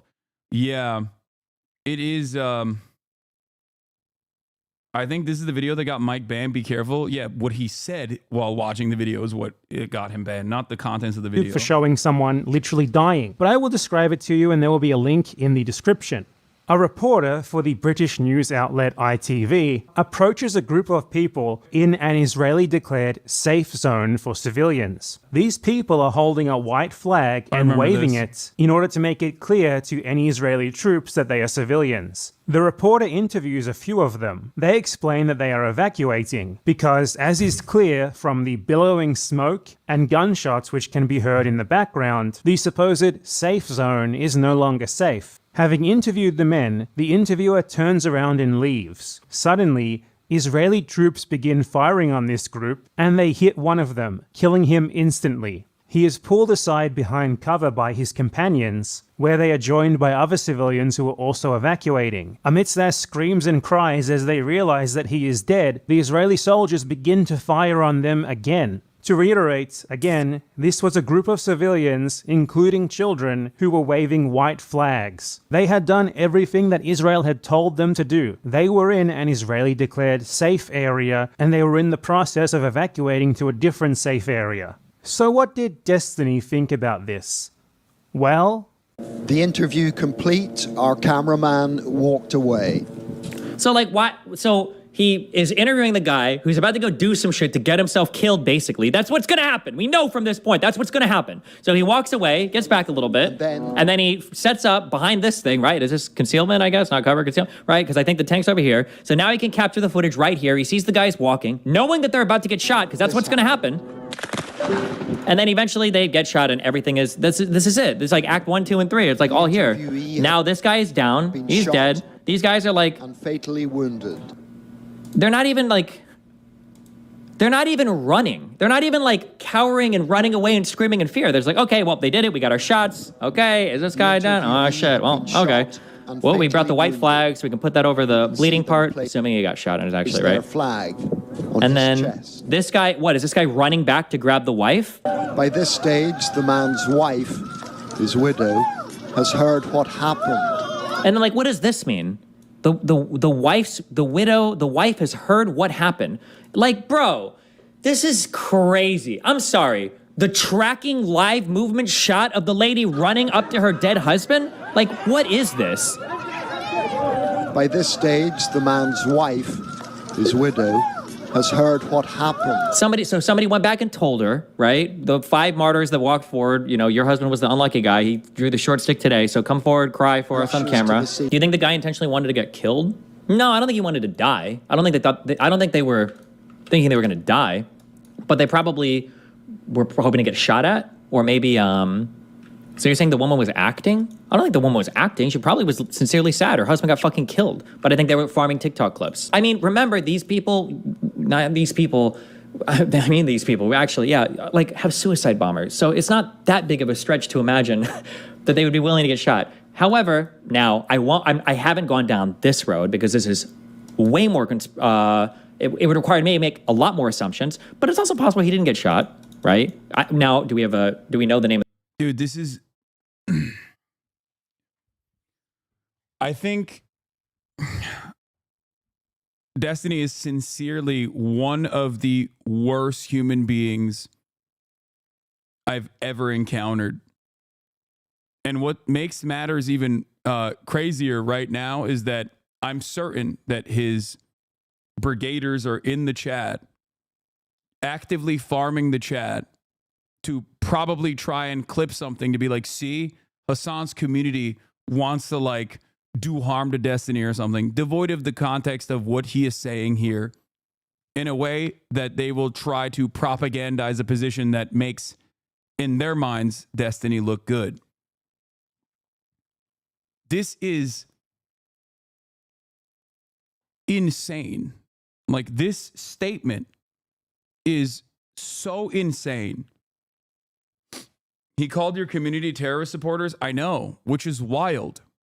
He is a genocide supporter, not even a denier at that point, just a genocide supporter.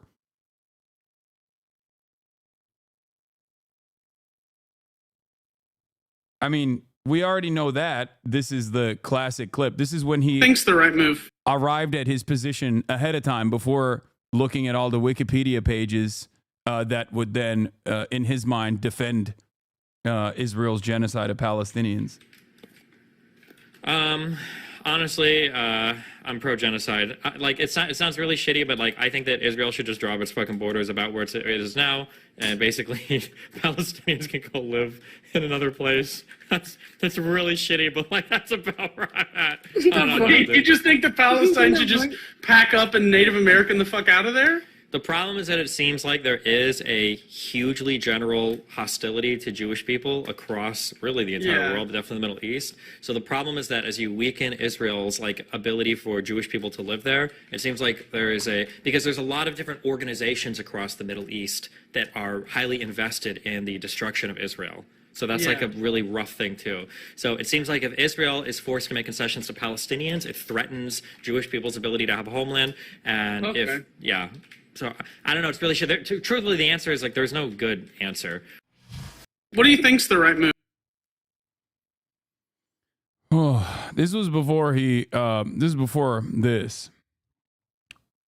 This corresponds to that early position that he took. He took such a strong position that he had to defend it, you know? The guy, is he actually dead? Do we even know if this is his wife? These are a whole bunch of questions that would be valid. Now, if I was way more on the pro-Zionist side, I would be asking those questions. Who is this guy? Do we even know if he's actually fucking dead? Like, we don't actually see the wound. It seems like they don't have any problem showing anything else. Like, why just the white flag so that it can look all bloody? Like, show us the actual gunshot. You have no problem showing other violence, right? What Pallywood means is that you're capturing intentional video footage to sell a certain narrative about what's going on, basically. So Pallywood might be, this, right? So the idea is that like 4 innocent civilians are like walking up and you just want like a clip here of the idea of shooting them for no reason because they're civilians with white flags. And you kind of ignore the fact that like, okay, well, they're in a battle zone in an area they were told to evacuate from, and they're going back to try to release somebody that they're in a safe zone. They have white flags. Israel should not have shot them. That's incredible. That is, I mean, Pallywood, for those of you who don't know, is the unimaginably racist genocide denial theory that like all Palestinians that are killed deliberately either lie and they're not actually killed at all, or they deliberately try to get themselves killed in front of cameras so that people will hate Israel. Okay? And the quickest solution to that, which seemingly no defender of Israel ever arrives at, is don't fucking kill them.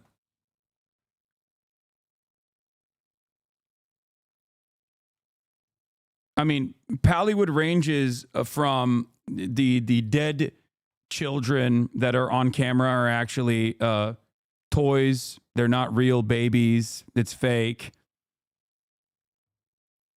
To a number of different psychotic conspiracies, which the Israeli government itself has routinely repeated, by the way.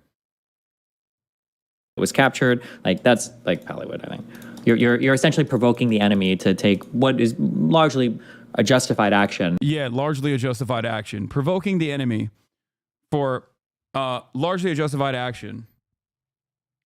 You know, being Palestinian within the crosshairs of Israel is a death sentence. You should have just not been there. You should have personally self-exiled.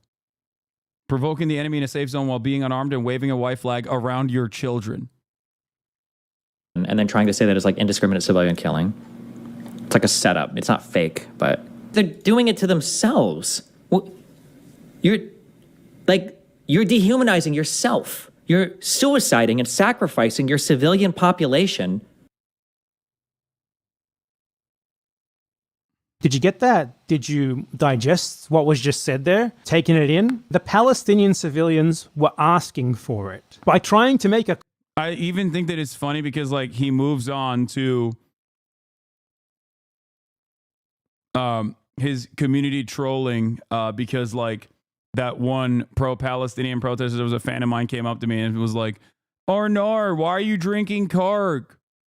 Like, that's it. That's the limit. That's the engagement that and the care and consideration Destiny has and his community has for this ongoing genocide, which is fun memes, drama, shitting on whoever the fuck you think is against your position after just doing genocide denial. Like, he just straightforwardly was like, yeah, these people are fucking suiciding themselves. And then he moves on and he's like, look at how fucking stupid this guy is.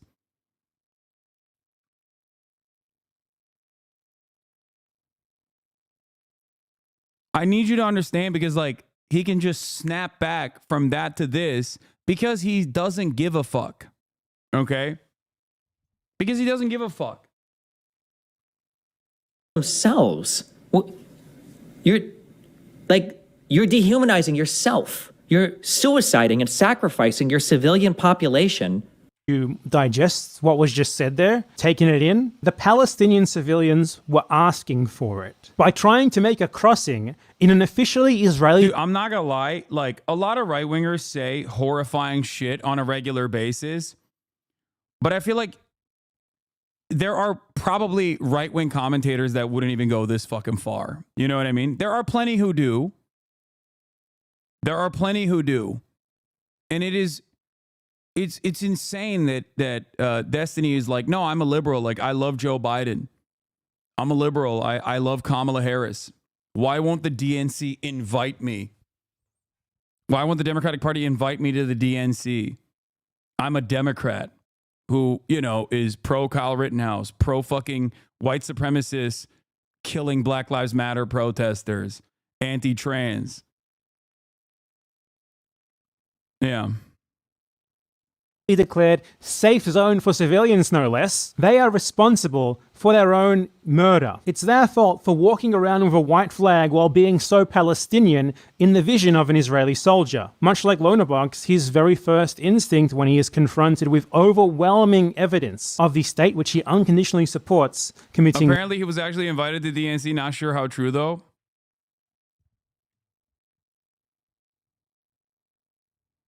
Okay. War crimes. When said evidence renders outright denial impossible, the first thing that comes to mind for him is to blame the victims for their own deaths. He literally, unironically... Is he not ironically exactly what the Dem Party leaned into? Brother, I don't think you understand. Saying the quiet part out loud like this is offensive. There is a point of permissible bigotry. And when you go beyond it, even your own supporters will say, ew, that's gross. That's my point. Okay? Now, not everyone pays attention to everything that's going on all the fucking time, but when you got a fucking dude who's like defending ethical CP and shit, okay, in his mind, or saying stuff like this, for example, I called okay, you a pedo yesterday. So some kids are really they hot. dug in deep. Oh, but they were trying to call you a pedo yesterday. So some kids are really hot. They dug in deep. Oh. Like, I know he's being sarcastic here, you know? I get it. I understand. But it's so fucking gross. Do you understand? It happened in the same day. Like, you only do this if you want to be fucking edgy and you're a dark humor enjoyer. Hey, that I was getting accused of wanting to kill babies, like wanting to snipe them or whatever. Fucking Israel. Some babies are really annoying. But it's like, how's it that we're both aligned then? If like you want to fucking rape the kids and I want to kill them. I'm a necrophiliac pedophile. That's the holy fucking standard. After you kill them, I have my way with them. Yeah, dark edgy jokes, man. Dark edgy jokes. Like, it's over. You are a unimaginably toxic person. Okay? That's it. You only feel comfortable saying this shit even as a fucking joke. Okay? You only feel comfortable saying this shit, even as a goddamn joke, if you are so echo chamber, so hugboxed into believing that, like, everyone around you or everyone in the normal world that will encounter some of your sentiment is just as edgy as you are. It's all fucking Groyper losers or former 4chan losers who are now, you know, still doing the same shit, but now they say they're liberals, okay? makes the argument that Palestinians are essentially like baiting Israeli soldiers by walking provocatively with a white flag. A community who labels streamer distancing themselves as bridge burning and does character assassinations via manifestos for their slimy subreddit and creating Google Drives of out of context clips. They're a bunch of sweaty losers. I know.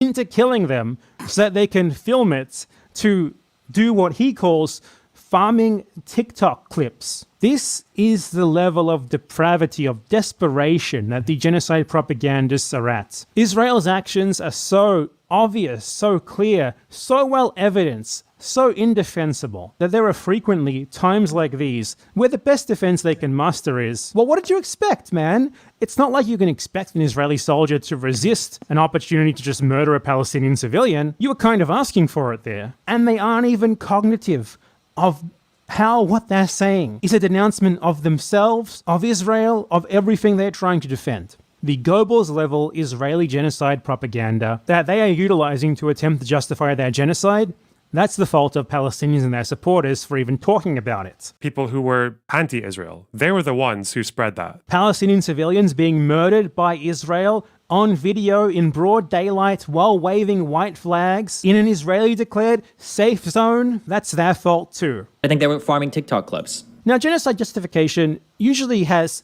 levels to it. It has like a checklist. First, it's blatant lies, attempting to sow doubt about the facts. You know, we can't really know what's going on, right? There's the fog of war, it's very unclear, though in this case, it's very much not unclear. The evidence is totally overwhelming. You see it on your social media feed every single day. They nonetheless have to act like the evidence is not clear, have to muddy the waters because it's the best that they can manage. To begin with, it's either that or just outright denying that it happened. The evidence is fake. It's Hollywood, as our friend Destiny so graciously called it. It's a Hamas conspiracy to delegitimize Israel, stuff like that. Then once that argument inevitably falls over, they move on to what Lonerbox tried in that first clip. Okay, so it did happen, but there is an accident or there is some other explanation for it. Then when that doesn't work out, they move on to claiming, okay, so it wasn't an accident and maybe there isn't a good explanation for it, but that's not representative.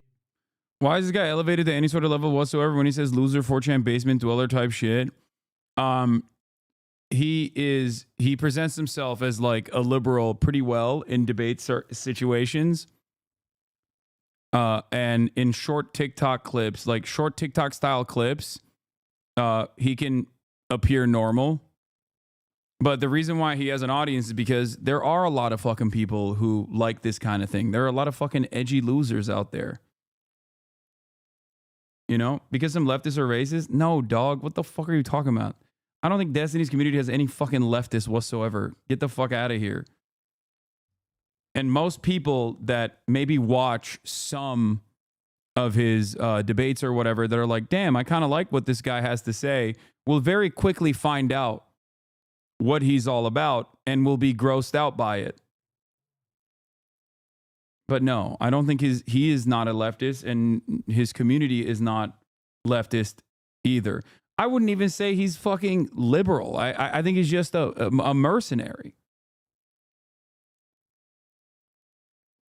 There's never been a moment where he's actually had any broad popularity beyond like being astroturfed and brigaded into every fucking subreddit. His Twitter community does this on a regular basis. His fan base is basically a cult. That's it. And also being loved by Twitter, you know, that does make sense. I mean, Twitter is fucking edgy as shit.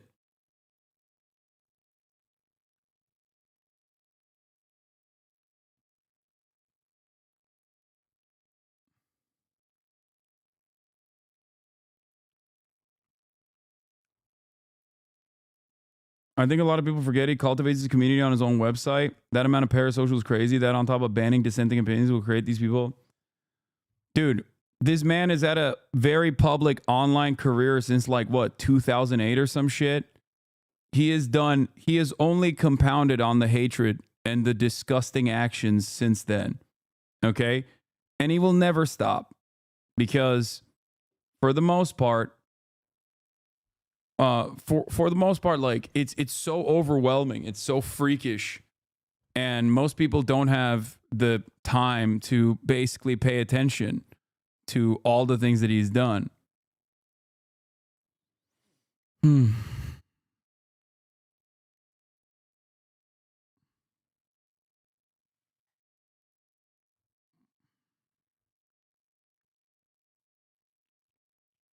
What? I'm asking in very good faith. What's the question?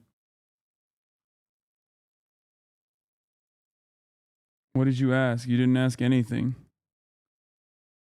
Of the conduct of the Israeli military overall, please ignore the endless evidence that it is. It's got nothing to do with the Israeli government or systematic Israeli policy. It's just one or two guys doing some bad stuff, you know? Then when none of that works... By the way, what he's detailing right here is basically the same strategy that even mainstream outlets employ, for the record. And I think that's part of it as well. His fans already repeating lies such as you defend women being raped. Yeah, they're fucking insane, dude. I mean, it just, there's no end to the depravity, okay? That's it. They're psychotic, which is ironic because he has routinely victim blamed actual victims of sexual assault and sometimes directly debated them. That's what's so crazy. And it doesn't matter. When you don't have any real fucking positions, it does not matter, okay?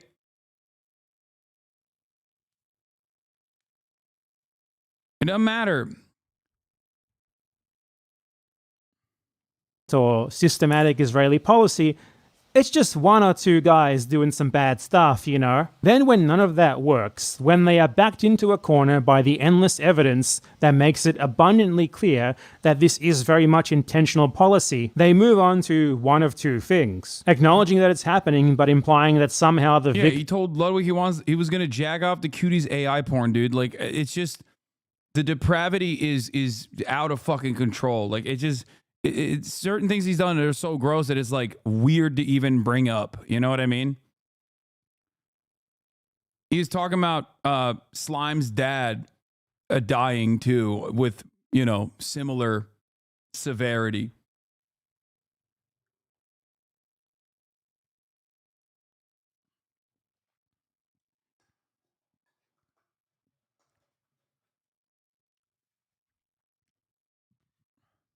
Victims made it happen, or the tried and tested strategy of, so are you implying that Israel would intentionally do the thing that there is clear evidence that is intentionally doing? What are you, anti-Semitic? Now I'm going to bring up a clip of Israel's lawyer desperately trying to defend Israel from the charges, incredibly well evidenced, that it is systematically using Gazan civilians as human shields. This is something that has been evidenced by dozens of testimonies of the victims, by clear photo and video evidence of it occurring, and by Israeli soldiers themselves who have come forward to... Hasn't he joked about Ethan and his family too? Wait, has he? I didn't even know that. I know he's called him an R word like a lot. Like a lot. Recently said some shit about Michael Jamal Brooks, who died. It was like shitting on him, saying like, thank God he's dead.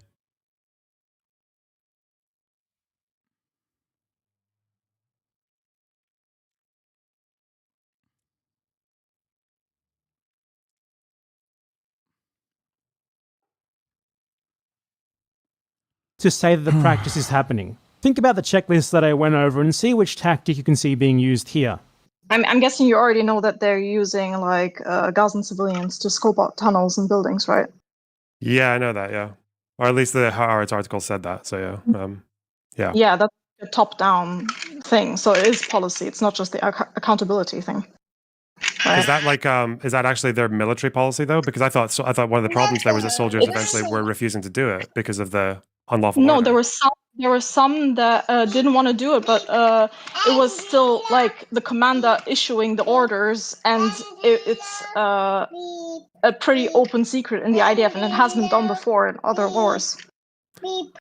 Yeah, so you're saying a commander did it, but a commander obviously is not particularly high up in the chain of command. Like, is it the case that is it still the case that it's their IDF policy? Like, it's the policy from like the chief of staff, though, or is it like commanders are doing it, but people are turning a blind eye? Because that's like my argument. My argument is that people are getting away with committing crimes because there's not going to be accountability, but it still doesn't negate the fact that their training even tells them not to do that. Their training tells them if you get an unlawful order, you're supposed to disobey. So he's making the bad apples argument here. except not for individual soldiers, but for commanders. You know, the fact that there are individual soldiers who are refusing this order and going to the media to complain about it indicates that it is in fact systemic, that it is in fact policy, because it is coming from the commanders, and it is only a few individual soldiers who have denounced it. That is the exact opposite of a few bad apples. But he nonetheless tries to make that argument because nothing else occurs to him. I'm eagerly awaiting the sequel to this argument. It's just a few bad prime ministers. Like, half of his arguments are these clearly systemic practices that have been repeated time and time again in a clear pattern of conduct that is simply undeniable, are somehow not indicative of Israeli policy, of Israel's goals in this so-called war, of why they're there in the first place, and why they are doing what they are doing. While we're on that note, let's go over one final clip. It is his reaction to Mehdi Hasan going over a laundry list of Israel's genocidal crimes that they have committed in the last year. I don't understand how we're debating this more than 40,000 deaths later. I don't understand how we're still debating this sitting in the comfort of New York, 7,000 miles away from a place that the UN Secretary General has called hell on earth. Justified? Justified? Was Israel justified in carrying out one of the most intense civilian punishment campaigns in history, according to Dr. Robert Pape at the University of Chicago, dropping 500-pound bombs, 1,000-pound bombs, 2,000-pound bombs on schools, hospitals, universities, bookstores, libraries, mosques, churches, refugee camps, apartment buildings, cemeteries, destroying a higher percentage of buildings in northern Gaza than the Allies destroyed in Dresden during World War II, reducing Gaza to 42 million tons of rubble while they got people out of the way? How is that justified? Dropping a bomb, for example, on a 6-story apartment building in central Gaza last October, killing more than 100 people inside, including more than 50 children, with no Hamas target in sight, according to Human Rights Watch, with no explanation offered by the Israeli military. Even till today, was that justified, Elon? Was Israel justified in telling people to go to safe zones and then bombing them and killing them in those safe zones? According to NBC, there were 7 deadly airstrikes between January and April in areas that the Israeli military had specifically designated as safe zones, killing Palestinian civilians like Sabrine Sakani, who was 30 weeks pregnant at the time. She was killed in a safe zone in April. Her little baby, newborn baby, died less than a week later. Was that justified too, Elon? Was Israel justified in killing a record number of kids in Gaza, 16,000 children, turning Gaza into what the UN has called a graveyard for children, according to Save the Children, killing more kids in the first 3 weeks that were killed globally in each of the past 4 years, killing little kids like 6-year-old Hind Rajab and her 15-year-old sister Leanne, firing 335 bullets into the car they were in. 335 bullets. And then killing the 2 paramedics who went to try and rescue them. Was that justified too, Elon? Was Israel justified in killing a record number of aid workers in Gaza? Right? A record number. Targeting again and again, systematically, car by car, according to Chef Jose Andres. A specifically, explicitly marked World Central Kitchen aid convoy killing 7 aid workers in the process. Was that justified? Was Israel justified in starving the people of Gaza, using food and water as a weapon of war, to quote both the EU and Oxfam? Was Israel justified in blocking aid trucks from going into Gaza simply because they carry things like crutches, nail clippers, and even chocolate croissants, according to the Washington Post? Was Israel justified in raping, sodomizing Palestinian detainees who are charged with no crimes whatsoever? Putting hot rods up their rectums, amputating their limbs, according to CNN and the New York Times. Was that rape and torture justified, Elon? Israel, according to the ICC chief prosecutor, who put out a statement calling for the arrest of Elon's former boss, Benjamin Netanyahu, said that Israel may have military goals, legitimate goals, but the way they're carried out, killing innocent people, starving people, is criminal, he said. Criminal, think about that. Elon Levy is a former spokesperson for a man who the ICC chief prosecutor once arrested for war crimes. Elon himself has produced a number of lies, sorry John, in service of those war crimes. He has a bunch of tweets still up tonight which say that babies were beheaded on October the 7th, babies were baked in ovens, babies were ripped from their mother's wombs. October 7th was bad enough, but Elon had to exaggerate it for atrocity purposes. Those tweets are still up. Why would you trust anything this man says to you tonight? Look, he's here to gaslight you, to defend the indefensible, to excuse the inexcusable, to justify the unjustifiable, but you don't need to. Tonight you can choose to be on the side not of cruelty, not of criminality, but on the side of the innocent people of Gaza who are being killed as we speak tonight, as we speak, by Elon's former colleagues in the Israeli military on the orders of Elon's former bosses in the Israeli government. So yes, I choose to oppose this horrific and homicidal motion. I think the problem is that if you want to get, I'm trying to think of like how you would illustrate what's wrong with what Mehdi's saying. Is let's assume that every case that Mehdi put forward was true. When he talks about particular, I mean, it is, but okay. For instance, like the WCK bombing, or the person who was the child who was shot while they were in a car, or like all this kind of stuff. So if they're talking about that, then it's kind of like saying that doesn't really. You could just argue none of that actually says whether or not the broad military campaign is justified or not. You understand that, right? So apparently, the fact that Israel is clearly systematically committing war crimes, crimes against humanity, pretty much every international crime that you could ever think of, on a mass scale, patterns that make it clear that they are there in order to do what they are literally doing. We, however, cannot judge their so-called military campaign by what they are doing. The fact that they are doing these things says nothing about whether them doing those things is actually justified or not. Apparently, in order to deduce why Israel is doing what it is doing in Gaza, we can't look at what it's doing in Gaza. You know, like destroying 60% of all buildings in the territory, many of them through literal controlled demolitions, schools, mosques, churches, museums, all destroyed intentionally, massacring endless scores of civilians with numbers that are simply impossible to achieve unless it is being done intentionally. We apparently can't look at that and say, yeah, they're there because they want to kill the civilians. That's why they're killing them. They're there because they want to expel the civilians. That's why they are expelling them. They're destroying every single building there because they want to destroy it. Because they want to destroy Gaza. No. You can't do that. Why? He just sort of decided you can't. That really is all there is to it. That's his argument. And that is aside from, you know, all of the undeniable statements, plans, etc., coming from the Israeli state that make it very clear that this is what they want to do from the very beginning, and it's what they have been doing, and that they are going to continue to be doing it, like their leaked plans to do exactly what they are doing, which filtered out already in October 2023, people at the highest levels of government outright saying that that is what they are doing. They openly discussed plans to build concentration camps in Gaza, which the survivors will be hoarded into for threat of death if they try to leave. The Israeli military just openly declaring, today as I film this video, that they have no intention to allow the residents of the northern Gaza Strip to return to their homes, and that anyone in the entire northern half of Gaza is not a civilian who they can just freely kill. Ignore all of that, right?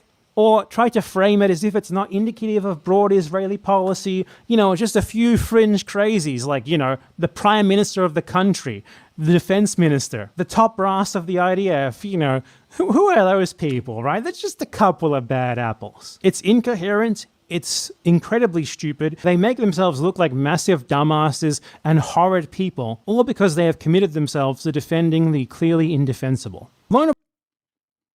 It's also interesting because, like, a lot of people immediately go, oh, they're paid. They're paid to do this. And I saw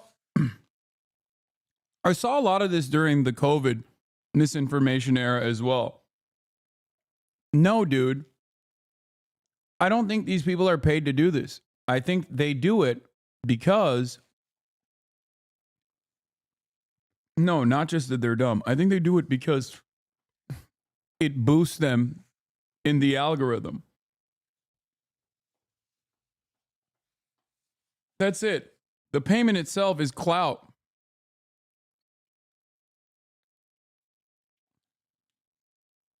They do it for, I mean, it's not free. Like, they still get paid in the form of, like, advertising dollars and shit like that. But that is a big part of the reason. That is the big motivation here, I think.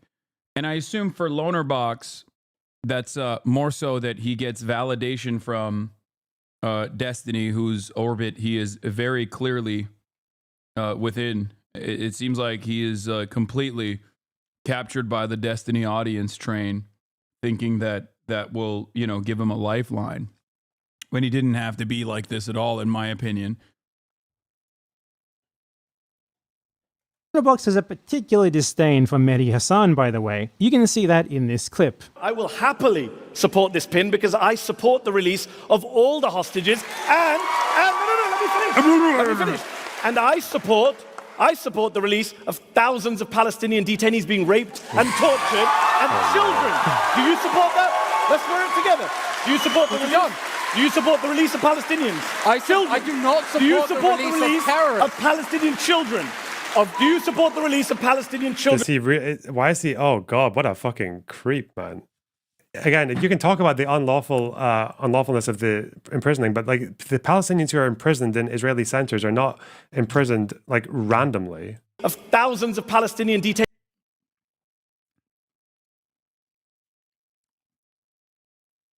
Oh, Israel said there was valid reason for it, so it must be correct. This is the benefit of a state doing the unjustifiable shit versus an organization that is not a functioning state, basically. No, the process of administrative detention, even though it's done within the state's legal boundaries, is unjustifiable. Slavery was also institutionally protected, and so was the apartheid in South Africa.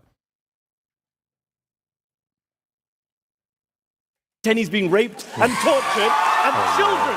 Do you support? So, Mehdi Hasan mentions that Palestinians are being kidnapped from Gaza by the IDF, put into concentration camps in Israel, and then systematically starved, tortured, and mass raped. A practice that we mostly know about because many of the torture and rape victims were released without any charge, showing that even Israel thinks that they were innocent of whatever it is that Israel initially accused them of. Lonerbox's immediate reaction to this is to laugh. He smiles, he laughs, he's like, oh my God, not this bullshit again. And then he goes on to say that the tortured and raped prisoners, including children... The irony of having General Strike Now and Kick Fascism posters behind you as you defend a fascist state and its genocidal ambitions, its genocidal actions is crazy. Like, the irony is thick there, okay? As Mehdi Hasan specifically mentioned, children had it coming. They deserved it. Israel wouldn't just torture and rape anyone, right? The Palestinians who are imprisoned in Israeli centers are not imprisoned like randomly. You notice how he called Mehdi Hasan a creep for mentioning that? Do you support the release of Palestinian children? Does he why is he? Oh God, what a fucking creep, man! As if his own position is not accurately defined as one that can only come from a creep. The disdain for Hasan is palpable, and the reason for that is pretty simple. Mehdi Hasan drives liberal Zionists like this absolutely mad, because he's essentially what they pretend to be. Hasan has a long history of being a partisan for Western imperialism, of denouncing any resistance against it, including Palestinian resistance to Israel. Low-key, that's the point. Like Mehdi Hasan is so moderate in all of his positions and such a loyal soldier when he needs to be with respect to the Democratic Party and defending the Democratic Party. Okay? This is precisely the reason why liberal Zionists fucking hate him more than anybody else. That's why they like lose their minds. Because he holds up the yellow pin, the pin, without addressing its propagandistic purpose.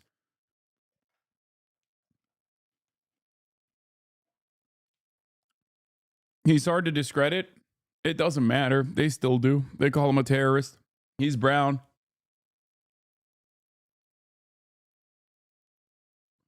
Here's Dio a couple years ago saying the opposite of what he believes now. Just know you're not crazy for ever associating with him. No, I know. He used to be he used to criticize Israel, but then he decided that he personally decided that it's better for him to be a fucking edgy contrarian because he has no real positions. That's my point. And back then, he still didn't have all the facts, but it doesn't matter. He doesn't need all the facts to make convincing arguments. That's it.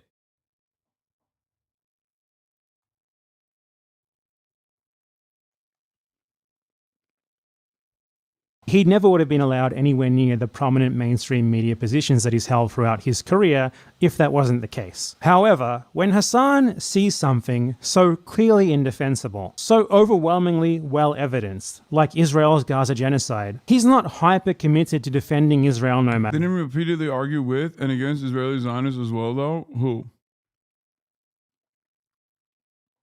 Is this a case of someone being straight up Islamophobic openly? I don't know this guy's background. I wonder if he's a pseudo-intellectual with a shallow understanding that unknowingly pushes harmful rhetoric for the sake of wanting to be right. Nah.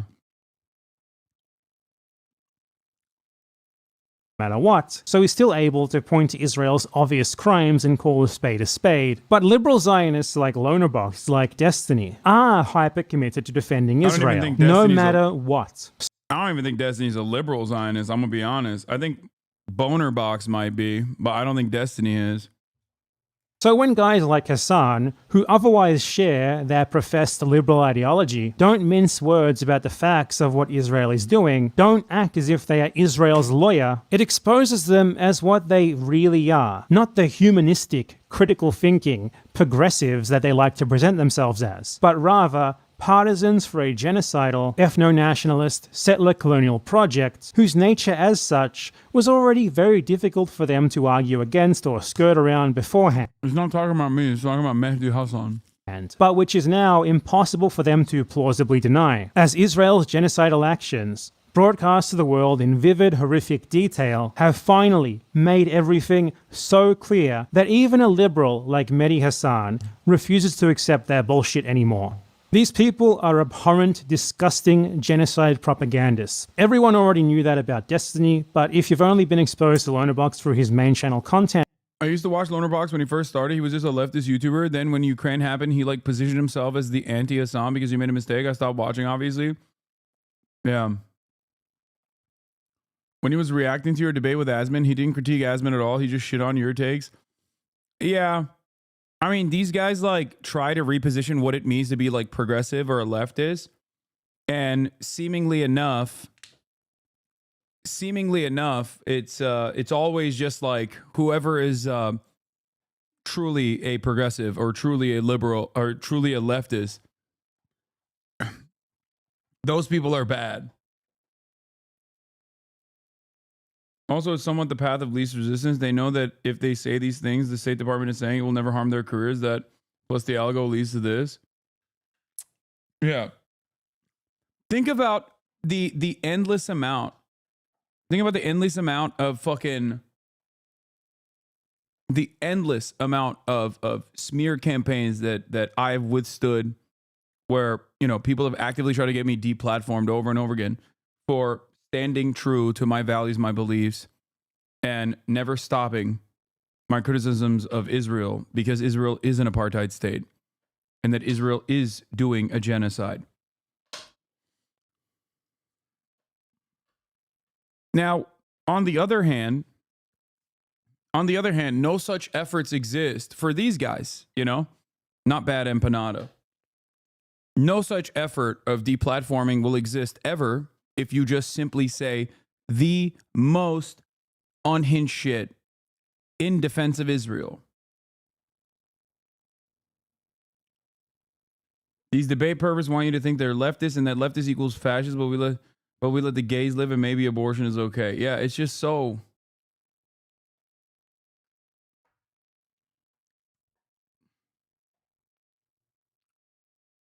I don't know. It's just so frustrating. Not gonna lie, I'm seeing this grift pointless. Maybe it gave them an audience, but regular people find them disgusting. Yeah.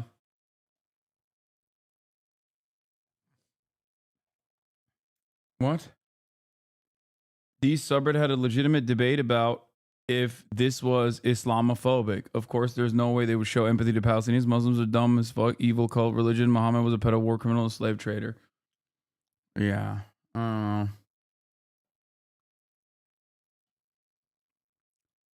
I hate him, but he did get banned, so there were some repercussions.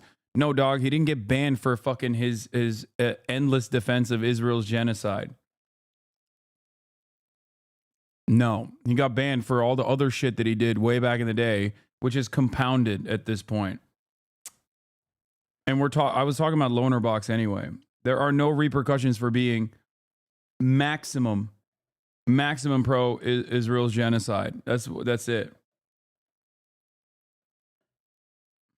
And you might not have known that about him. As I said, his ideology is one called liberal Zionism. It's one that I have spoken about before in a video of mine, which I made more than a year before October 7th and the Gaza genocide. If you would like more information about how people like him use the false idea that they are pro-Palestinian when they are very clearly anti-Palestinian and pro-Israel to pull in people who are sympathetic to the Palestinian cause, but who don't know quite enough about it to realize that it's all. This is the best part of this video.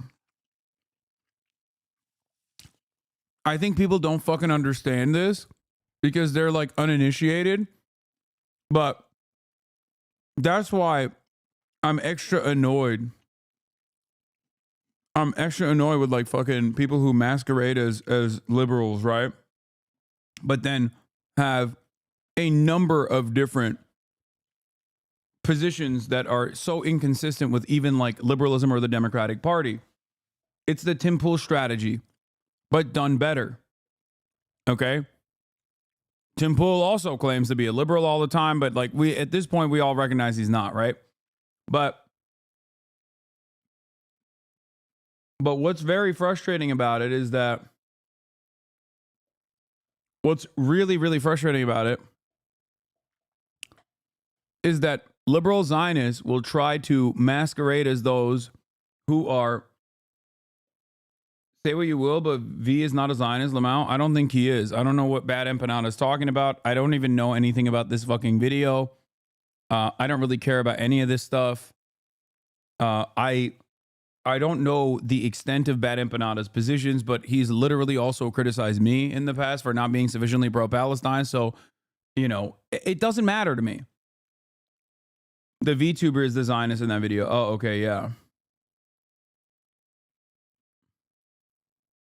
Loanerbox is even worse than the extremist Zionists who openly advocate for genocide because Loanerbox's entire project is erasing the thought that people with that mindset exist and run political scene within Israel. He only argues with those he pretends don't exist. He argues with Zionists who spout the pro-genocide insanity that Loanerbox pretends is impossible to imagine being actual beliefs.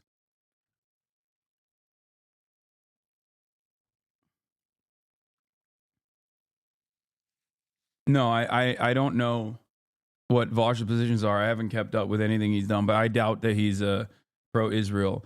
I think at most he will probably do like the Hasan is wrong because he's like defending the Ansar Allah administration's attempts of trying to stop Israel from conducting a genocide. But beyond that, I don't think he would go so far as to be like pro-Israel in any capacity.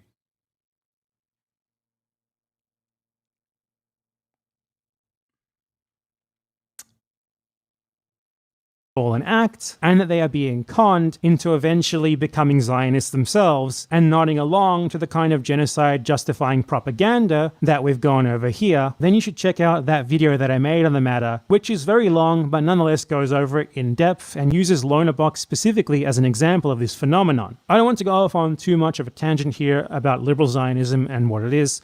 I feel like you might have already gotten the gist from this video. But yeah, if you want more of an in-depth look at it, I suggest you check out that video. Point is, don't be duped by these people. They have shown their whole ass. It was already obvious to me as someone who is very well versed on this topic beforehand, before the Gaza genocide, but now it is absolutely undeniable. You simply cannot watch people like this making those sorts of arguments and seriously argue that they are not simply anti-Palestinianists interested in doing whatever part they can to spread propaganda and enable an ongoing genocide to continue. We can only hope that a day where these people will be held to account, brought to justice for their clear as day genocide propaganda will come. Thanks for watching. Free Palestine. Thanks for watching. The funniest criticism he has made of you is that you don't directly fund Hamas. Yeah, go support this fucking dipshit that I do appreciate, regardless of my disagreements with him on his optics and the ways that he conducts himself with regular frequency, because ultimately his product, his YouTube essays as a standalone entity, is always solid, regardless of the fact that he is, once again, a fucking ginormous dipshit all the time. He is. Look, I've always, I maintain this position, okay? Bad Empanada's so crazy, he gets you to care about optics like a debate liberal. I mean, of course I care about optics. What are you kidding me? I'm a fucking communicator in an environment that is like immediately antagonistic to my fucking worldview. Yes, of course I care about it. That's why I always say message to your audience. Like, know what your audience is and message towards them. You don't have to cast aside your framework, your moral framework, or the things that you believe, but, you know, be normal. What a hate endorsement. No, I've been a supporter of his YouTube essays and have openly talked about how I think his YouTube essays as a standalone work is great. It's very well resourced. I mean, it's very well sourced. It's a fantastic educational resource.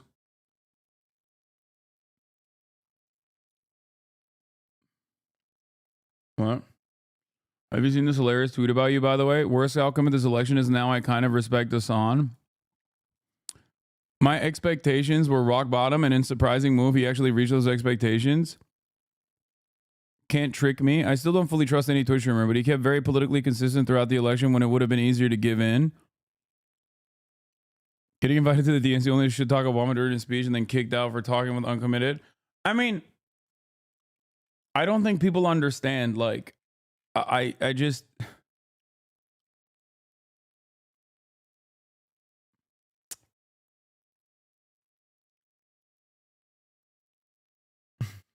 That is the, you know what it is? The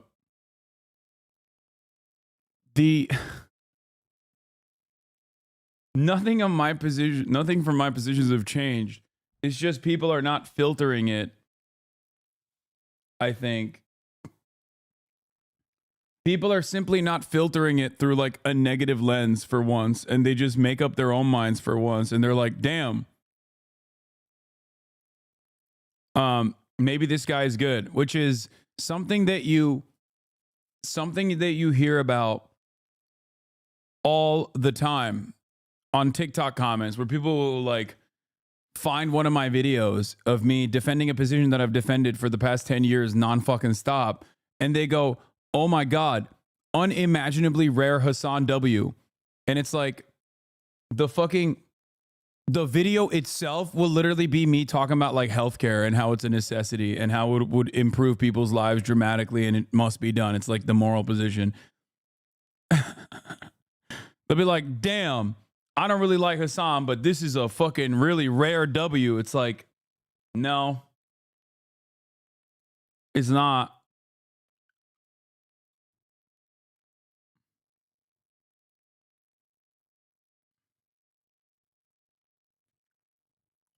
To be fair, the first time I heard about Lonerbox was years ago when Bad Empanada defended you because Lonerbox wanted Twitch to ban you for your chat being too pro-China. Wait, what? Lonerbox wanted me to be banned because my chat was too pro-China? What the fuck? These people are so delusional, brother. Read a fucking foreign policy magazine article for once in your goddamn lives. Like, if you think I'm fucking pro-China, listen to Michael Bloomberg talk about China, okay? Holy shit. It's also so weird because it's not like fucking hate speech or anything. It's just, you know how like right-wingers, Nazis will always be like, oh, you just want to ban me because you disagree with me. That's literally what these guys are doing. Like, that's it. That's it. They're just like, oh, I disagree with your positions and I refuse to understand where you're coming from. And I'm going to shamelessly act like in my position of ignorance that you are actually in favor of things that you might not even be in favor of. And then I'm going to demand you get banned for it. It's not like I'm fucking saying, like, insane shit. It's not like I'm saying insane shit like, oh, genocide is good or anything. You know what I mean? Like, yeah. Sorry, praising America's geopolitical enemies is hate speech. In parentheses, you're Americophobic. That's literally what it comes down to.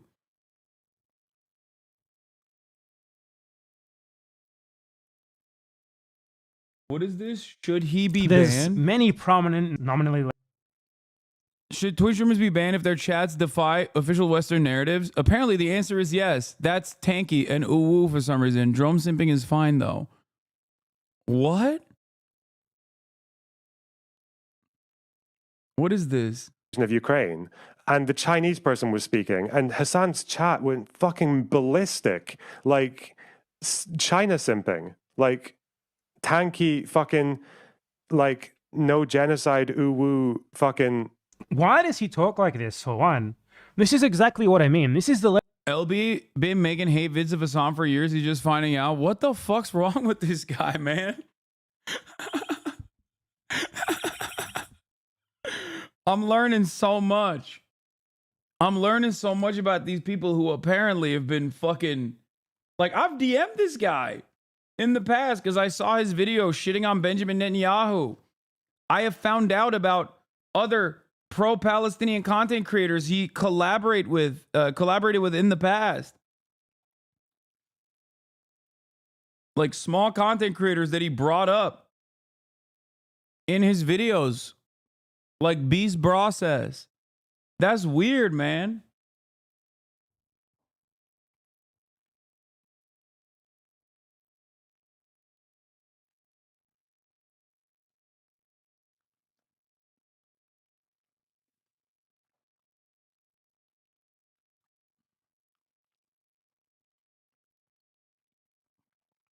Someone in the chat said, why don't you just apologize? For what?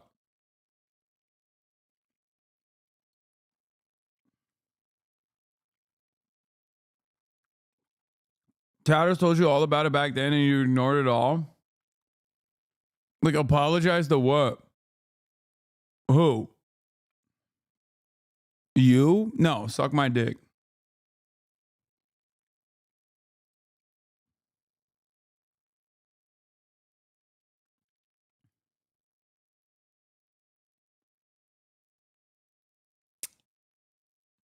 As a former Loner Box viewer, he's just jealous. That's it. That's the entire guy.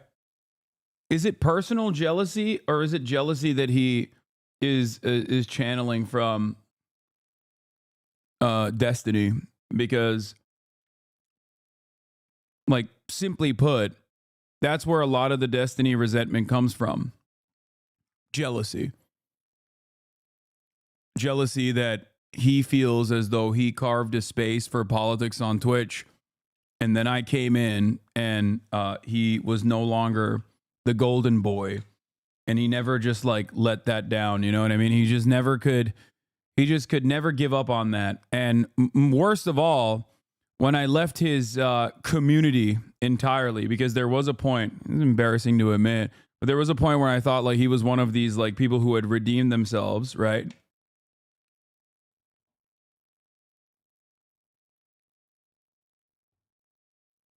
I was wrong.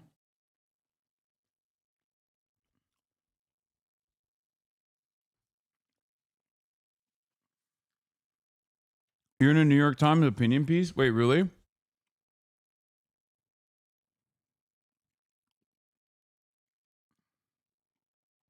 He tells all his orbiters that you are evil and you're the reason he's banned, Lamau. But yeah, I think there's no reason to try and find like... I don't think there's a reason to try and find anything beyond what Destiny himself has openly recognized in this clip that you guys found. Oh, I'm in this? That's Stop crazy. platforming people that are not supporting your candidates. You are private political parties. You're supposed to be self-interested, okay? The whole reason you have superdelegates and shit is to protect your elections, right? Stop inviting people to your events that hate your candidates. Don't do that. Stop doing that. It's retarded. Stop highlighting these people. Stop platforming these people. Stop spotlighting these people. Let them go to the Is it SDA, the Socialist Democratic Party of America? Let him go do events with those people. Jesus. Why would you cuck out so hard to these losers? Hasan shouldn't be anywhere near the DNC. Brianna Joy Gray, I don't know if she gets invited to shit. Nobody from Breaking Points, Kyle Kulinski included. I'm sorry. Maybe, actually. I like that he's the one who's like deciding. Like in his mind, guy who doesn't even know what the fuck the DSA is deciding who gets to be invited to the DNC. Like, why won't they listen to me, man? What the fuck? I am the ultimate decider of who gets to go, please. Me, I didn't go, but I'll give him. He's a little over the wall for me. Maybe he could come back though. Oh, never mind. He said maybe Kyle Kulinski can come back. Oh, thank God. Yeah, anybody related to the... I don't know where Sam Cedar was. Actually, Sam Cedar is so poisoned by the people around him that, no, even he shouldn't be anywhere. Yeah, none of these people should be anywhere near... Because if you're...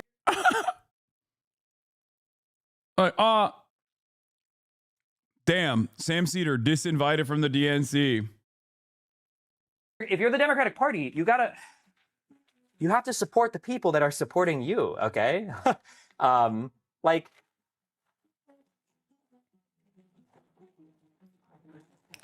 One of the things that you guys, I hate being a cock. I hate being a cuckoo.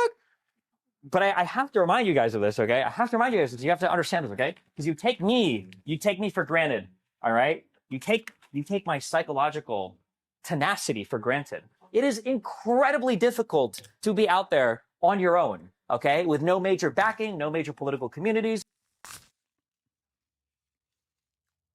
Who's he talking to?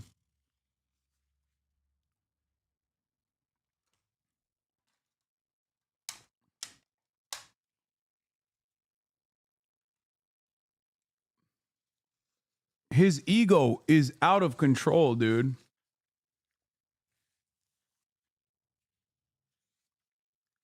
Like, I don't even know who the fuck he's talking to when he says, like, y'all don't appreciate me. I don't know, maybe his own community.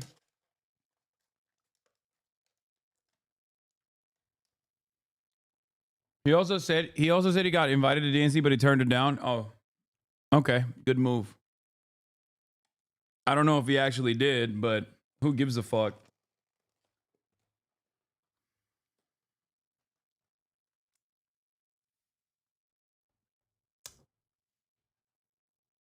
Nobody else in the internet. How does it? Psychological tenacity. Boy breaks his brain every 3 to 5 business days. Yeah, dude. Incredibly difficult thing to do. So if you're the Democratic Party and you're backing people that hate your candidates and you're not providing any support to people that support your candidates, what the fuck? Give these people support. It doesn't have. What do you mean? Harry Hasan was mobbed up, dude. To be me, although it should be. This is how I start tweaking out when I fumbled a naturally funny baddie.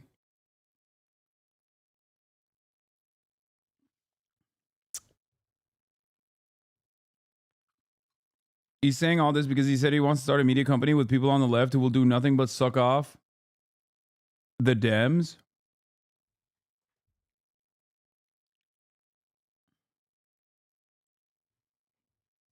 Would you ever go back to the DNC after they treated you? How? Yeah, fuck yeah. Why wouldn't I? Chad, I want to go to the fucking RNC too. What are you talking about?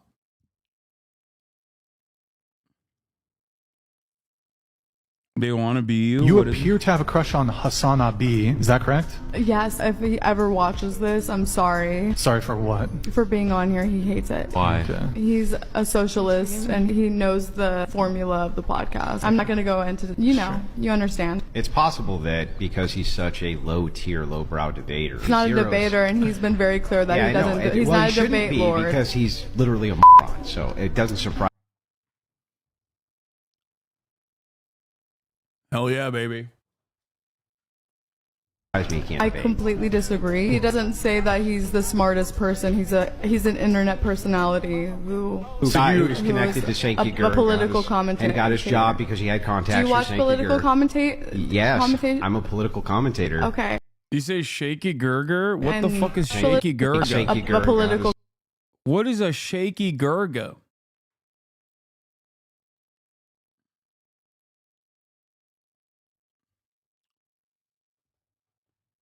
Yes, he got his job because he's connected to Shaky Gurger. Commentator. And got his job because he had contacts. Do you watch political commentate? Yes, I'm a political commentator. Okay, and people watch you. Yes. And there's people who think you're an idiot. So. Yes, but you know the difference is that I debate with those people and beat them. And you know what he does? I don't know who the fuck this guy is, but I highly doubt that he has decent debate acumen.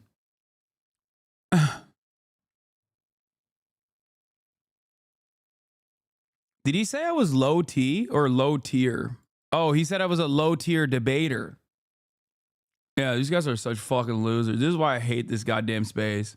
Who's connected? Yes, I'm a political commentator. Okay, and people watch you. Yes. And there's people who think you're an idiot. So. Yes, but you know the difference is that I debate with those people and beat them. And you know what he does? He loses. He was going to debate that one dude with the blue hair, but that guy is... Destiny would absolutely annihilate HasnAbi. It wouldn't even be close because he's annihilated him before. He's good at probing questions.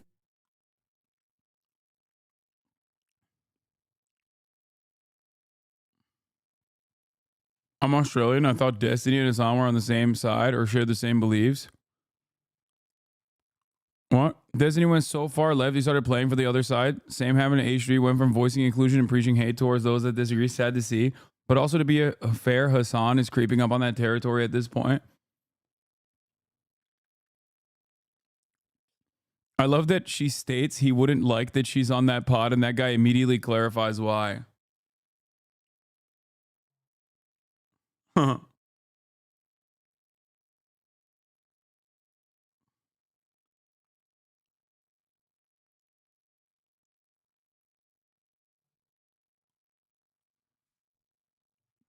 Did Jank? Destiny would fold us on. There's a reason he doesn't debate. I do debate. That's the other side of this. That like I do. I debate all the time. The thing is, I pick and choose who I debate. Why the fuck would I debate some absolute monstrous piece of shit that has spent 5 years cyber stalking my ass?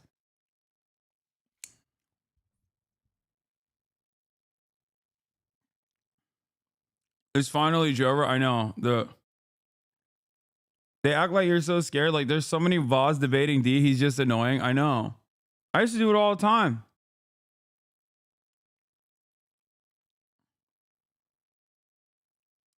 Why would I beef with a flop? Exactly.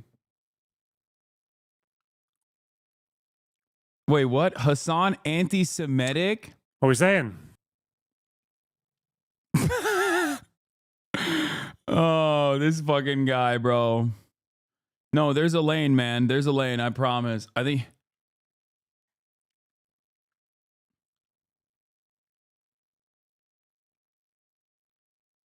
Motherfuckers would clip this. You've said before that you're not a debater and you don't like debating. Yes, I'm not a debater. I don't like debating. And yet, I still do debate. Yeah.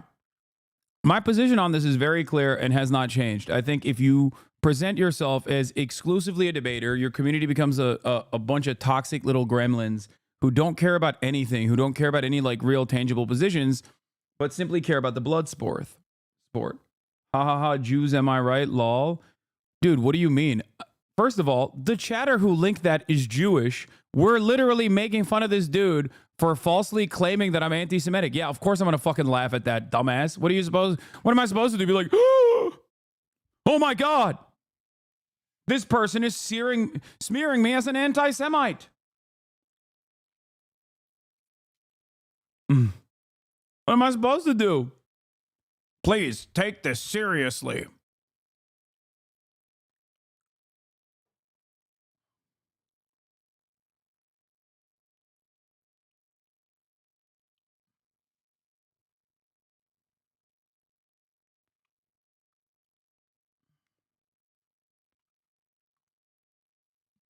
I like that. I like that it's like so obviously like a completely fucking idiotic false smear, but I have to take it seriously. Like, no, I'm not gonna do that. You know, calm down.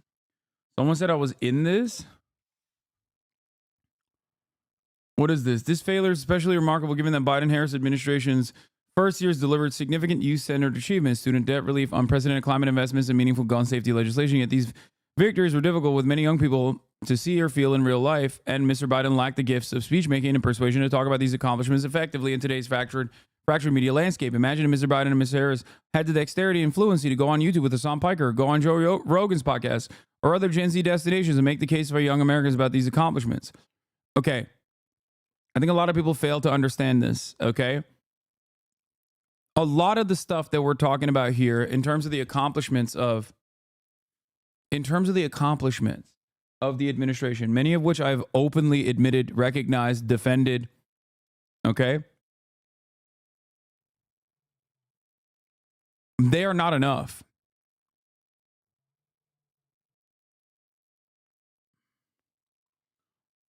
Oh, there was a Richie Torres slander. This was awesome. I'm on MSNBC, talked to New York State Assembly member for District 36. Your reaction to something that a Democratic congressman from New York said. This is a fucking, he just shredded his ass. Congressman Richie Torres, who tweeted out, Donald Trump has no greater friend than the far left, which has managed to alienate historic numbers of Latinos, blacks, Asians, and Jews from the Democratic Party with absurdities like defund the police or from the river to the sea or Latin X. I want to give you a chance just to respond to that broad takeaway from someone who is a Democratic Party member here in New York City. I think Richie Torres probably had that in the drafts of his Twitter long before this election and was waiting for an opportunity to just confirm his prior sentiments. What I've found instead today, spending the day on Hillside Avenue in Queens and on Fordham Road in the Bronx, two areas that saw the strongest shifts towards Donald Trump and even larger numbers of voters who just didn't turn out at all, is that voters were primarily motivated by the economy, by a rising cost of living crisis, and by despair over the continued genocide in Gaza. This guy's awesome.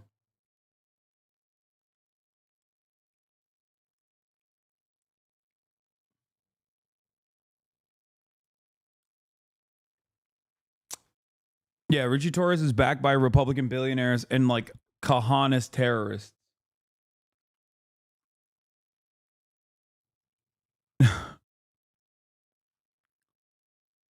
Why are liberals doing culture war against the left? No one has said Latinx seriously in 4 years. They're fucking shadowboxing. No, stop. Felix Biederman said this best. I listened to the Chapo episode, the paywalled episode last night.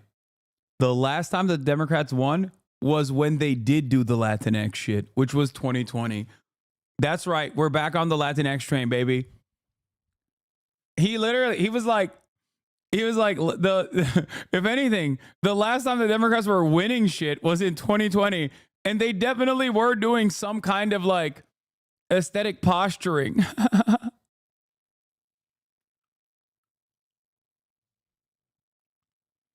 People think that because you're Turkish and you're pro-Palestine, even I thought you were anti-Semitic a few weeks ago from what I heard. I'm not educated on these matters since I'm not poli-sci, but I can see you're trying your best.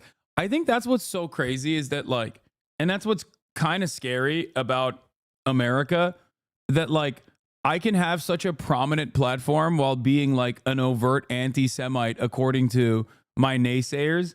Like, and people are like, oh yeah, well, he's probably anti-Semitic, but I'll hear what he has to say. Like when I hear that someone is a fucking anti-Semite, okay, I'm like, I'm done. I'm done with that person. You understand?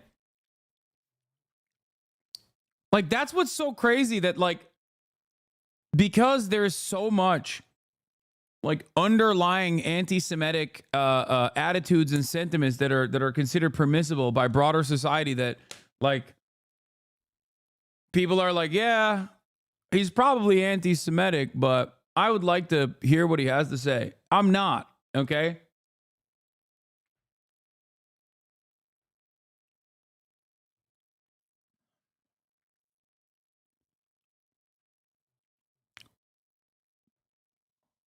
Like, that's what's crazy.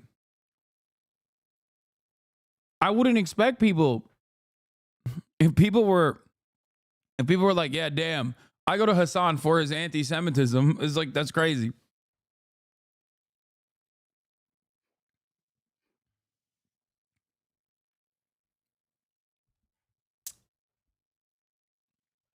Imagine the inverse.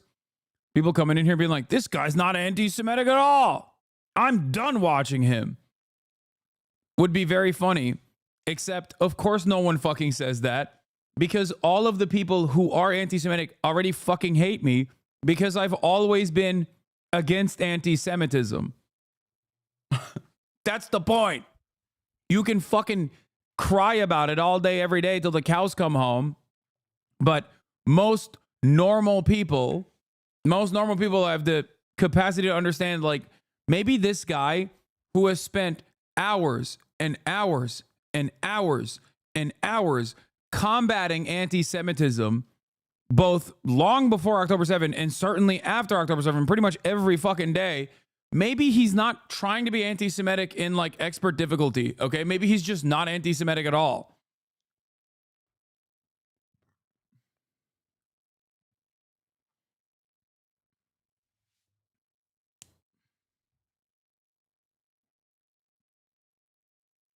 Anyway.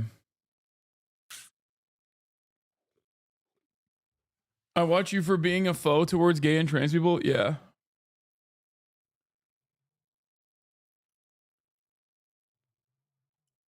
Anyway.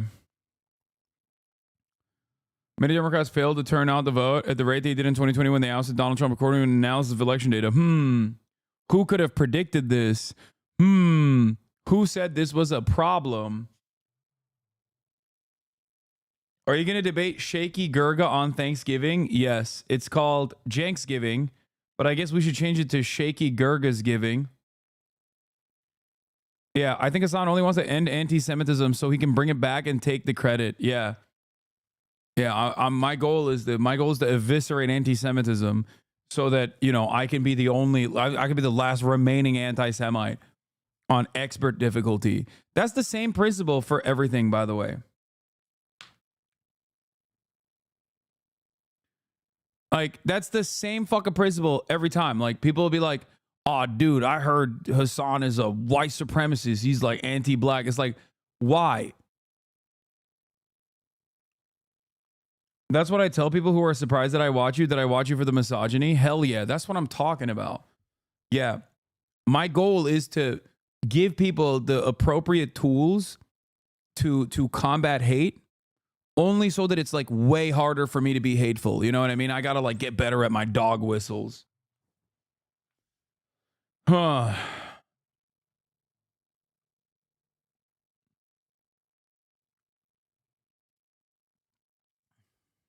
New game plus difficulty, baby.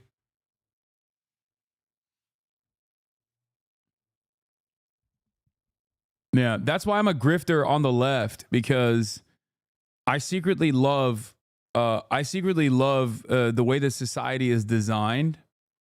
You know what I mean? But for some weird reason, I am not comfortable enough to just like be a guy who says everything you know about society is great, which is like 98% of political commentators, both in this space and certainly in mainstream media. So why the fuck wouldn't I just say that? Why am I taking a immediately unpopular position? Most people don't want to think about everything being broken fundamentally, okay? And they are quite resistant to anyone who tells them that it is busted. You are transphobic, but that's okay. Literally all cis people are. Posturing about trans people doesn't kill the cis brainworms. You're still better than most leftists on trans people, though. Yeah, see, this is what I mean. This is the type of shit that like would normally make a weak person go, okay, I'm done, right? And this is why I always tell you, okay, it doesn't matter. It doesn't fucking matter. The original sin of being a cishet. Yeah, it doesn't matter. It doesn't matter what people think, you know, just don't have values that are shakeable, have uncompromising values, and it will be fine. Also, that chatter is incorrect. I am a foe. I'm an LGBTQ foe.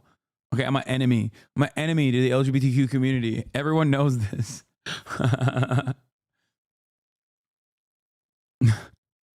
Chatter said you can't be anti-transphobic until you transition.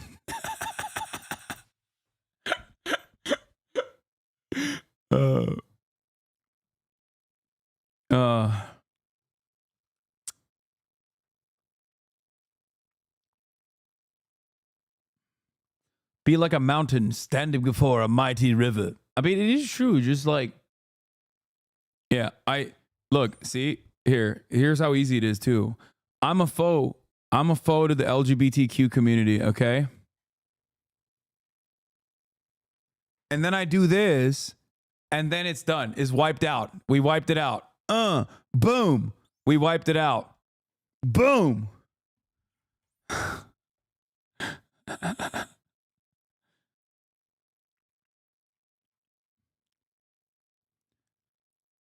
Put them pits away. Sniffing stinky pits always brings my mood up, especially after a long hot day. Geez. Okay, y'all are saying shit you shouldn't say. Anyway.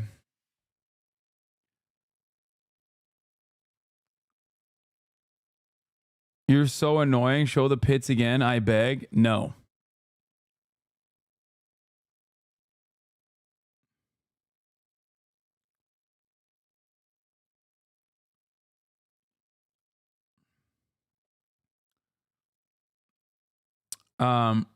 Are those even real comments? No, I'm just making them up. No, they're definitely real comments. Okay, let's continue.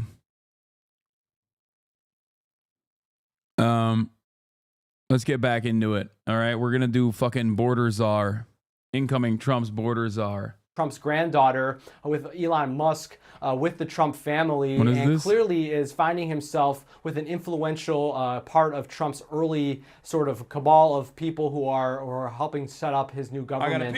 It's an interesting development given how much wealth he has, how much conflicts he has throughout the world, what he has already done in China, what he is doing with the war effort in Ukraine, and it will be interesting to see what role he has, official or otherwise, in the Trump administration going forward.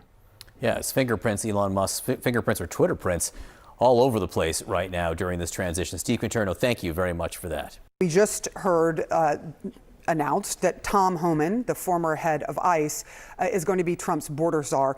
He had a conversation on 60 Minutes. I want to play a little bit of that. Is there a way to carry out mass deportation without separating families? Of course there is.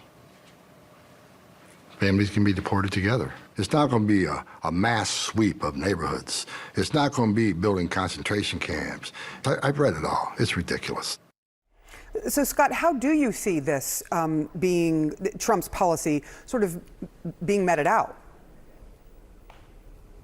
Well, first of all, I think Mr. Homan is the exact right choice, and I'm glad the president has moved on that so quickly because it was such a big part of his campaign.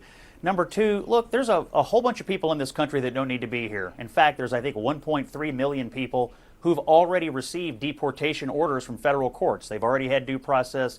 They need to leave. And so there's a good place to start. There's a whole other bunch of people who are here that we know have committed violent crimes, either where they were or since they've been here. They need to be sent away as well. So there are large numbers of people that need to be taken out of this country, and I think Mr. Homan is going to be the person who's most capable of getting that done.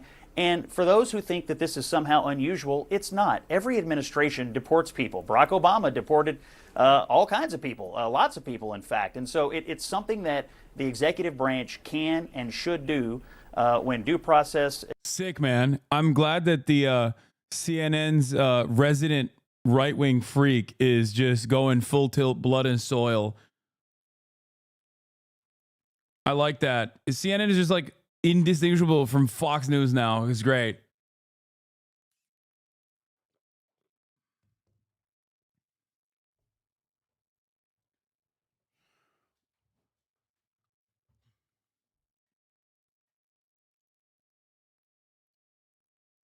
Who was the one directing ICE under Obama? It was Tom fucking Homan. No, I know.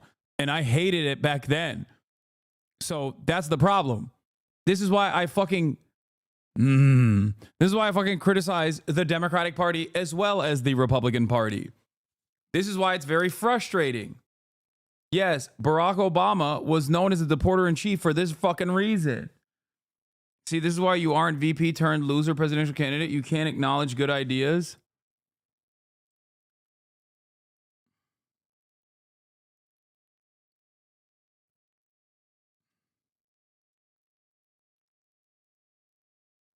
It's crazy because people will then turn around and be like,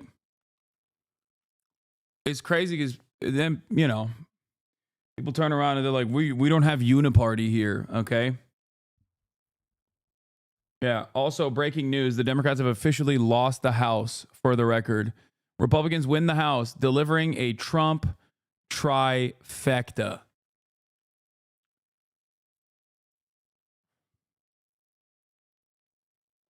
In 2015, President Obama gave him a presidential rank award as a distinguished executive. WAPO quoted saying, Thomas Homan deports people, and he's really good at it. Good thing. Good thing the Dems have been hitting that fucking line, dude. We are becoming an increasingly far-right nation. We've always been pretty fucking far to the right in many respects.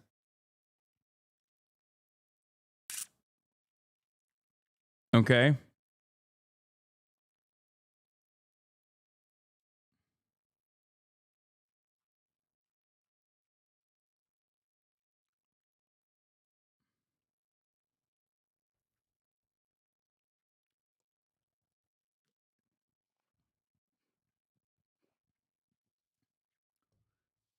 Any chance for spoilers in the Red Party, or are we screwed? I mean, they can't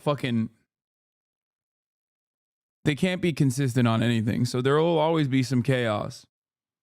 Walz Trump has asked Florida Rep Mike Walz to be his national security advisor. This congressman is known as a China hawk and NATO critic.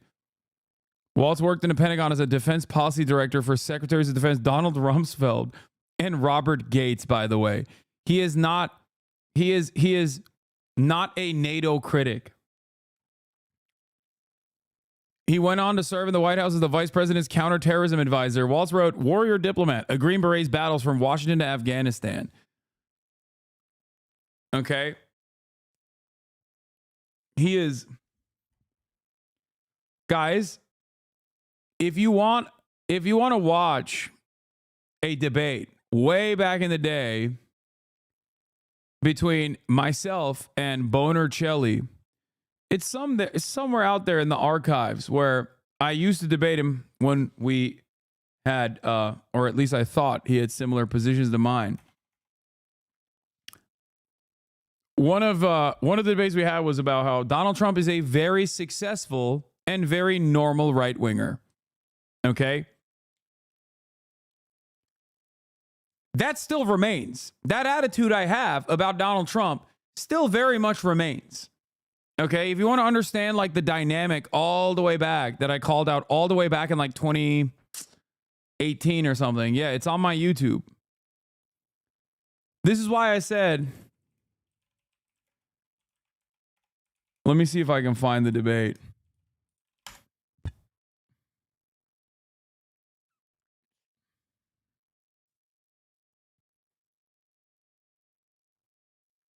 I can't, because obviously literally everything on YouTube is like the 7 gorillion times Destiny has mentioned me crying.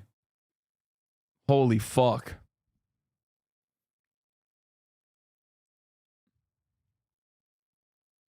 Jesus fucking Christ. It's on my YouTube somewhere. Oh, here, this is it. Gosh. Mike Pence is just HasnAbi versus Destiny. Is Trump a successful Republican or not? Can we get back to Trump's effectiveness? Because I think this is an issue that you and I absolutely have a disagreement on, as far as like what... God, with a fucking Blue Yeti mic. But if you want to see my opinions even back then with my real voice before I hit puberty, okay, there's a throwback for you. You can go check this fucking video out. All right? There it is.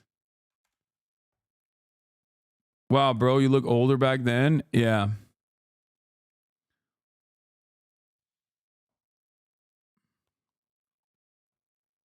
It's kind of wild that like now that I think about it, like Destiny has spoken so much about me that like he probably has polluted the fucking SEO. He probably has like completely polluted the fucking search engine optimization. Holy shit, Ben just posted this about you. Adorable Japanese Pika with the tip of its tongue sticking out. Thank you, chatter.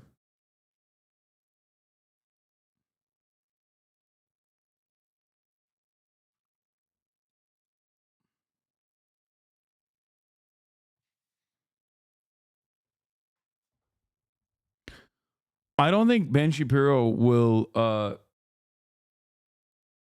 contest me or will talk about how like anti-Semitic I am or something, because I suspect that he has a lot of people who are actually anti-Semitic in his fan base, and he wouldn't want them to rush to my side to be like, oh, I actually agree with Hasan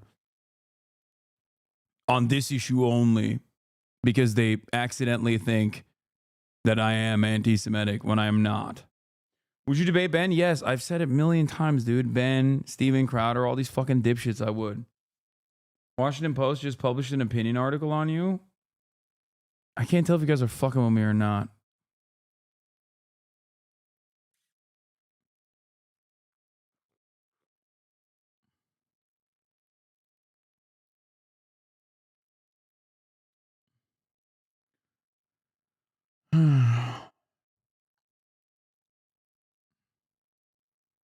It's called Top of the Hour. We don't do ad breaks at the top of the hour, baby. But we do flex for subscribers. At the top of the hour, you can still subscribe for $6 or free with a Twitch Prime, or by getting gifted a sub. This way you can send me links, like the Washington Post link that probably doesn't exist, but who knows? Here it is. Thank you. Thank you for the gifted subs. That Schnoots Geo. A day old. Inside the online. Oh no, this is not an op-ed. This is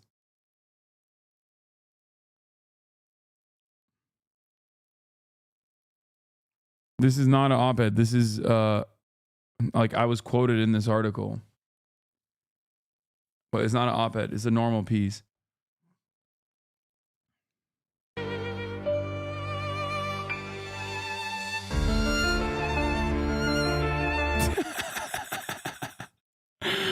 I think the protesters should have let Kamala speak. This is their fault. Also, campaigning with Cheney was a great idea. Oops. How the fuck did they find that? How the fuck did they find a video of Kamala looking like she's accidentally clicking the fucking reverse camera?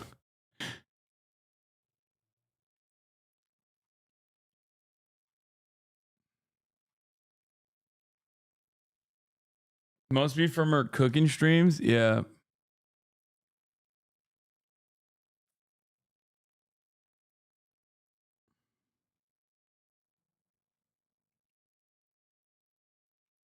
Have you already heard about the RFK Jr. wellness farms? No.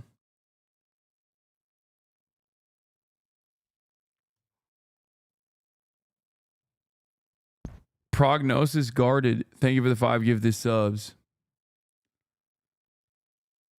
Chris Wallace quitting CNN. Wait, what? Why? He's going back to Fox. Literal FEMA camps. The RFK farms. Dude, you know what's crazy? You hit your all-time highest subscription count. Congrats. I did not realize that I had.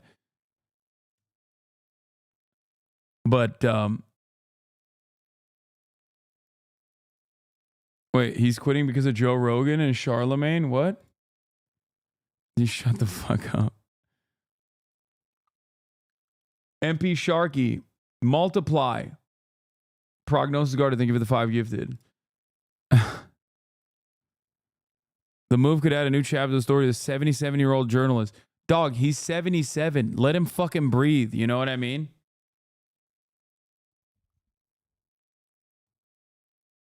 Did you see this Intercept writer? Yeah, I did. It was sick.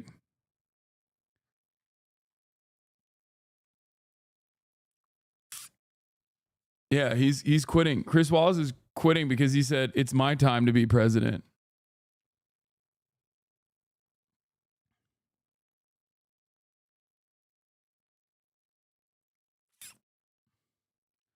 What the fuck is this? Breaking. Kamala Harris, former comms director, has proposed that Biden step down within 30 days, allowing Harris to temporarily assume the presidency as a symbolic gesture. Oh, that's fucking awesome. That's really stupid. Wow. People are, yeah, like a Make-A-Wish kid, dude. That's sick. Anyway, and first and foremost, you would enforce the actual energy sanctions on Russia. Russia is essentially a gas station with nukes. Putin is selling more oil and gas now than he did pre-war through China and Russia. And you could couple that with unleashing our energy, lifting our LNG ban. And his economy and his war machine will drive very quickly. I just spoke with the Speaker of the Parliament of Lithuania. She buys 85% of her oil and gas from Texas and Louisiana. She said, what do you want me to do? Go back to buying from Russia? Because we've constrained our energy supplies. So I think that Putin will get to the table. We have leverage, like taking the handcuffs off the long-range weapons we provided to Ukraine as well. And then, of course, I think we have plenty of leverage with Zelensky to get them to the table.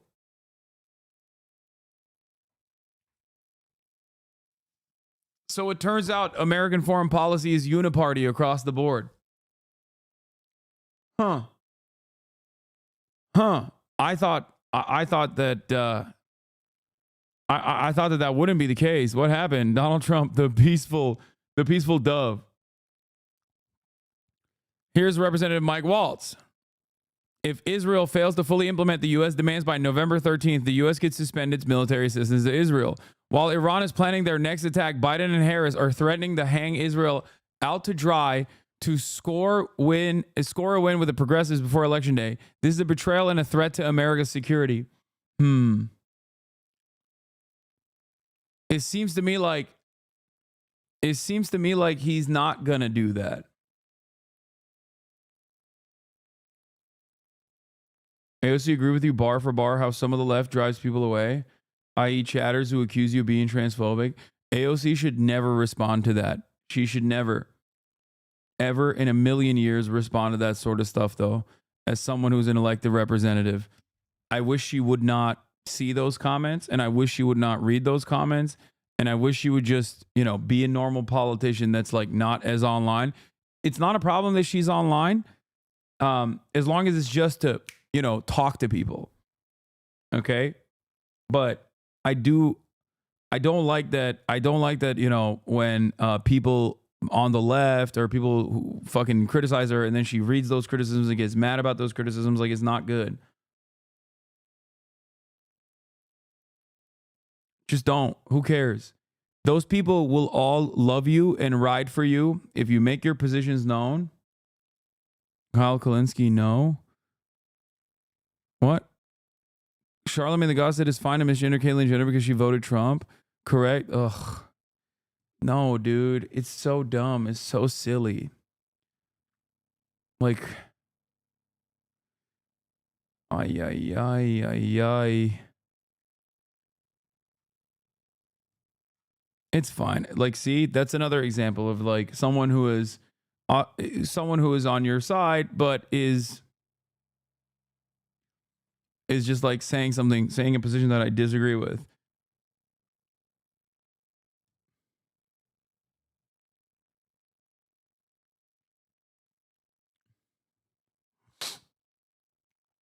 At least Kyle won't dart to the right about pushback, lol. Yeah. All right. Let's move on from this fucking border czar piece of shit. There was some talks about Donald Trump potentially having a convo with Vladimir Putin, and even that Elon Musk had joined in on the conversation. Now Vladimir Putin is saying, no, it didn't happen. It is a relationship that Europe is watching with bated breath. Two strongmen who are reportedly talking again. Donald Trump is said to have spoken with Vladimir Putin. Why shouldn't AOC address transphobic comments? What? No. If people are saying, oh, that's not the point, man.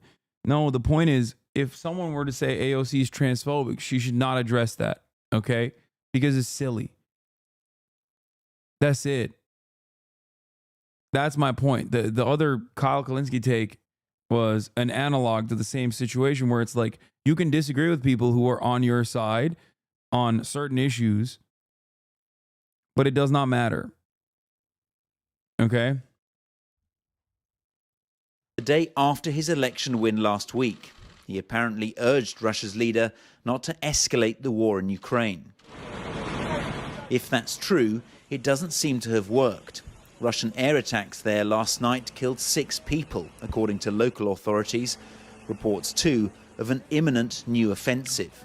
But just when Ukraine needs Western support most, there are fears US aid will be cut once Trump assumes office. Trump threat to Europe's security has actually helped Ukraine discourse.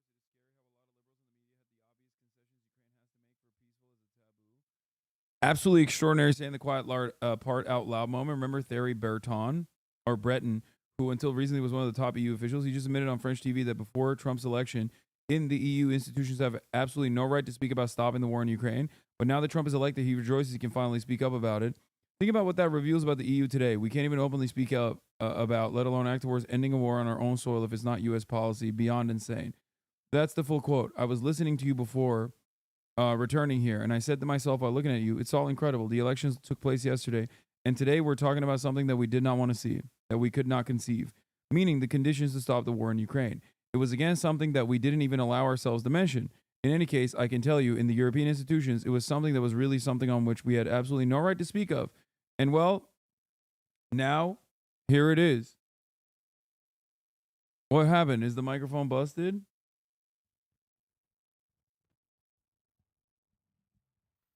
My microphone had a brief hiccup.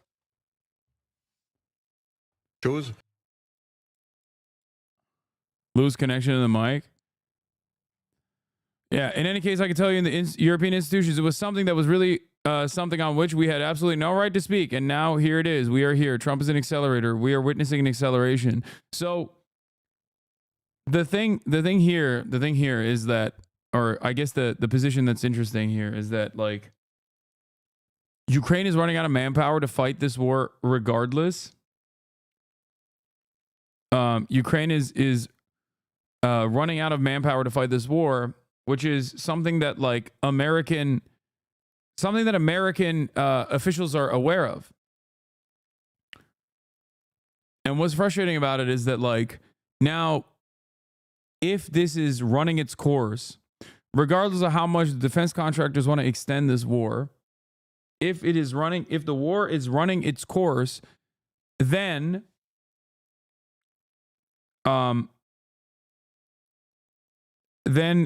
now you're just like leaving it up to Donald Trump to make this conditional exit. And I feel like Donald Trump's conditional exit is going to be even worse than whatever kind of conditional exit the Democrats could have put together. Ultimately, it's uniparty though. And regardless, like, what people think Donald Trump is going to do and what Donald Trump is actually going to do is probably going to be two different things. What is this? The ADL is endorsing a proud proponent of the anti-Semitic and racist great replacement conspiracy theory, the dangerous ideology that inspired the perpetrator of the Tree of Life synagogue massacre. Mazel tov to Elise Stefanik on her nomination in the U.S. next ambassador to the... Of course the ADL is endorsing Elise Stefanik. Ugh.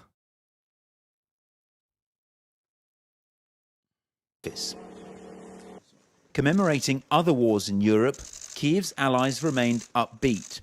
The message from France and Britain: don't jump to conclusions. I expect a President Trump-led administration to recognize that it is in America's interests, it's in NATO's interests, it's in the interest of all countries that believe in the international rules-based order and a stable and secure peace that Putin does not prevail. The trouble is, Ukraine's allies aren't the only ones trying to woo the new White House administration. Moscow seems to be too. The Kremlin's denied the reports of a call, saying they're pure fiction and that Vladimir Putin has no concrete plans to speak with Donald Trump at present. But words and actions don't always align here. Last week, the Kremlin said Vladimir Putin had no plans to congratulate Donald Trump on his election win. But then, of course, he did just that. And that's not all. He even praised Donald Trump's bravery, apparently hoping flattery will lead to a peace deal in Moscow's favor. But what do Russians think will happen? Will Trump live up to his promise to end the war soon? Trump is a businessman, so there is a glimmer of hope that he will abandon the military methods of escalation and perhaps the situation in Europe will improve. This was part of the election campaign. He doesn't control everything. Will Russia accept just another Minsk 2.0 peace, but the West keeps arming Ukraine? I don't think a proper peace is possible without a powerful third party making sure that Ukraine doesn't rearm and Russia doesn't try to sabotage Ukraine.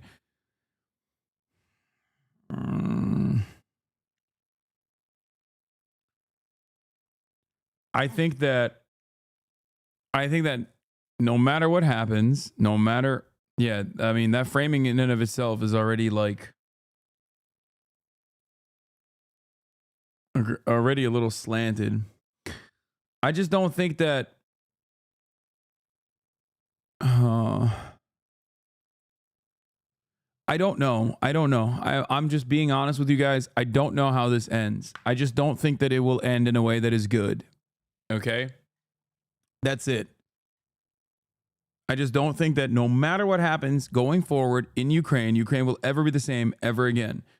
I think that there are far too many people who have understandably been radicalized from this invasion, and they are armed to the fucking gills. So many people have died. So many people have been murdered. Okay? So many families displaced. No matter what happens, Ukraine will never be the same again, I don't think. There will most likely be blowback later down the line when Ukrainians start feeling like they've been disrespected by the West. It'll probably take a couple decades. Who knows? But from the jump, it has been very Afghanistan. A North and South Korea situation, permanent hostilities. No, it's different. It's different than a North and South Korea situation because Russia is a far larger power than Ukraine. Russia is a regional leader. And beyond that, has a shit ton of people, a defense manufacturing industry.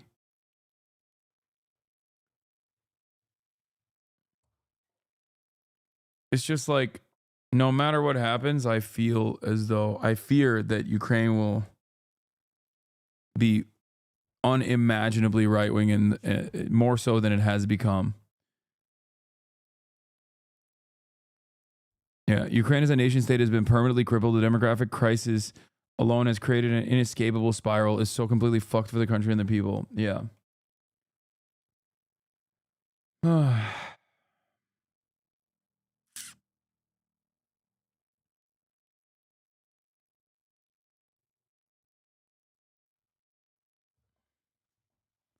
So a China-Taiwan situation?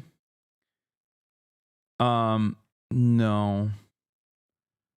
I mean, so far, China has played a significantly more restrained role in global politics than Russia has. Mersheimer says the results of this war will be dependent on the battlefield, not on any election outcome. Russia has lost zero faith in the West and the European third parties to settle this. What will happen depends on the battlefield in which Russia will win. Ukraine has sold so many of its assets, lost so many personnel, and is now in debt to loans. Yeah, I mean, I agree with that part, is that America has picked up. The Western world has basically fucking bought Ukrainian state institutions for pennies on the dollar. Ukraine is in permanent debt. Their entire demographics have shifted.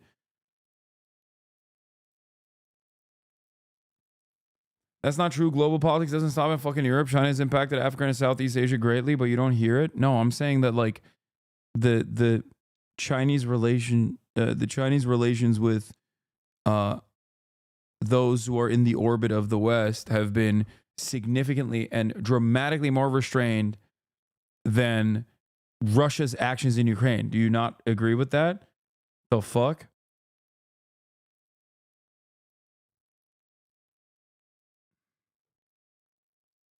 Like the maximum like fucked up military escalation is like China doing shit that America does in the region on a regular basis, like military training, okay? Or spraying fucking Filipino boats with the Chinese Coast Guard with like water, you know? That, when you compare like Israel's actions in Gaza or when you compare Russia's actions in Ukraine, is like a laughable thing to even bring up. If the standard is like, if the standard of our foreign adversaries is what Russia is doing in Ukraine, then what China is doing to America's regional allies is nothing in comparison. It's not even it's not even in the same conversation. China has always been unimaginably restrained when it comes to its like hot war approach. They never take that chance.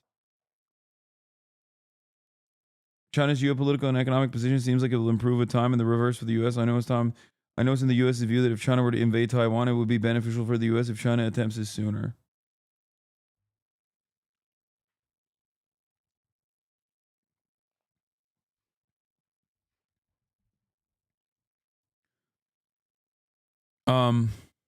Yeah.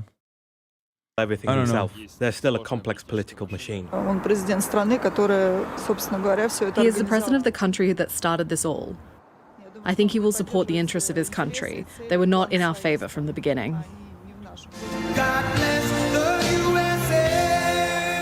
Perhaps the only certainty of the next Trump presidency is that it's impossible to predict. China invading Taiwan anytime is bad? Yes, that would be unimaginably disastrous. It would be a fucking worse version of Ukraine. Yeah, of course it would be bad. What do you mean? It would be a disaster for the planet, okay? What the fuck? The CHIPS Act was in part designed to decouple the United States of America from Taiwan and de-escalate USA interest in Taiwan.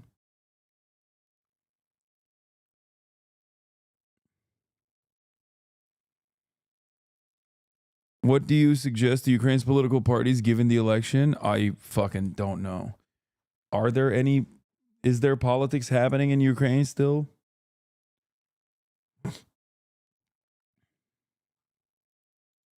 So right now, all sides are hoping for the best.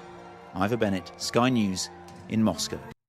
There was new fighting in Gaza overnight as Israeli forces launched more attacks against what they say are terrorist targets.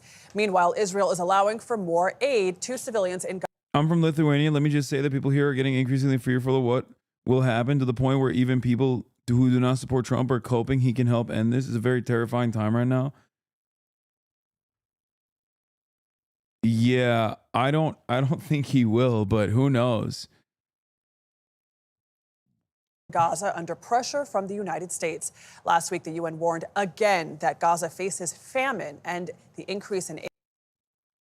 I'm at an international school right now. My Chinese friends, the attitude in China is very hawkish right now. I think you're wrong on China. The propaganda there is right now is very hawkish. Yeah, I think that I'm just judging them by their past performance, number one. And number two, I mean, historically speaking, China has been so limited in its border conflicts overall that like their border conflicts with fucking India that just ended was literally dudes with fucking sticks beating the shit out of each other along the boundary. Okay? Like that's the level of conflict that they engage in. Like straight up sticks and fucking stones. So people died in that. Okay, but chatter.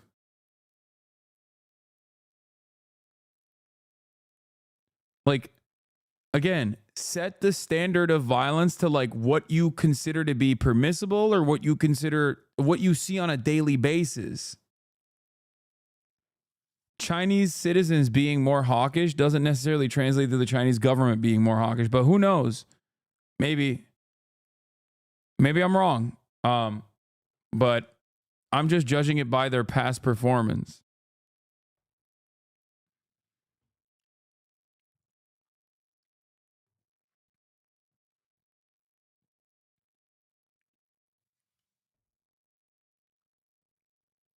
Anyway. Aid is not nearly By enough. the way, this article is coming out right now because Biden's deadline is nearing. I think it's like today or tomorrow, for the record. And that's why they're like, oh, they're letting in aid. It's just not enough. Elizabeth Palmer has more.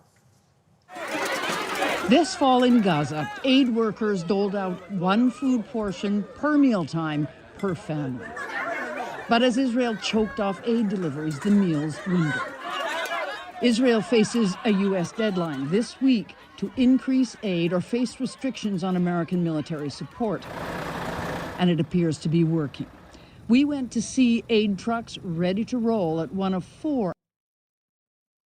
Aid to Gaza to fall to the lowest level in 11 months despite U.S. ultimatum to Israel. Oh, you guys forgot? You guys forgot? Remember Biden said, cut it out, Bibi? Israel decided in the last month or so that it was going to make a permanent move to ethnically wipe out the northern Gazan population. And they've seen much success. Now, of course, while there was an election happening here, many people were not paying attention. A lot of people have already checked out from the story regardless. In the process, they banned UNRWA. They did a whole bunch of stuff. Okay? Biden came out a month ago before this election and said, you got to let in more humanitarian aid or we're going to stop sending you weapons because it's a violation of the law. And of course, unsurprisingly, Israel was like, yeah, no, we're not going to do that.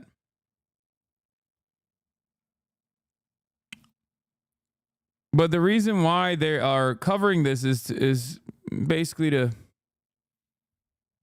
say that like Israel's still letting in some aid. You know what I mean? For access points into Gaza this morning.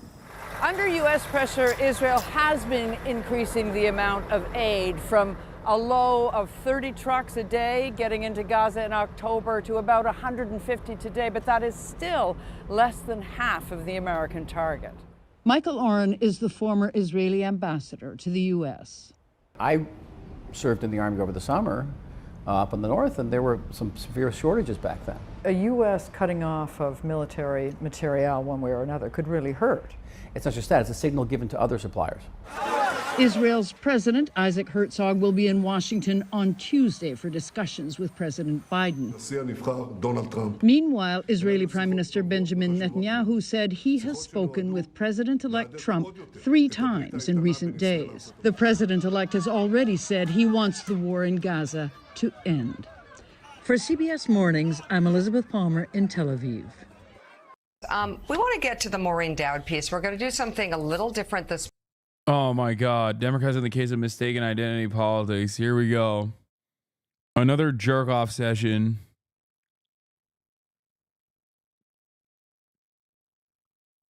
Another jerk off session where we talk about how the Democrats weren't centrist enough, weren't right wing enough.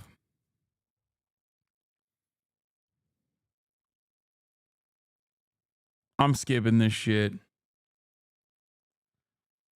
Especially because, look, this right here, I'll just show you this much, okay? Here. I just want to show you something. Morning. Message for Democrats. Maureen Dowd's piece for the New York Times entitled Just Democrats and the Case of Mistaken Identity Politics. It really crystallized how some Democrats are finally waking up and realizing that woke is broke. Now let's listen to this.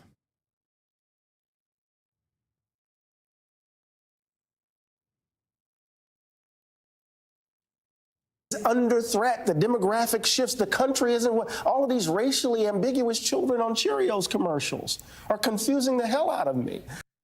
Meanwhile, some serious questions are being raised on how the Harris campaign plowed through $1 billion and is now $20 million in the hole. Harpo per daddy influencers, but in the end, all surrogate letting it millions of that is a margin. Disappearance. It's a disappearance of truth, and they lied about everything, but they're offering their help, you know, to expose the suspects, comb the fields, put flyers up on telephone poles.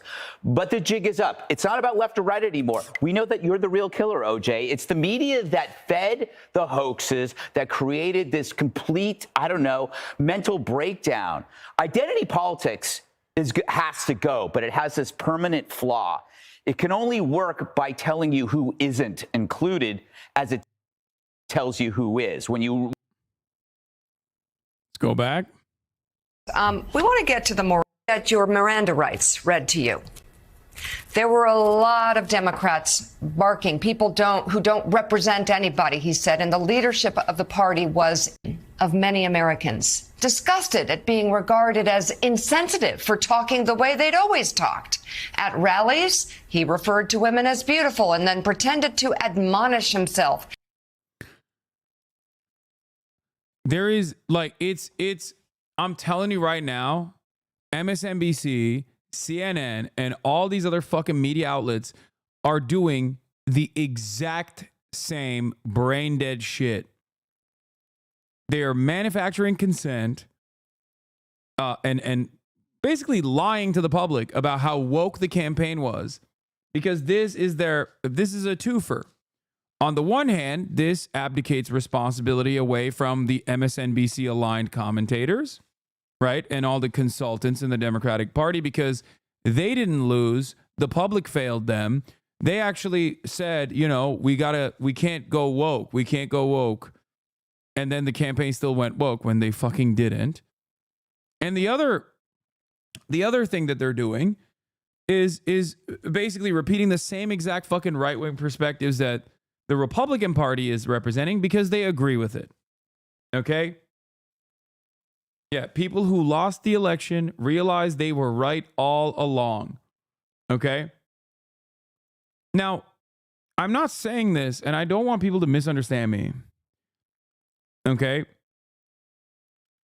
I'm not saying this because I'm like, the Democratic Party should be running a Latinx-focused campaign or some shit. Okay? I'm not saying that at all. But the Democratic Party wasn't doing that anyway. This is just a way to avoid talking about the real fucking problem. Okay? The real problem is, why go for the diet version of racist sentiment when you can get the real full-strength soda? Okay? That's it. If you keep normalizing right-wing sentiment across the board from every outlet over and over and over and over again, yeah, people are going to be like, all right, I guess like this woke shit sucks. Why the fuck was I woke to begin with? Now, what's really funny, I didn't see those two talking about these problems for the past year, though they were saying here, we've been saying this again and again. All they talked was how bad Trump is. Wow, this newscast pivoted 180 since the election. As a Latino, I was never on board with the term Latinx. Many of us didn't. No one was saying it.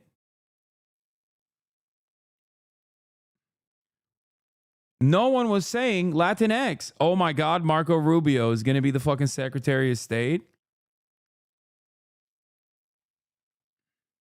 Another fucking hawk. Huh. Interesting. We're going to nuke Cuba, by the way. I'm just letting you know. He's just... Little Marco, darkest timeline, we're nuking Cuba. President-elect Donald J. Trump is expected to name Senator Marco Rubio of Florida as his Secretary of State. This is breaking news, ladies and gentlemen. Breaking news as of 1 minute ago. Breaking it before CNN does, okay? Mr. Trump could still change his mind at the last minute, the people said, but appeared to have settled on Mr. Rubio, whom he had considered when choosing his running mate this year. Mr. Rubio was elected to the Senate in 2010 and has staked out a position as a foreign policy hawk, taking hard lines on China and Iran in particular. He initially found himself at odds with those Republicans who were more skeptical about interventions abroad, but he also echoed Mr. Trump more recently on issues like Russia's war against Ukraine, saying that the conflict has reached a stalemate and needs to be brought to a conclusion. All roads lead to war with Iran? No. All roads lead to war with China. Iran first, China tomorrow. Iran now, China tomorrow. Hasan, I love you, but when you say shit like that, it tends to happen, so please maybe don't. Okay, it's not my fucking fault. What do you mean?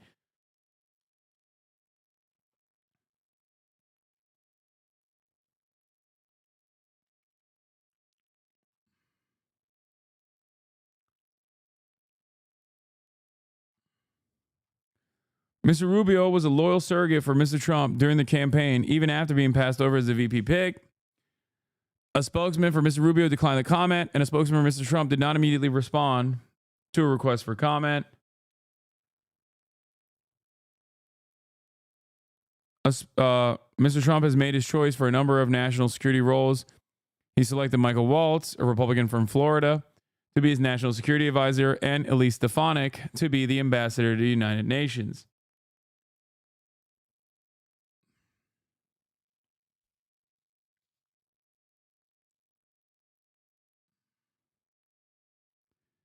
Good stuff.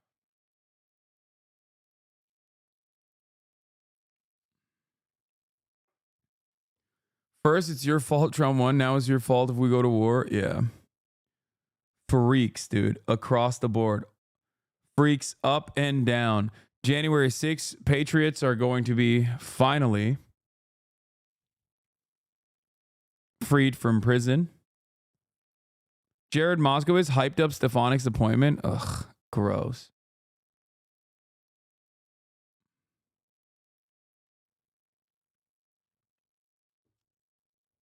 I do find it interesting that Donald Trump is choosing not one but two Floridians to decide the fate of this nation and its foreign policy. Interesting.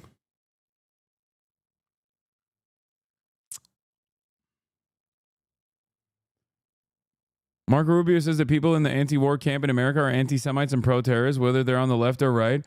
And he just said Israel doesn't need our permission to start a war with Iran. Okay, great. Then they don't need our money either. Good to hear.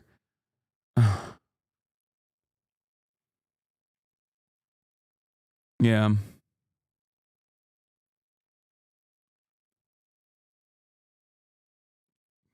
It's really... Hogs are salivating. Good riddance, Lena Khan. Oh, reason. Under Khan's leadership, the FTC has been bad for business and bad for consumers. Yeah. Wow. I wonder why the Libertarian magazine, Libertarian think tank's very own media outlet hates Lena Khan. Ugh. It's bleak, folks. It's fucking bleak. Shit is bad.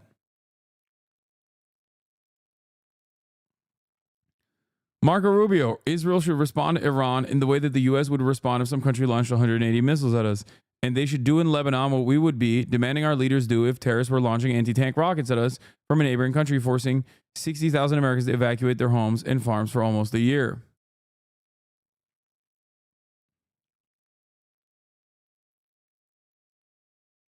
Latin America is so cooked right now. Evo Morales got shot at and is claiming the current government, the leader of his party, attempted to kill him. The people are ready. Petro in Colombia and Xiomara Castro in Honduras are also urging people that coup attempts is underway. One last final push of global fascism before this is all packed up, I think. Come on, just a crumb.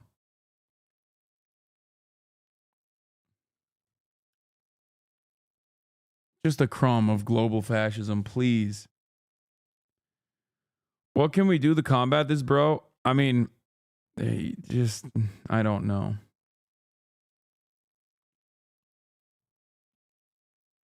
Yeah. 90% of gamblers hit big before they quit, you know? Or 90% of gamblers quit right before they hit it big. And that's what America's like. That's what American fascism is right now. That's what the global fascist momentum looks like. I feel like we're just going to flip the table and destroy everything in the process before we let anyone else take a shot at being the hegemonic superpower.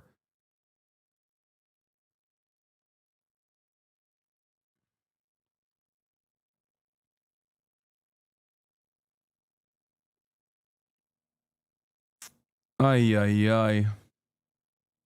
You read Michael's piece. I was, and you. Well, I've been. I'm skipping this shit. I can't stand to listen to these motherfuckers chirp about. For a family of like 4 people, 5 people, I have them come. I have faith in my fellow Americans. Maybe it's misplaced and maybe I shouldn't have it, especially after this election's results. But I have faith in my fellow Americans that they are not so dumb that they recognize what the media is doing in terms of how they are positioning this electoral defeat as one that the woke left was directly responsible for, and not simply because they tacked to the right over and over again and could not draw support from their normal base of support, which led to these results. Hasan has lost his goddamn mind. Yeah, pessimism of the intellect, optimism of the will, but like, I don't know. It does seem like they're very heavy-handed, but they're doing this at a time when social media is readily available and a big, like larger and larger chunks of people are losing faith in mainstream institutions and their credibility and finding themselves in the throes of independent media, even people like myself. So hopefully people will recognize, just like they did, the inconsistencies. People will recognize the inconsistencies with what, the media was representing in terms of like what's going on in Palestine. Nah, man, the liberal parents are in a state of trauma. They're going to believe whatever the TV tells them. And if TV tells them the Dems are too woke, they'll believe it.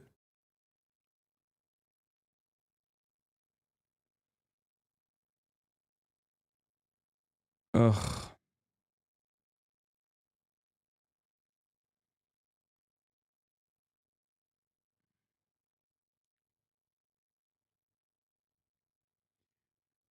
I don't know, man.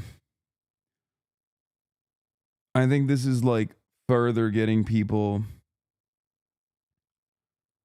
I think this is just simply further causing people to distrust mainstream media. In Scranton on Wednesday, Matt Wolfson, a 45-year-old a former construction worker, looked around at poverty in the Rust Belt city and thought the nation needed a change in leadership. Wolfson said he didn't love the dictatorial aspects of Trump's personality, but thought he could help keep the country out of wars and maybe bring peace to some other conflicts, including in Ukraine. He's good and bad. People say he's a dictator. I believe that. I consider him like Hitler, Wolfson said, but I voted for the man.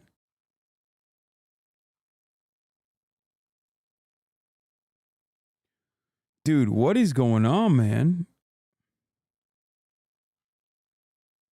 Turns out Americans were like, oh, he's Adolf Hitler? Oh, that's great. I'm voting for him for that reason.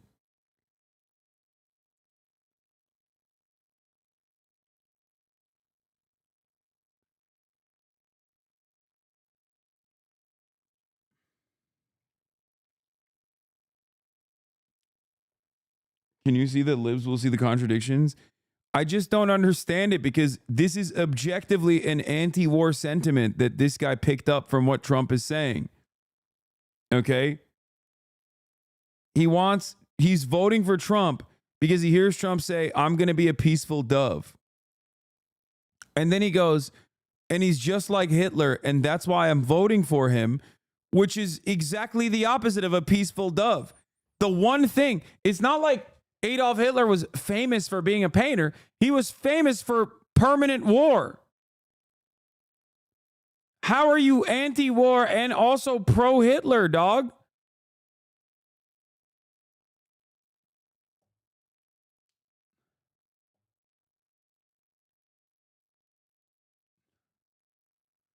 Yeah, I voted for him. Just like I would have voted for Adolf Hitler. Both peaceful doves, famously.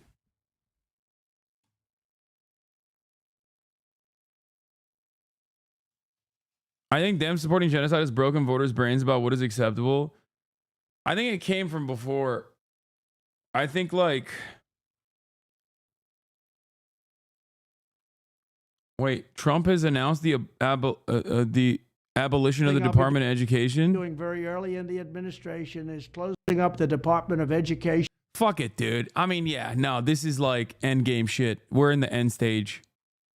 Nah, that's like, he's like, oh, Project 2025, don't know what that is. Also, I'm abolishing the Department of Education. In Washington, D.C., and sending all education and education work and needs back to the states. We want them to run the education of our children because they'll do a much better job of it. You can't do worse. We spend more money per pupil by 3 times than any other nation, and yet we're absolutely at the bottom.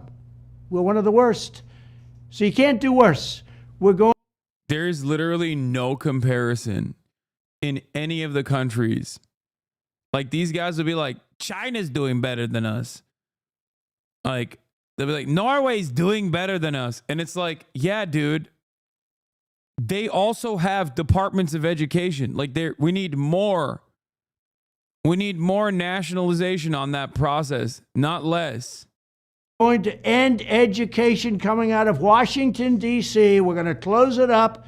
All those buildings all over the place, and you have people that in many cases hate our children. Here are 10 key ideas that will power our movement for great schools. First, we will respect the right of parents to control the education of their children. Second, we will empower parents and local school boards to hire and reward great principals and teachers, and also to fire the poor ones, the one whose performance is unsatisfactory. They will be fired.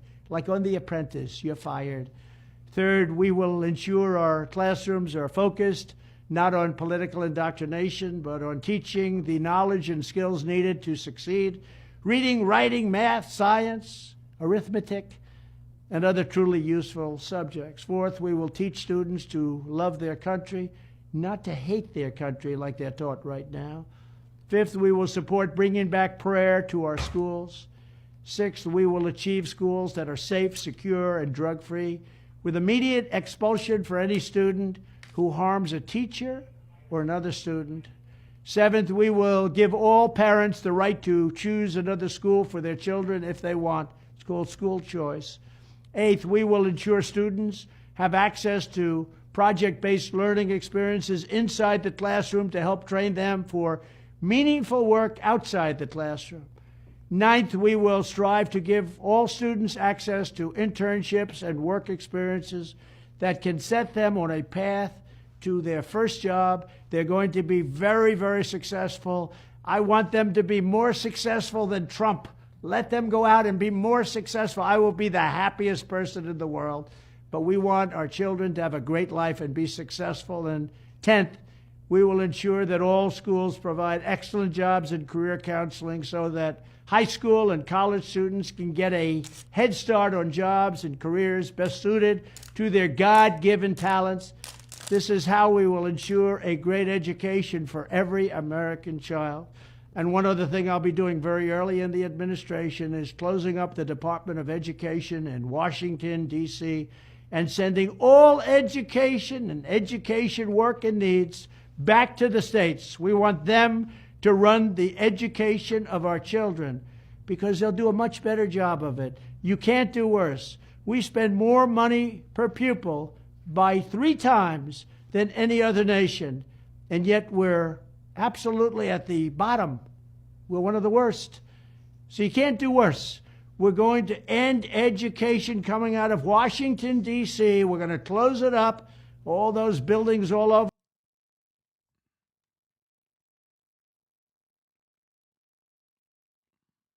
the place, and you have people that in many cases hate our Why the fuck are people saying this is a deep fake? I'm losing my goddamn mind. What the fuck is going on? Half the chat is saying it's an old video. The other half of the chat is saying this is a deep fake. It's from Now This Impact.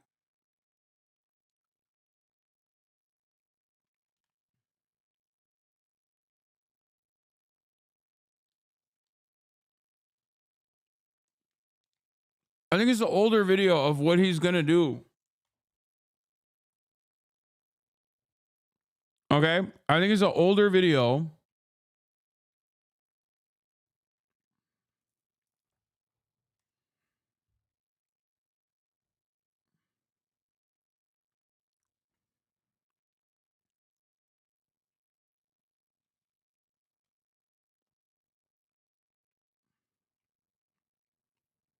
Yeah, it's from September 13th, 2023.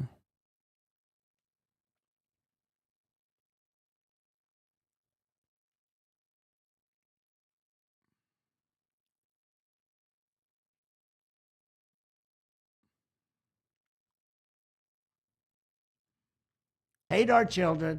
We're going to send it all back to the states. Thank you very much.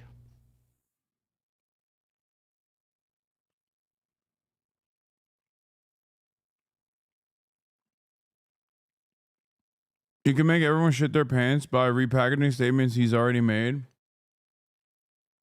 It's not fake. Not sure about the video, but there are plans now. No, I know.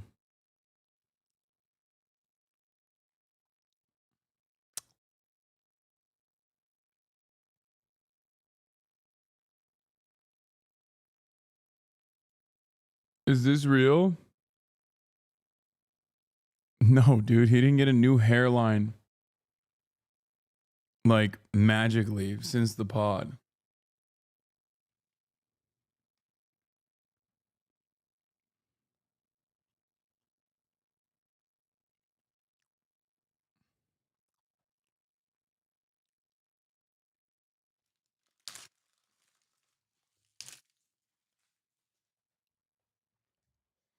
Oh.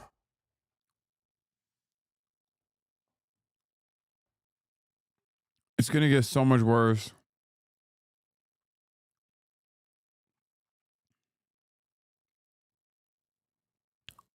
They were benchmarked. They had incredible ground operations.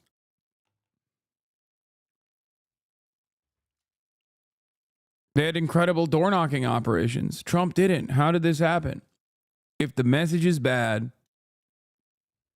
then it does not matter. If the message from the top is not good, then every single time you're knocking on a fucking door, you're delivering a shitty message. Oh, here, this is the other thing. This campaign operated like a deeply mismanaged nightclub that's always paying celebrities for walkthroughs. Also, the Obama people thinking that celebrity appearances is why they won in 2008 is a great stinger. There were 7 swing state contests that involve high-priced performers. Katy Perry, Lady Gaga, John Bon Jovi, Ricky Martin, and more, who seemingly ended up costing the Harris campaign more than $20 million on event production alone, and reportedly even more on paying the celebrities to appear. Even Oprah Winfrey charged the campaign $1 million to show up. The campaign went so far into debt that they were reportedly forced to scrap Canadian 90s indie pop star Alanis Morissette to save money. The pop concert campaign strategy is said to have been the brainchild of former Obama advisors on the campaign.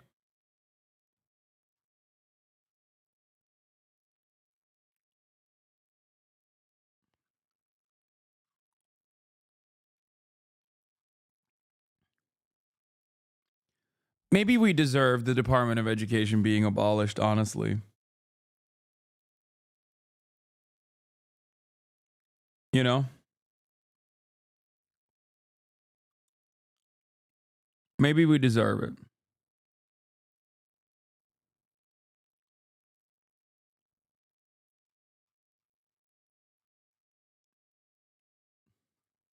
That's where I'm at, I think.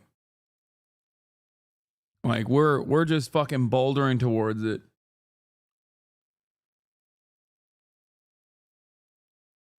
What do you expect? This is what happens when the most educated people get together. Every single one of them is a fucking Ivy grad. And this is the best campaign that they can put up with. This is the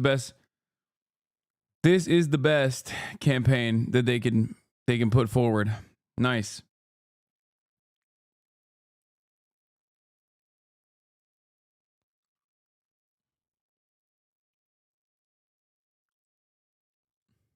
People who... Why run a campaign? I mean, why do anything? Why do anything? These people are all just like hallucinating something you haven't done anyway. Like, what is the expectation that the Democrats like also say like we have to kill trans people? Like, is that what it is? Because they didn't say a single damn thing about trans people the entire time. They didn't even have a trans speaker at the DNC. They very clearly and very deliberately did not say anything about trans people. And these people are still acting like the Democrats were too trans focused.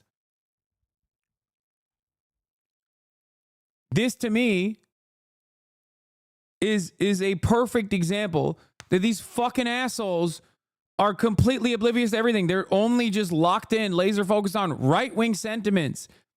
Everything that they have is geared towards their unimaginably right-wing worldview.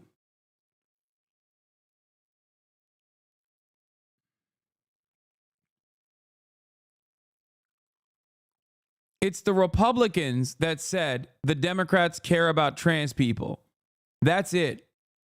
And you know what's funny about this? I'm hearing more chatter about how the Democrats focus too much on trans people when they didn't at all, okay, from liberals than I'm hearing from the Republicans. Even the Republicans aren't saying like, oh, the Democrats lost because they care too much about trans people. They do it every now and then, but it's crazy.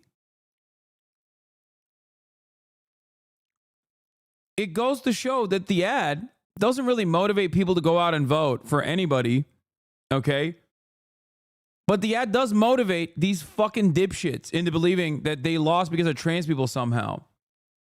Kamala Harris never brought up trans people, ever. Not a single fucking time. The one time that she was presented with it, she basically said, we're going to follow the law. We're going to follow the law.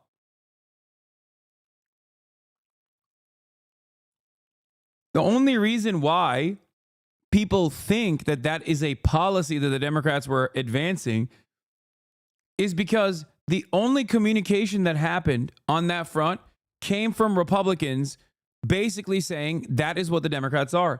Republicans are so good at just representing the Democratic Party in a cartoonish way, and the Democrats never fucking push back. Katie. The irony is the Republican anti-trans ads were not a key motivator for people going out to vote. Okay? It just wasn't. Like, it is not in the top 10 things that people voted for. The number one thing is the economy. Okay? People thought that Donald Trump was going to be anti-war. They're stupid, but who cares? Okay? People are stupid enough to think that Donald Trump is actually going to fix the economy. People are stupid enough to believe the crime narratives that immigrants are causing. Okay? The reason why people say the anti-trans ads were effective is because they're just like looking for something to blame.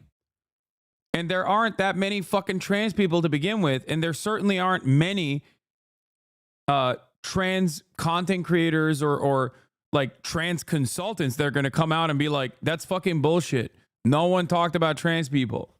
That's it. Trans people are utterly defenseless, okay? There's no one going out the bat for them. And that's it. That's it.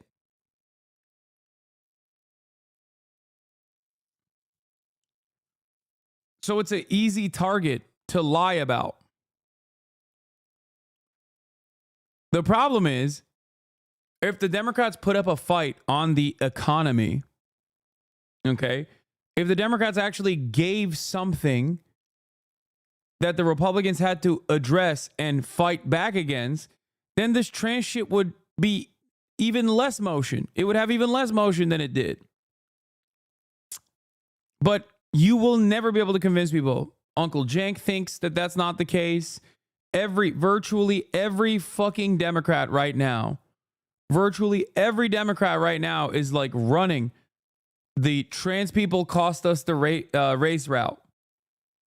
You know what cost the race for Kamala Harris? Infinitely more than trans people, which the media is not addressing at all. Gaza. Every moment that you talk about trans people is a moment you don't have to talk about Gaza. Every moment that you talk about trans people is a moment you don't have to address the awful campaign you ran. That's it.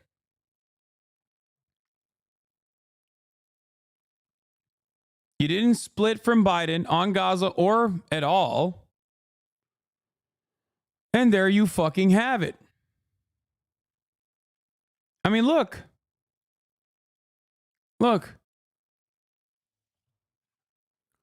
A reminder that this happened during the Democratic primary, and it was a massive warning sign that the Dems actively ignored. We do not know what percentage still voted for Harris, Trump, or third party, or didn't vote at all, but these people were mostly registered Democrats activated enough to participate in the Democratic Party's primaries when there was no one else running against them. And at the time, I said over and over again, the real uncommitted voters are just simply not even going to vote. They're not going to show up come November. So what you see in the party's primaries is the most active base of support for the party. So what you see in the primaries is going to be fucking 5x in the general. Primary election uncommitted vote. Michigan, 101,000 votes. General election, number of votes Harris lost by, 71,700. Wisconsin, primary election uncommitted vote. Voters who withheld vote due to Gaza genocide, 47,800. General election, number of votes Harris lost by, 33,000. Pennsylvania, primary election uncommitted number, 120,000. General election number of voters Harris lost by, 134,000. And once again, I remind you that it's not going to be a perfect number. It's actually significantly more people who then didn't go out and vote. The real uncommitted people simply just don't vote. These are people who are uncommitted that are so firmly invested in the Democratic Party that they're participating in the primary process. North Carolina, 88,900 votes. Kamala Harris lost North Carolina by 191,933 votes.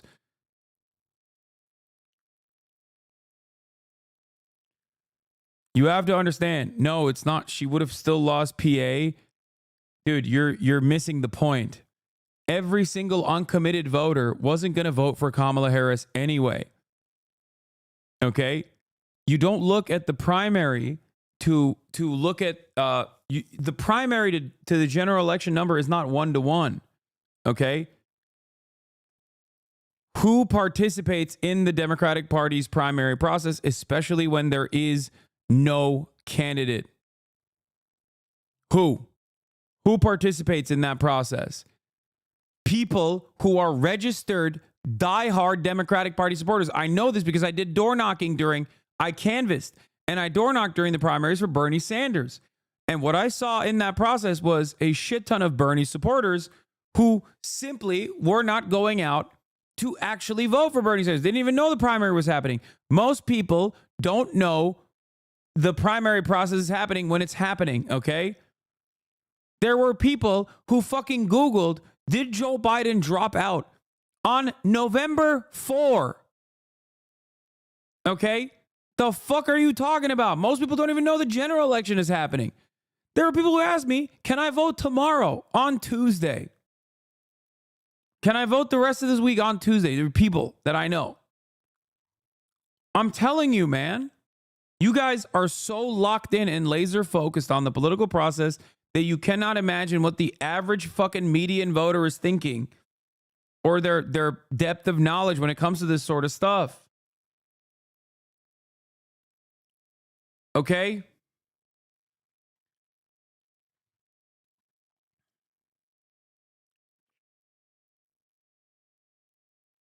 Understand that if there are 10,000 primary voters that say in the primaries, I'm not voting for Biden, that means there's probably 100,000 voters who are not going to vote for Biden. It's indicative of a much larger number of people.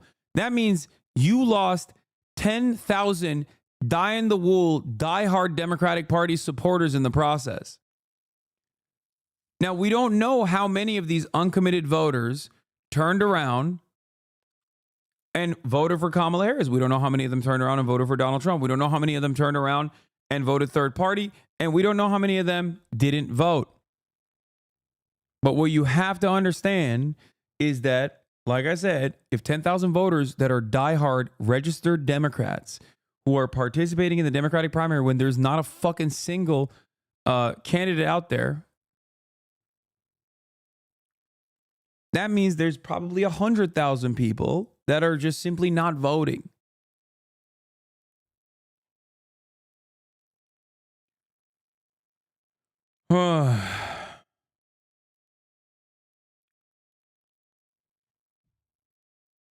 Primary versus general turnout since 2000.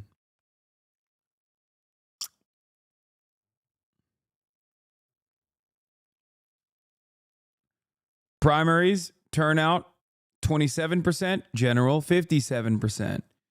New Jersey primary election turnout 11%, 37 in the general. In the presidential, there were multiple candidates. Primary election turnout in Illinois 23%, general 61%.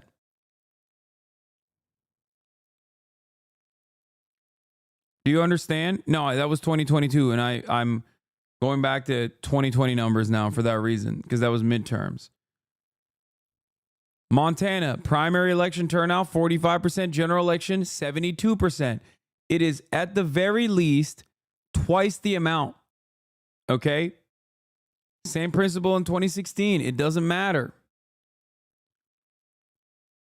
Michigan primary election in 2016, 18% turnout, 63% in the general.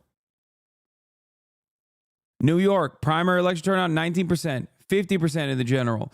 New Jersey primary, 20%, 57% in the general. Do you understand? Show turnout rates for 2020. I did.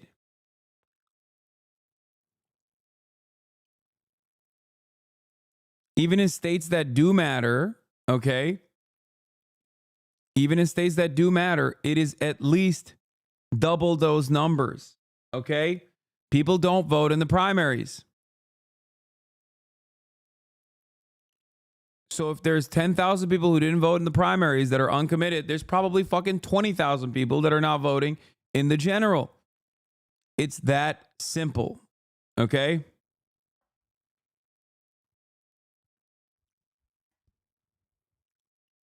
Ugh.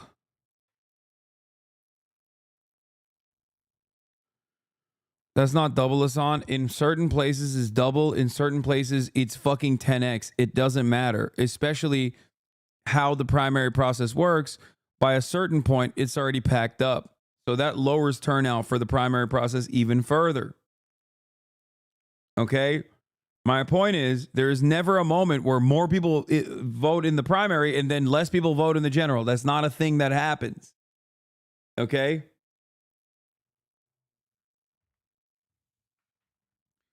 I love that Neek Skit is back and immediately pisses me off. Would Harris really have won with Gaza?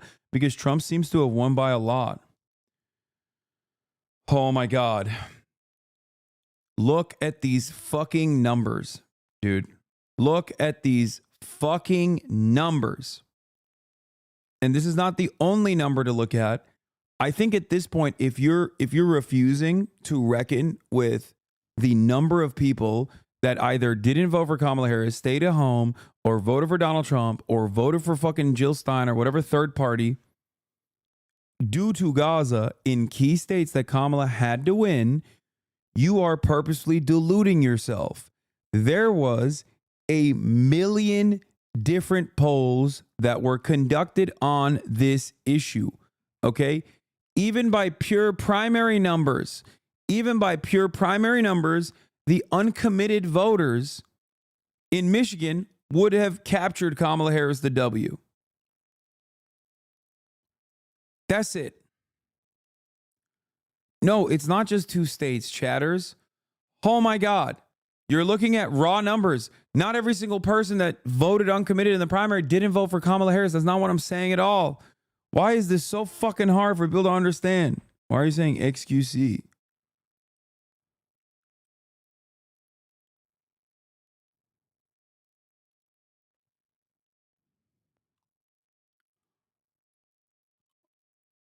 Ugh.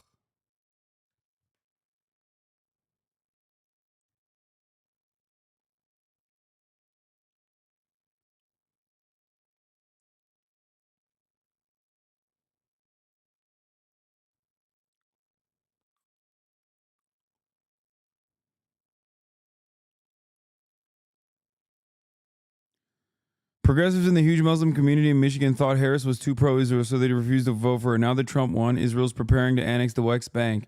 Biting off your nose to spite your face is a thing. Yeah, this guy's such a fucking piece of shit. Because, guess what? He didn't give a fuck about Gaza to begin with. Clearly.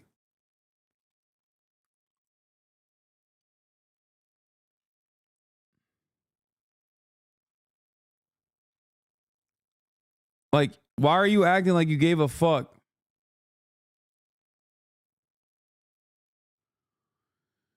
Senior allies of Harris pushed the campaign in the DNC to have a Palestinian speaker on stage at the August convention, trying to further the goodwill Harris had earned from the Arab and Muslim communities furious over Gaza, but they were denied.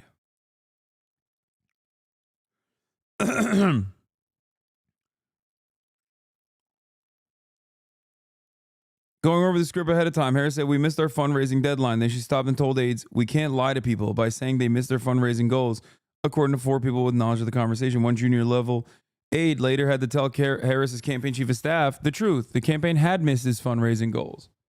There had been rumblings about the financial situation since September, said one Democrat.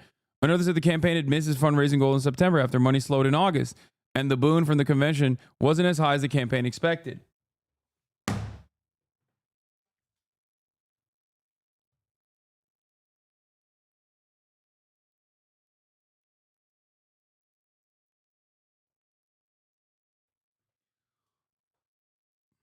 How wrong could everyone have gotten this when I just saw it with my own 2 damn eyes?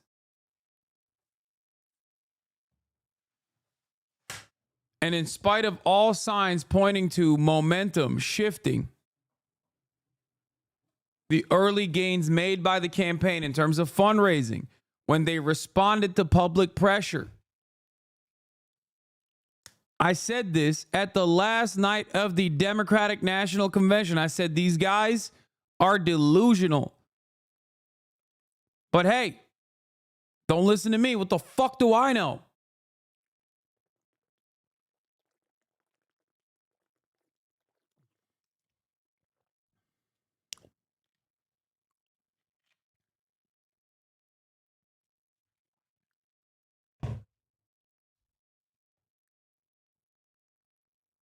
I fucking said it.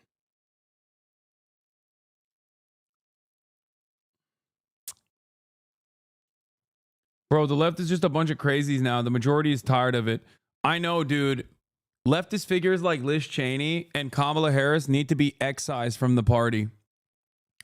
You're right.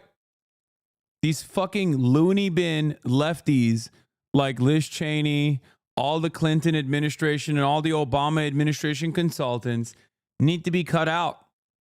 You're so right, brother. We need real Americans out here. We need real Americans who care about American citizens.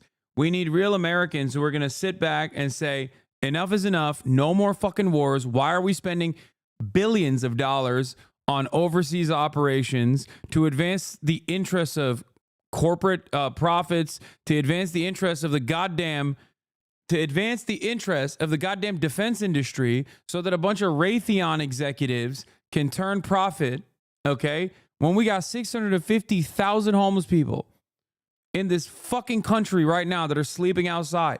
Why the fuck are we letting these goddamn loony leftists like Liz Cheney with their permanent war attitude, these loony leftists like Kamala Harris with their permanent war perspectives, run the goddamn country?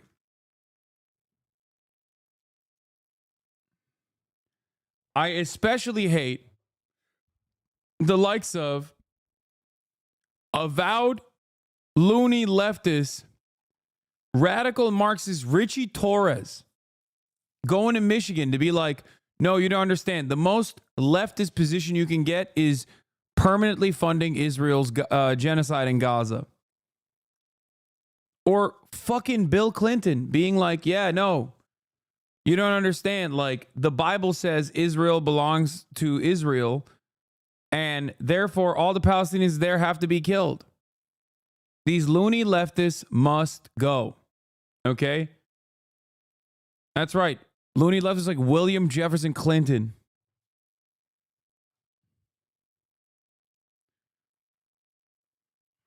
I'm done. I'm done with these guys.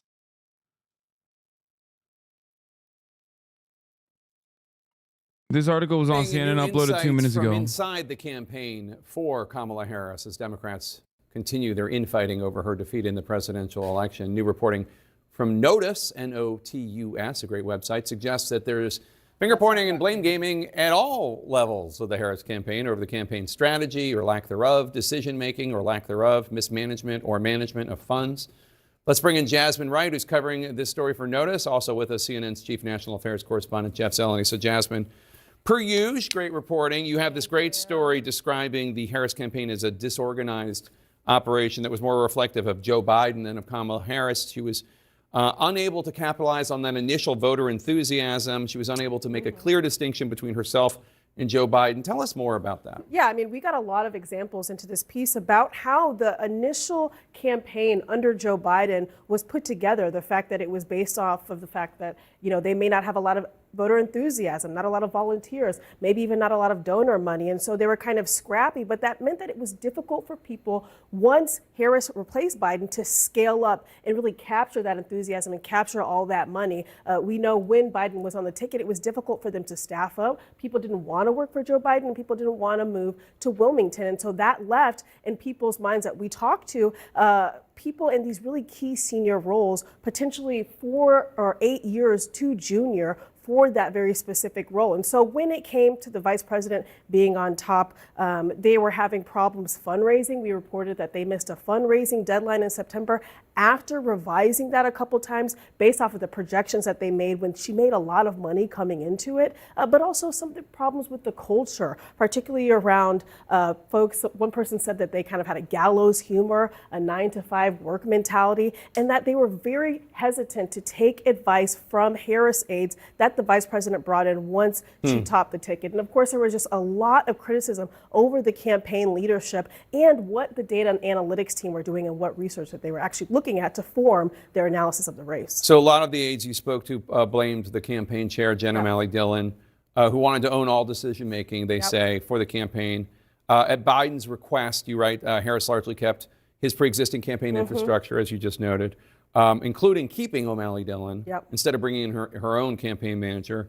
And aides that you spoke with said she created a bottleneck, resisted advice, even withheld key polling information. Is there unanimity that it's her fault, per se?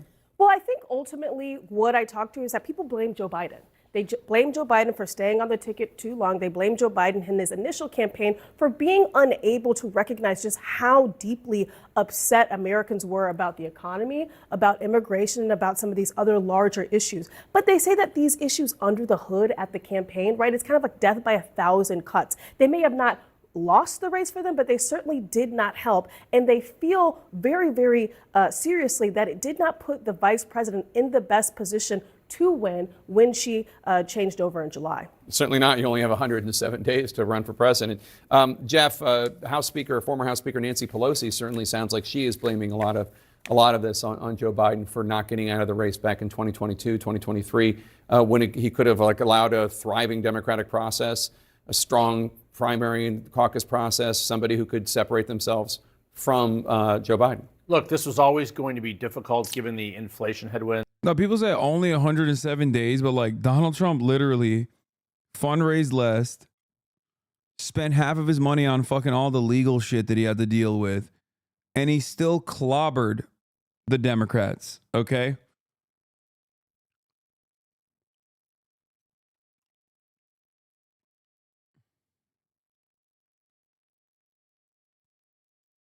Yeah, he started 2 years ago. If you think that his situation looked good 2 years ago, you're out of your fucking mind. Trump had 4 years. He started 2 years ago, but he didn't actually fucking gain momentum until like the last 100 days as well. I mean, before then he was clapping because Biden was ass, but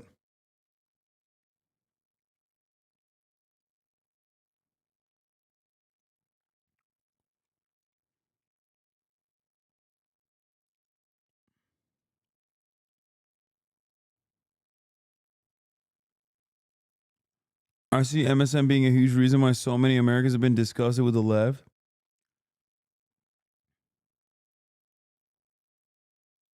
But many people agree with Speaker Pelosi. If you look back to the midterms of 2022, that is something that emboldened President Biden, that he thought the message from the midterms, where Democrats did not get blown out, that they thought that was a sign that there was some sort of need or market for him. So that was one thing. That, there's no question the timing and his decisions really affected everything. Also, an over-reliance on abortion rights. That was also a lesson mislearned. A variety of people we've talked. No one will look at this. Literally, no one will look at this. They don't believe this at all. Everyone in the media is like, no, you don't understand. You don't understand. No one. And I mean no one. No one gives a shit. No one cares about the truth. Everyone is just simply apologize for what? Apologize for what?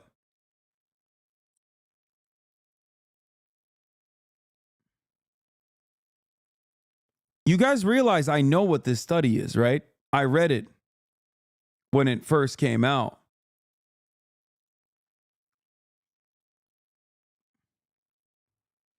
That the anti-trans panic ads were ineffective, according to polling from Data for Progress. That it doesn't matter. That people are like, yeah, I don't really give a shit about this stuff.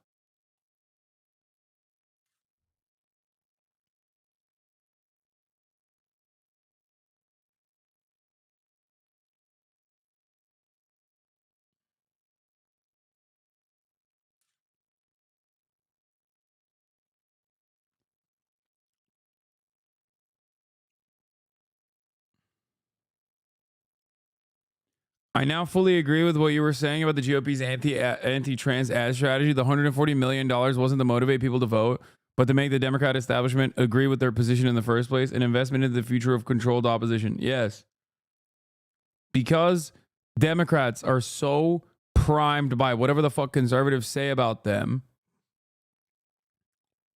it does not matter. Like, Republicans tomorrow could be like, Democrats want to kill every firstborn male child in this country, okay? And run $100 million worth of ads saying that. And the Democrats would turn around and be like, you know, we lost because we wanted to kill every firstborn male child in the country. And we really got to take a cold, hard look at ourselves. It's like, what are you saying? No one said that.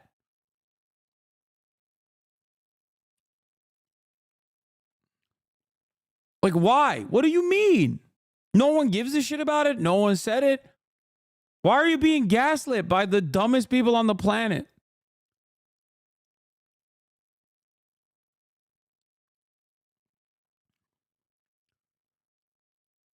It's so fucking stupid.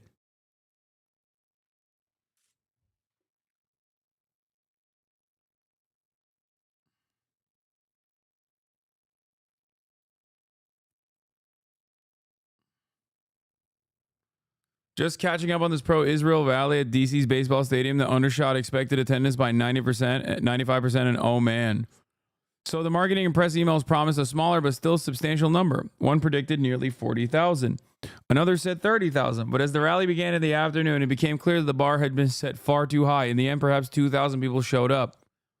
Where are all the Jews out there anyway? The MC, actor, and comedian Tiffany Haddish said in the middle of the event as rain drizzled on empty seats on a chilly day.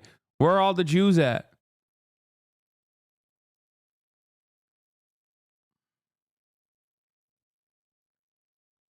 We will never see any paid consultants say, it's all my fault. I blew $900 million. You probably should never hire me again. I mean, I get that.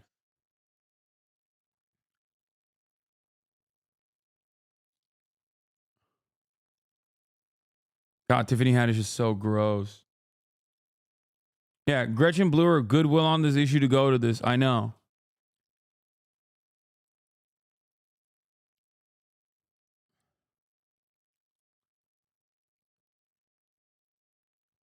The study was wrong. Clearly, the anti-trans ads worked on the DNC. Yes. The anti-trans panic ads did not work on average Americans. It was not like a major motivator for them to go out and vote. But it did work on the one group that matters the most. The consultant class and the fucking media. It worked on my uncle, too. He also believes the trans ads were so successful. And there is no way I can get to him. Okay? There's just no fucking way that I can convince anyone over the age of 45 that this anti-trans panic shit was not prescient.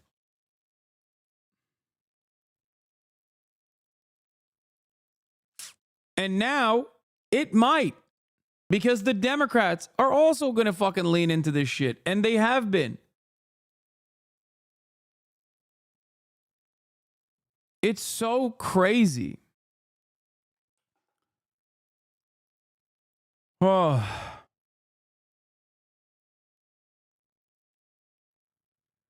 Every facet of media is like all collectively doing the same thing over and over again.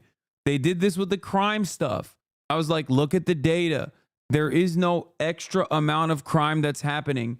You guys are fucking losing your minds. I was right, but it doesn't matter. People still believe that crime is completely out of control. There's crime happening literally in every facet of society. There's just an unimaginable sea of murders. Every American in the suburbs, if you're a white man in the suburbs, you're going to get executed. Sorry. You're going to get decapitated by an urban style guerrilla. Okay. It does not matter. We have urban guerrilla warfare happening right now as we speak. Okay.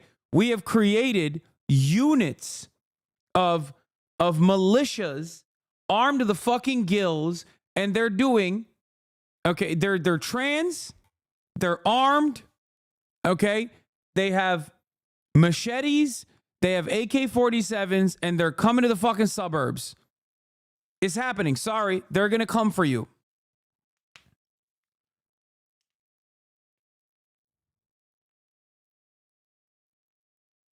Is happening.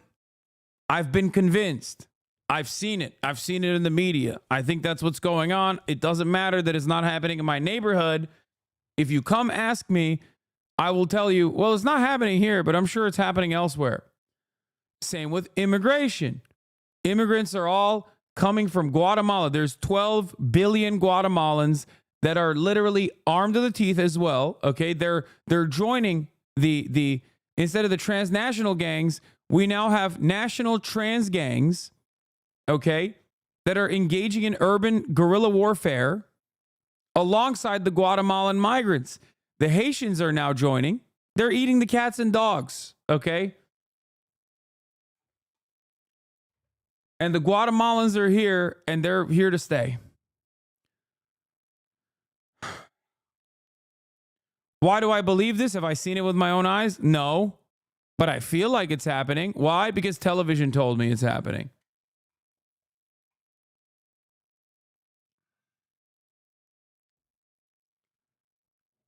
Oh.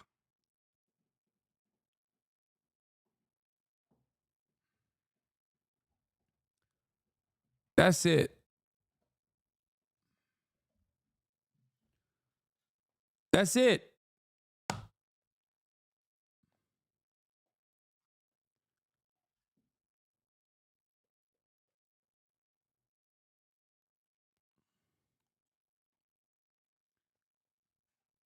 This isn't fake news. You're almost 34, so you can't mess around anymore. Yeah. Yeah, one day I'm going to find myself lost in the fucking sauce. I'm going to watch like one AI video and believe it, and then it's over.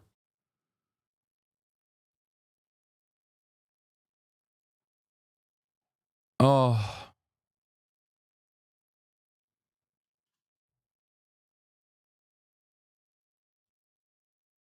This sucks. I've already had some psycho MAGA guy try to get me fired from my job just for being trans. They had to ban him from the store for repeatedly harassing them via phone.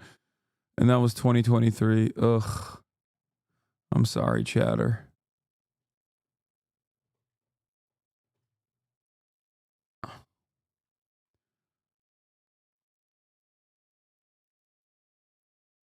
It did happen in my neighborhood, and now my neighbors have lost their minds. It was my neighbor's fault, though. Left their doors unlocked with their keys and purse in the car, so they literally just hopped in and drove off.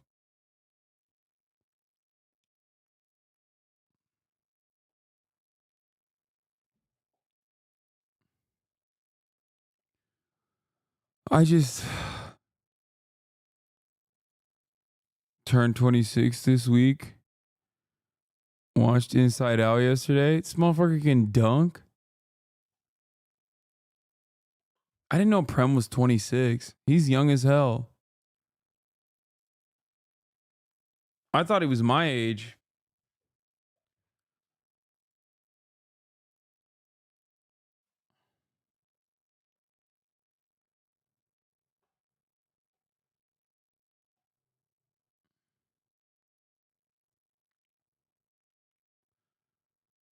Oh.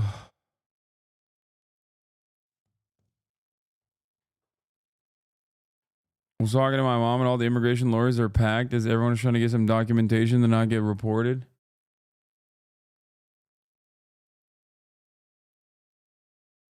Ay, ay, ay. I'm tired. I'm done. 6:30. It's not even like 7. But I'm done for today.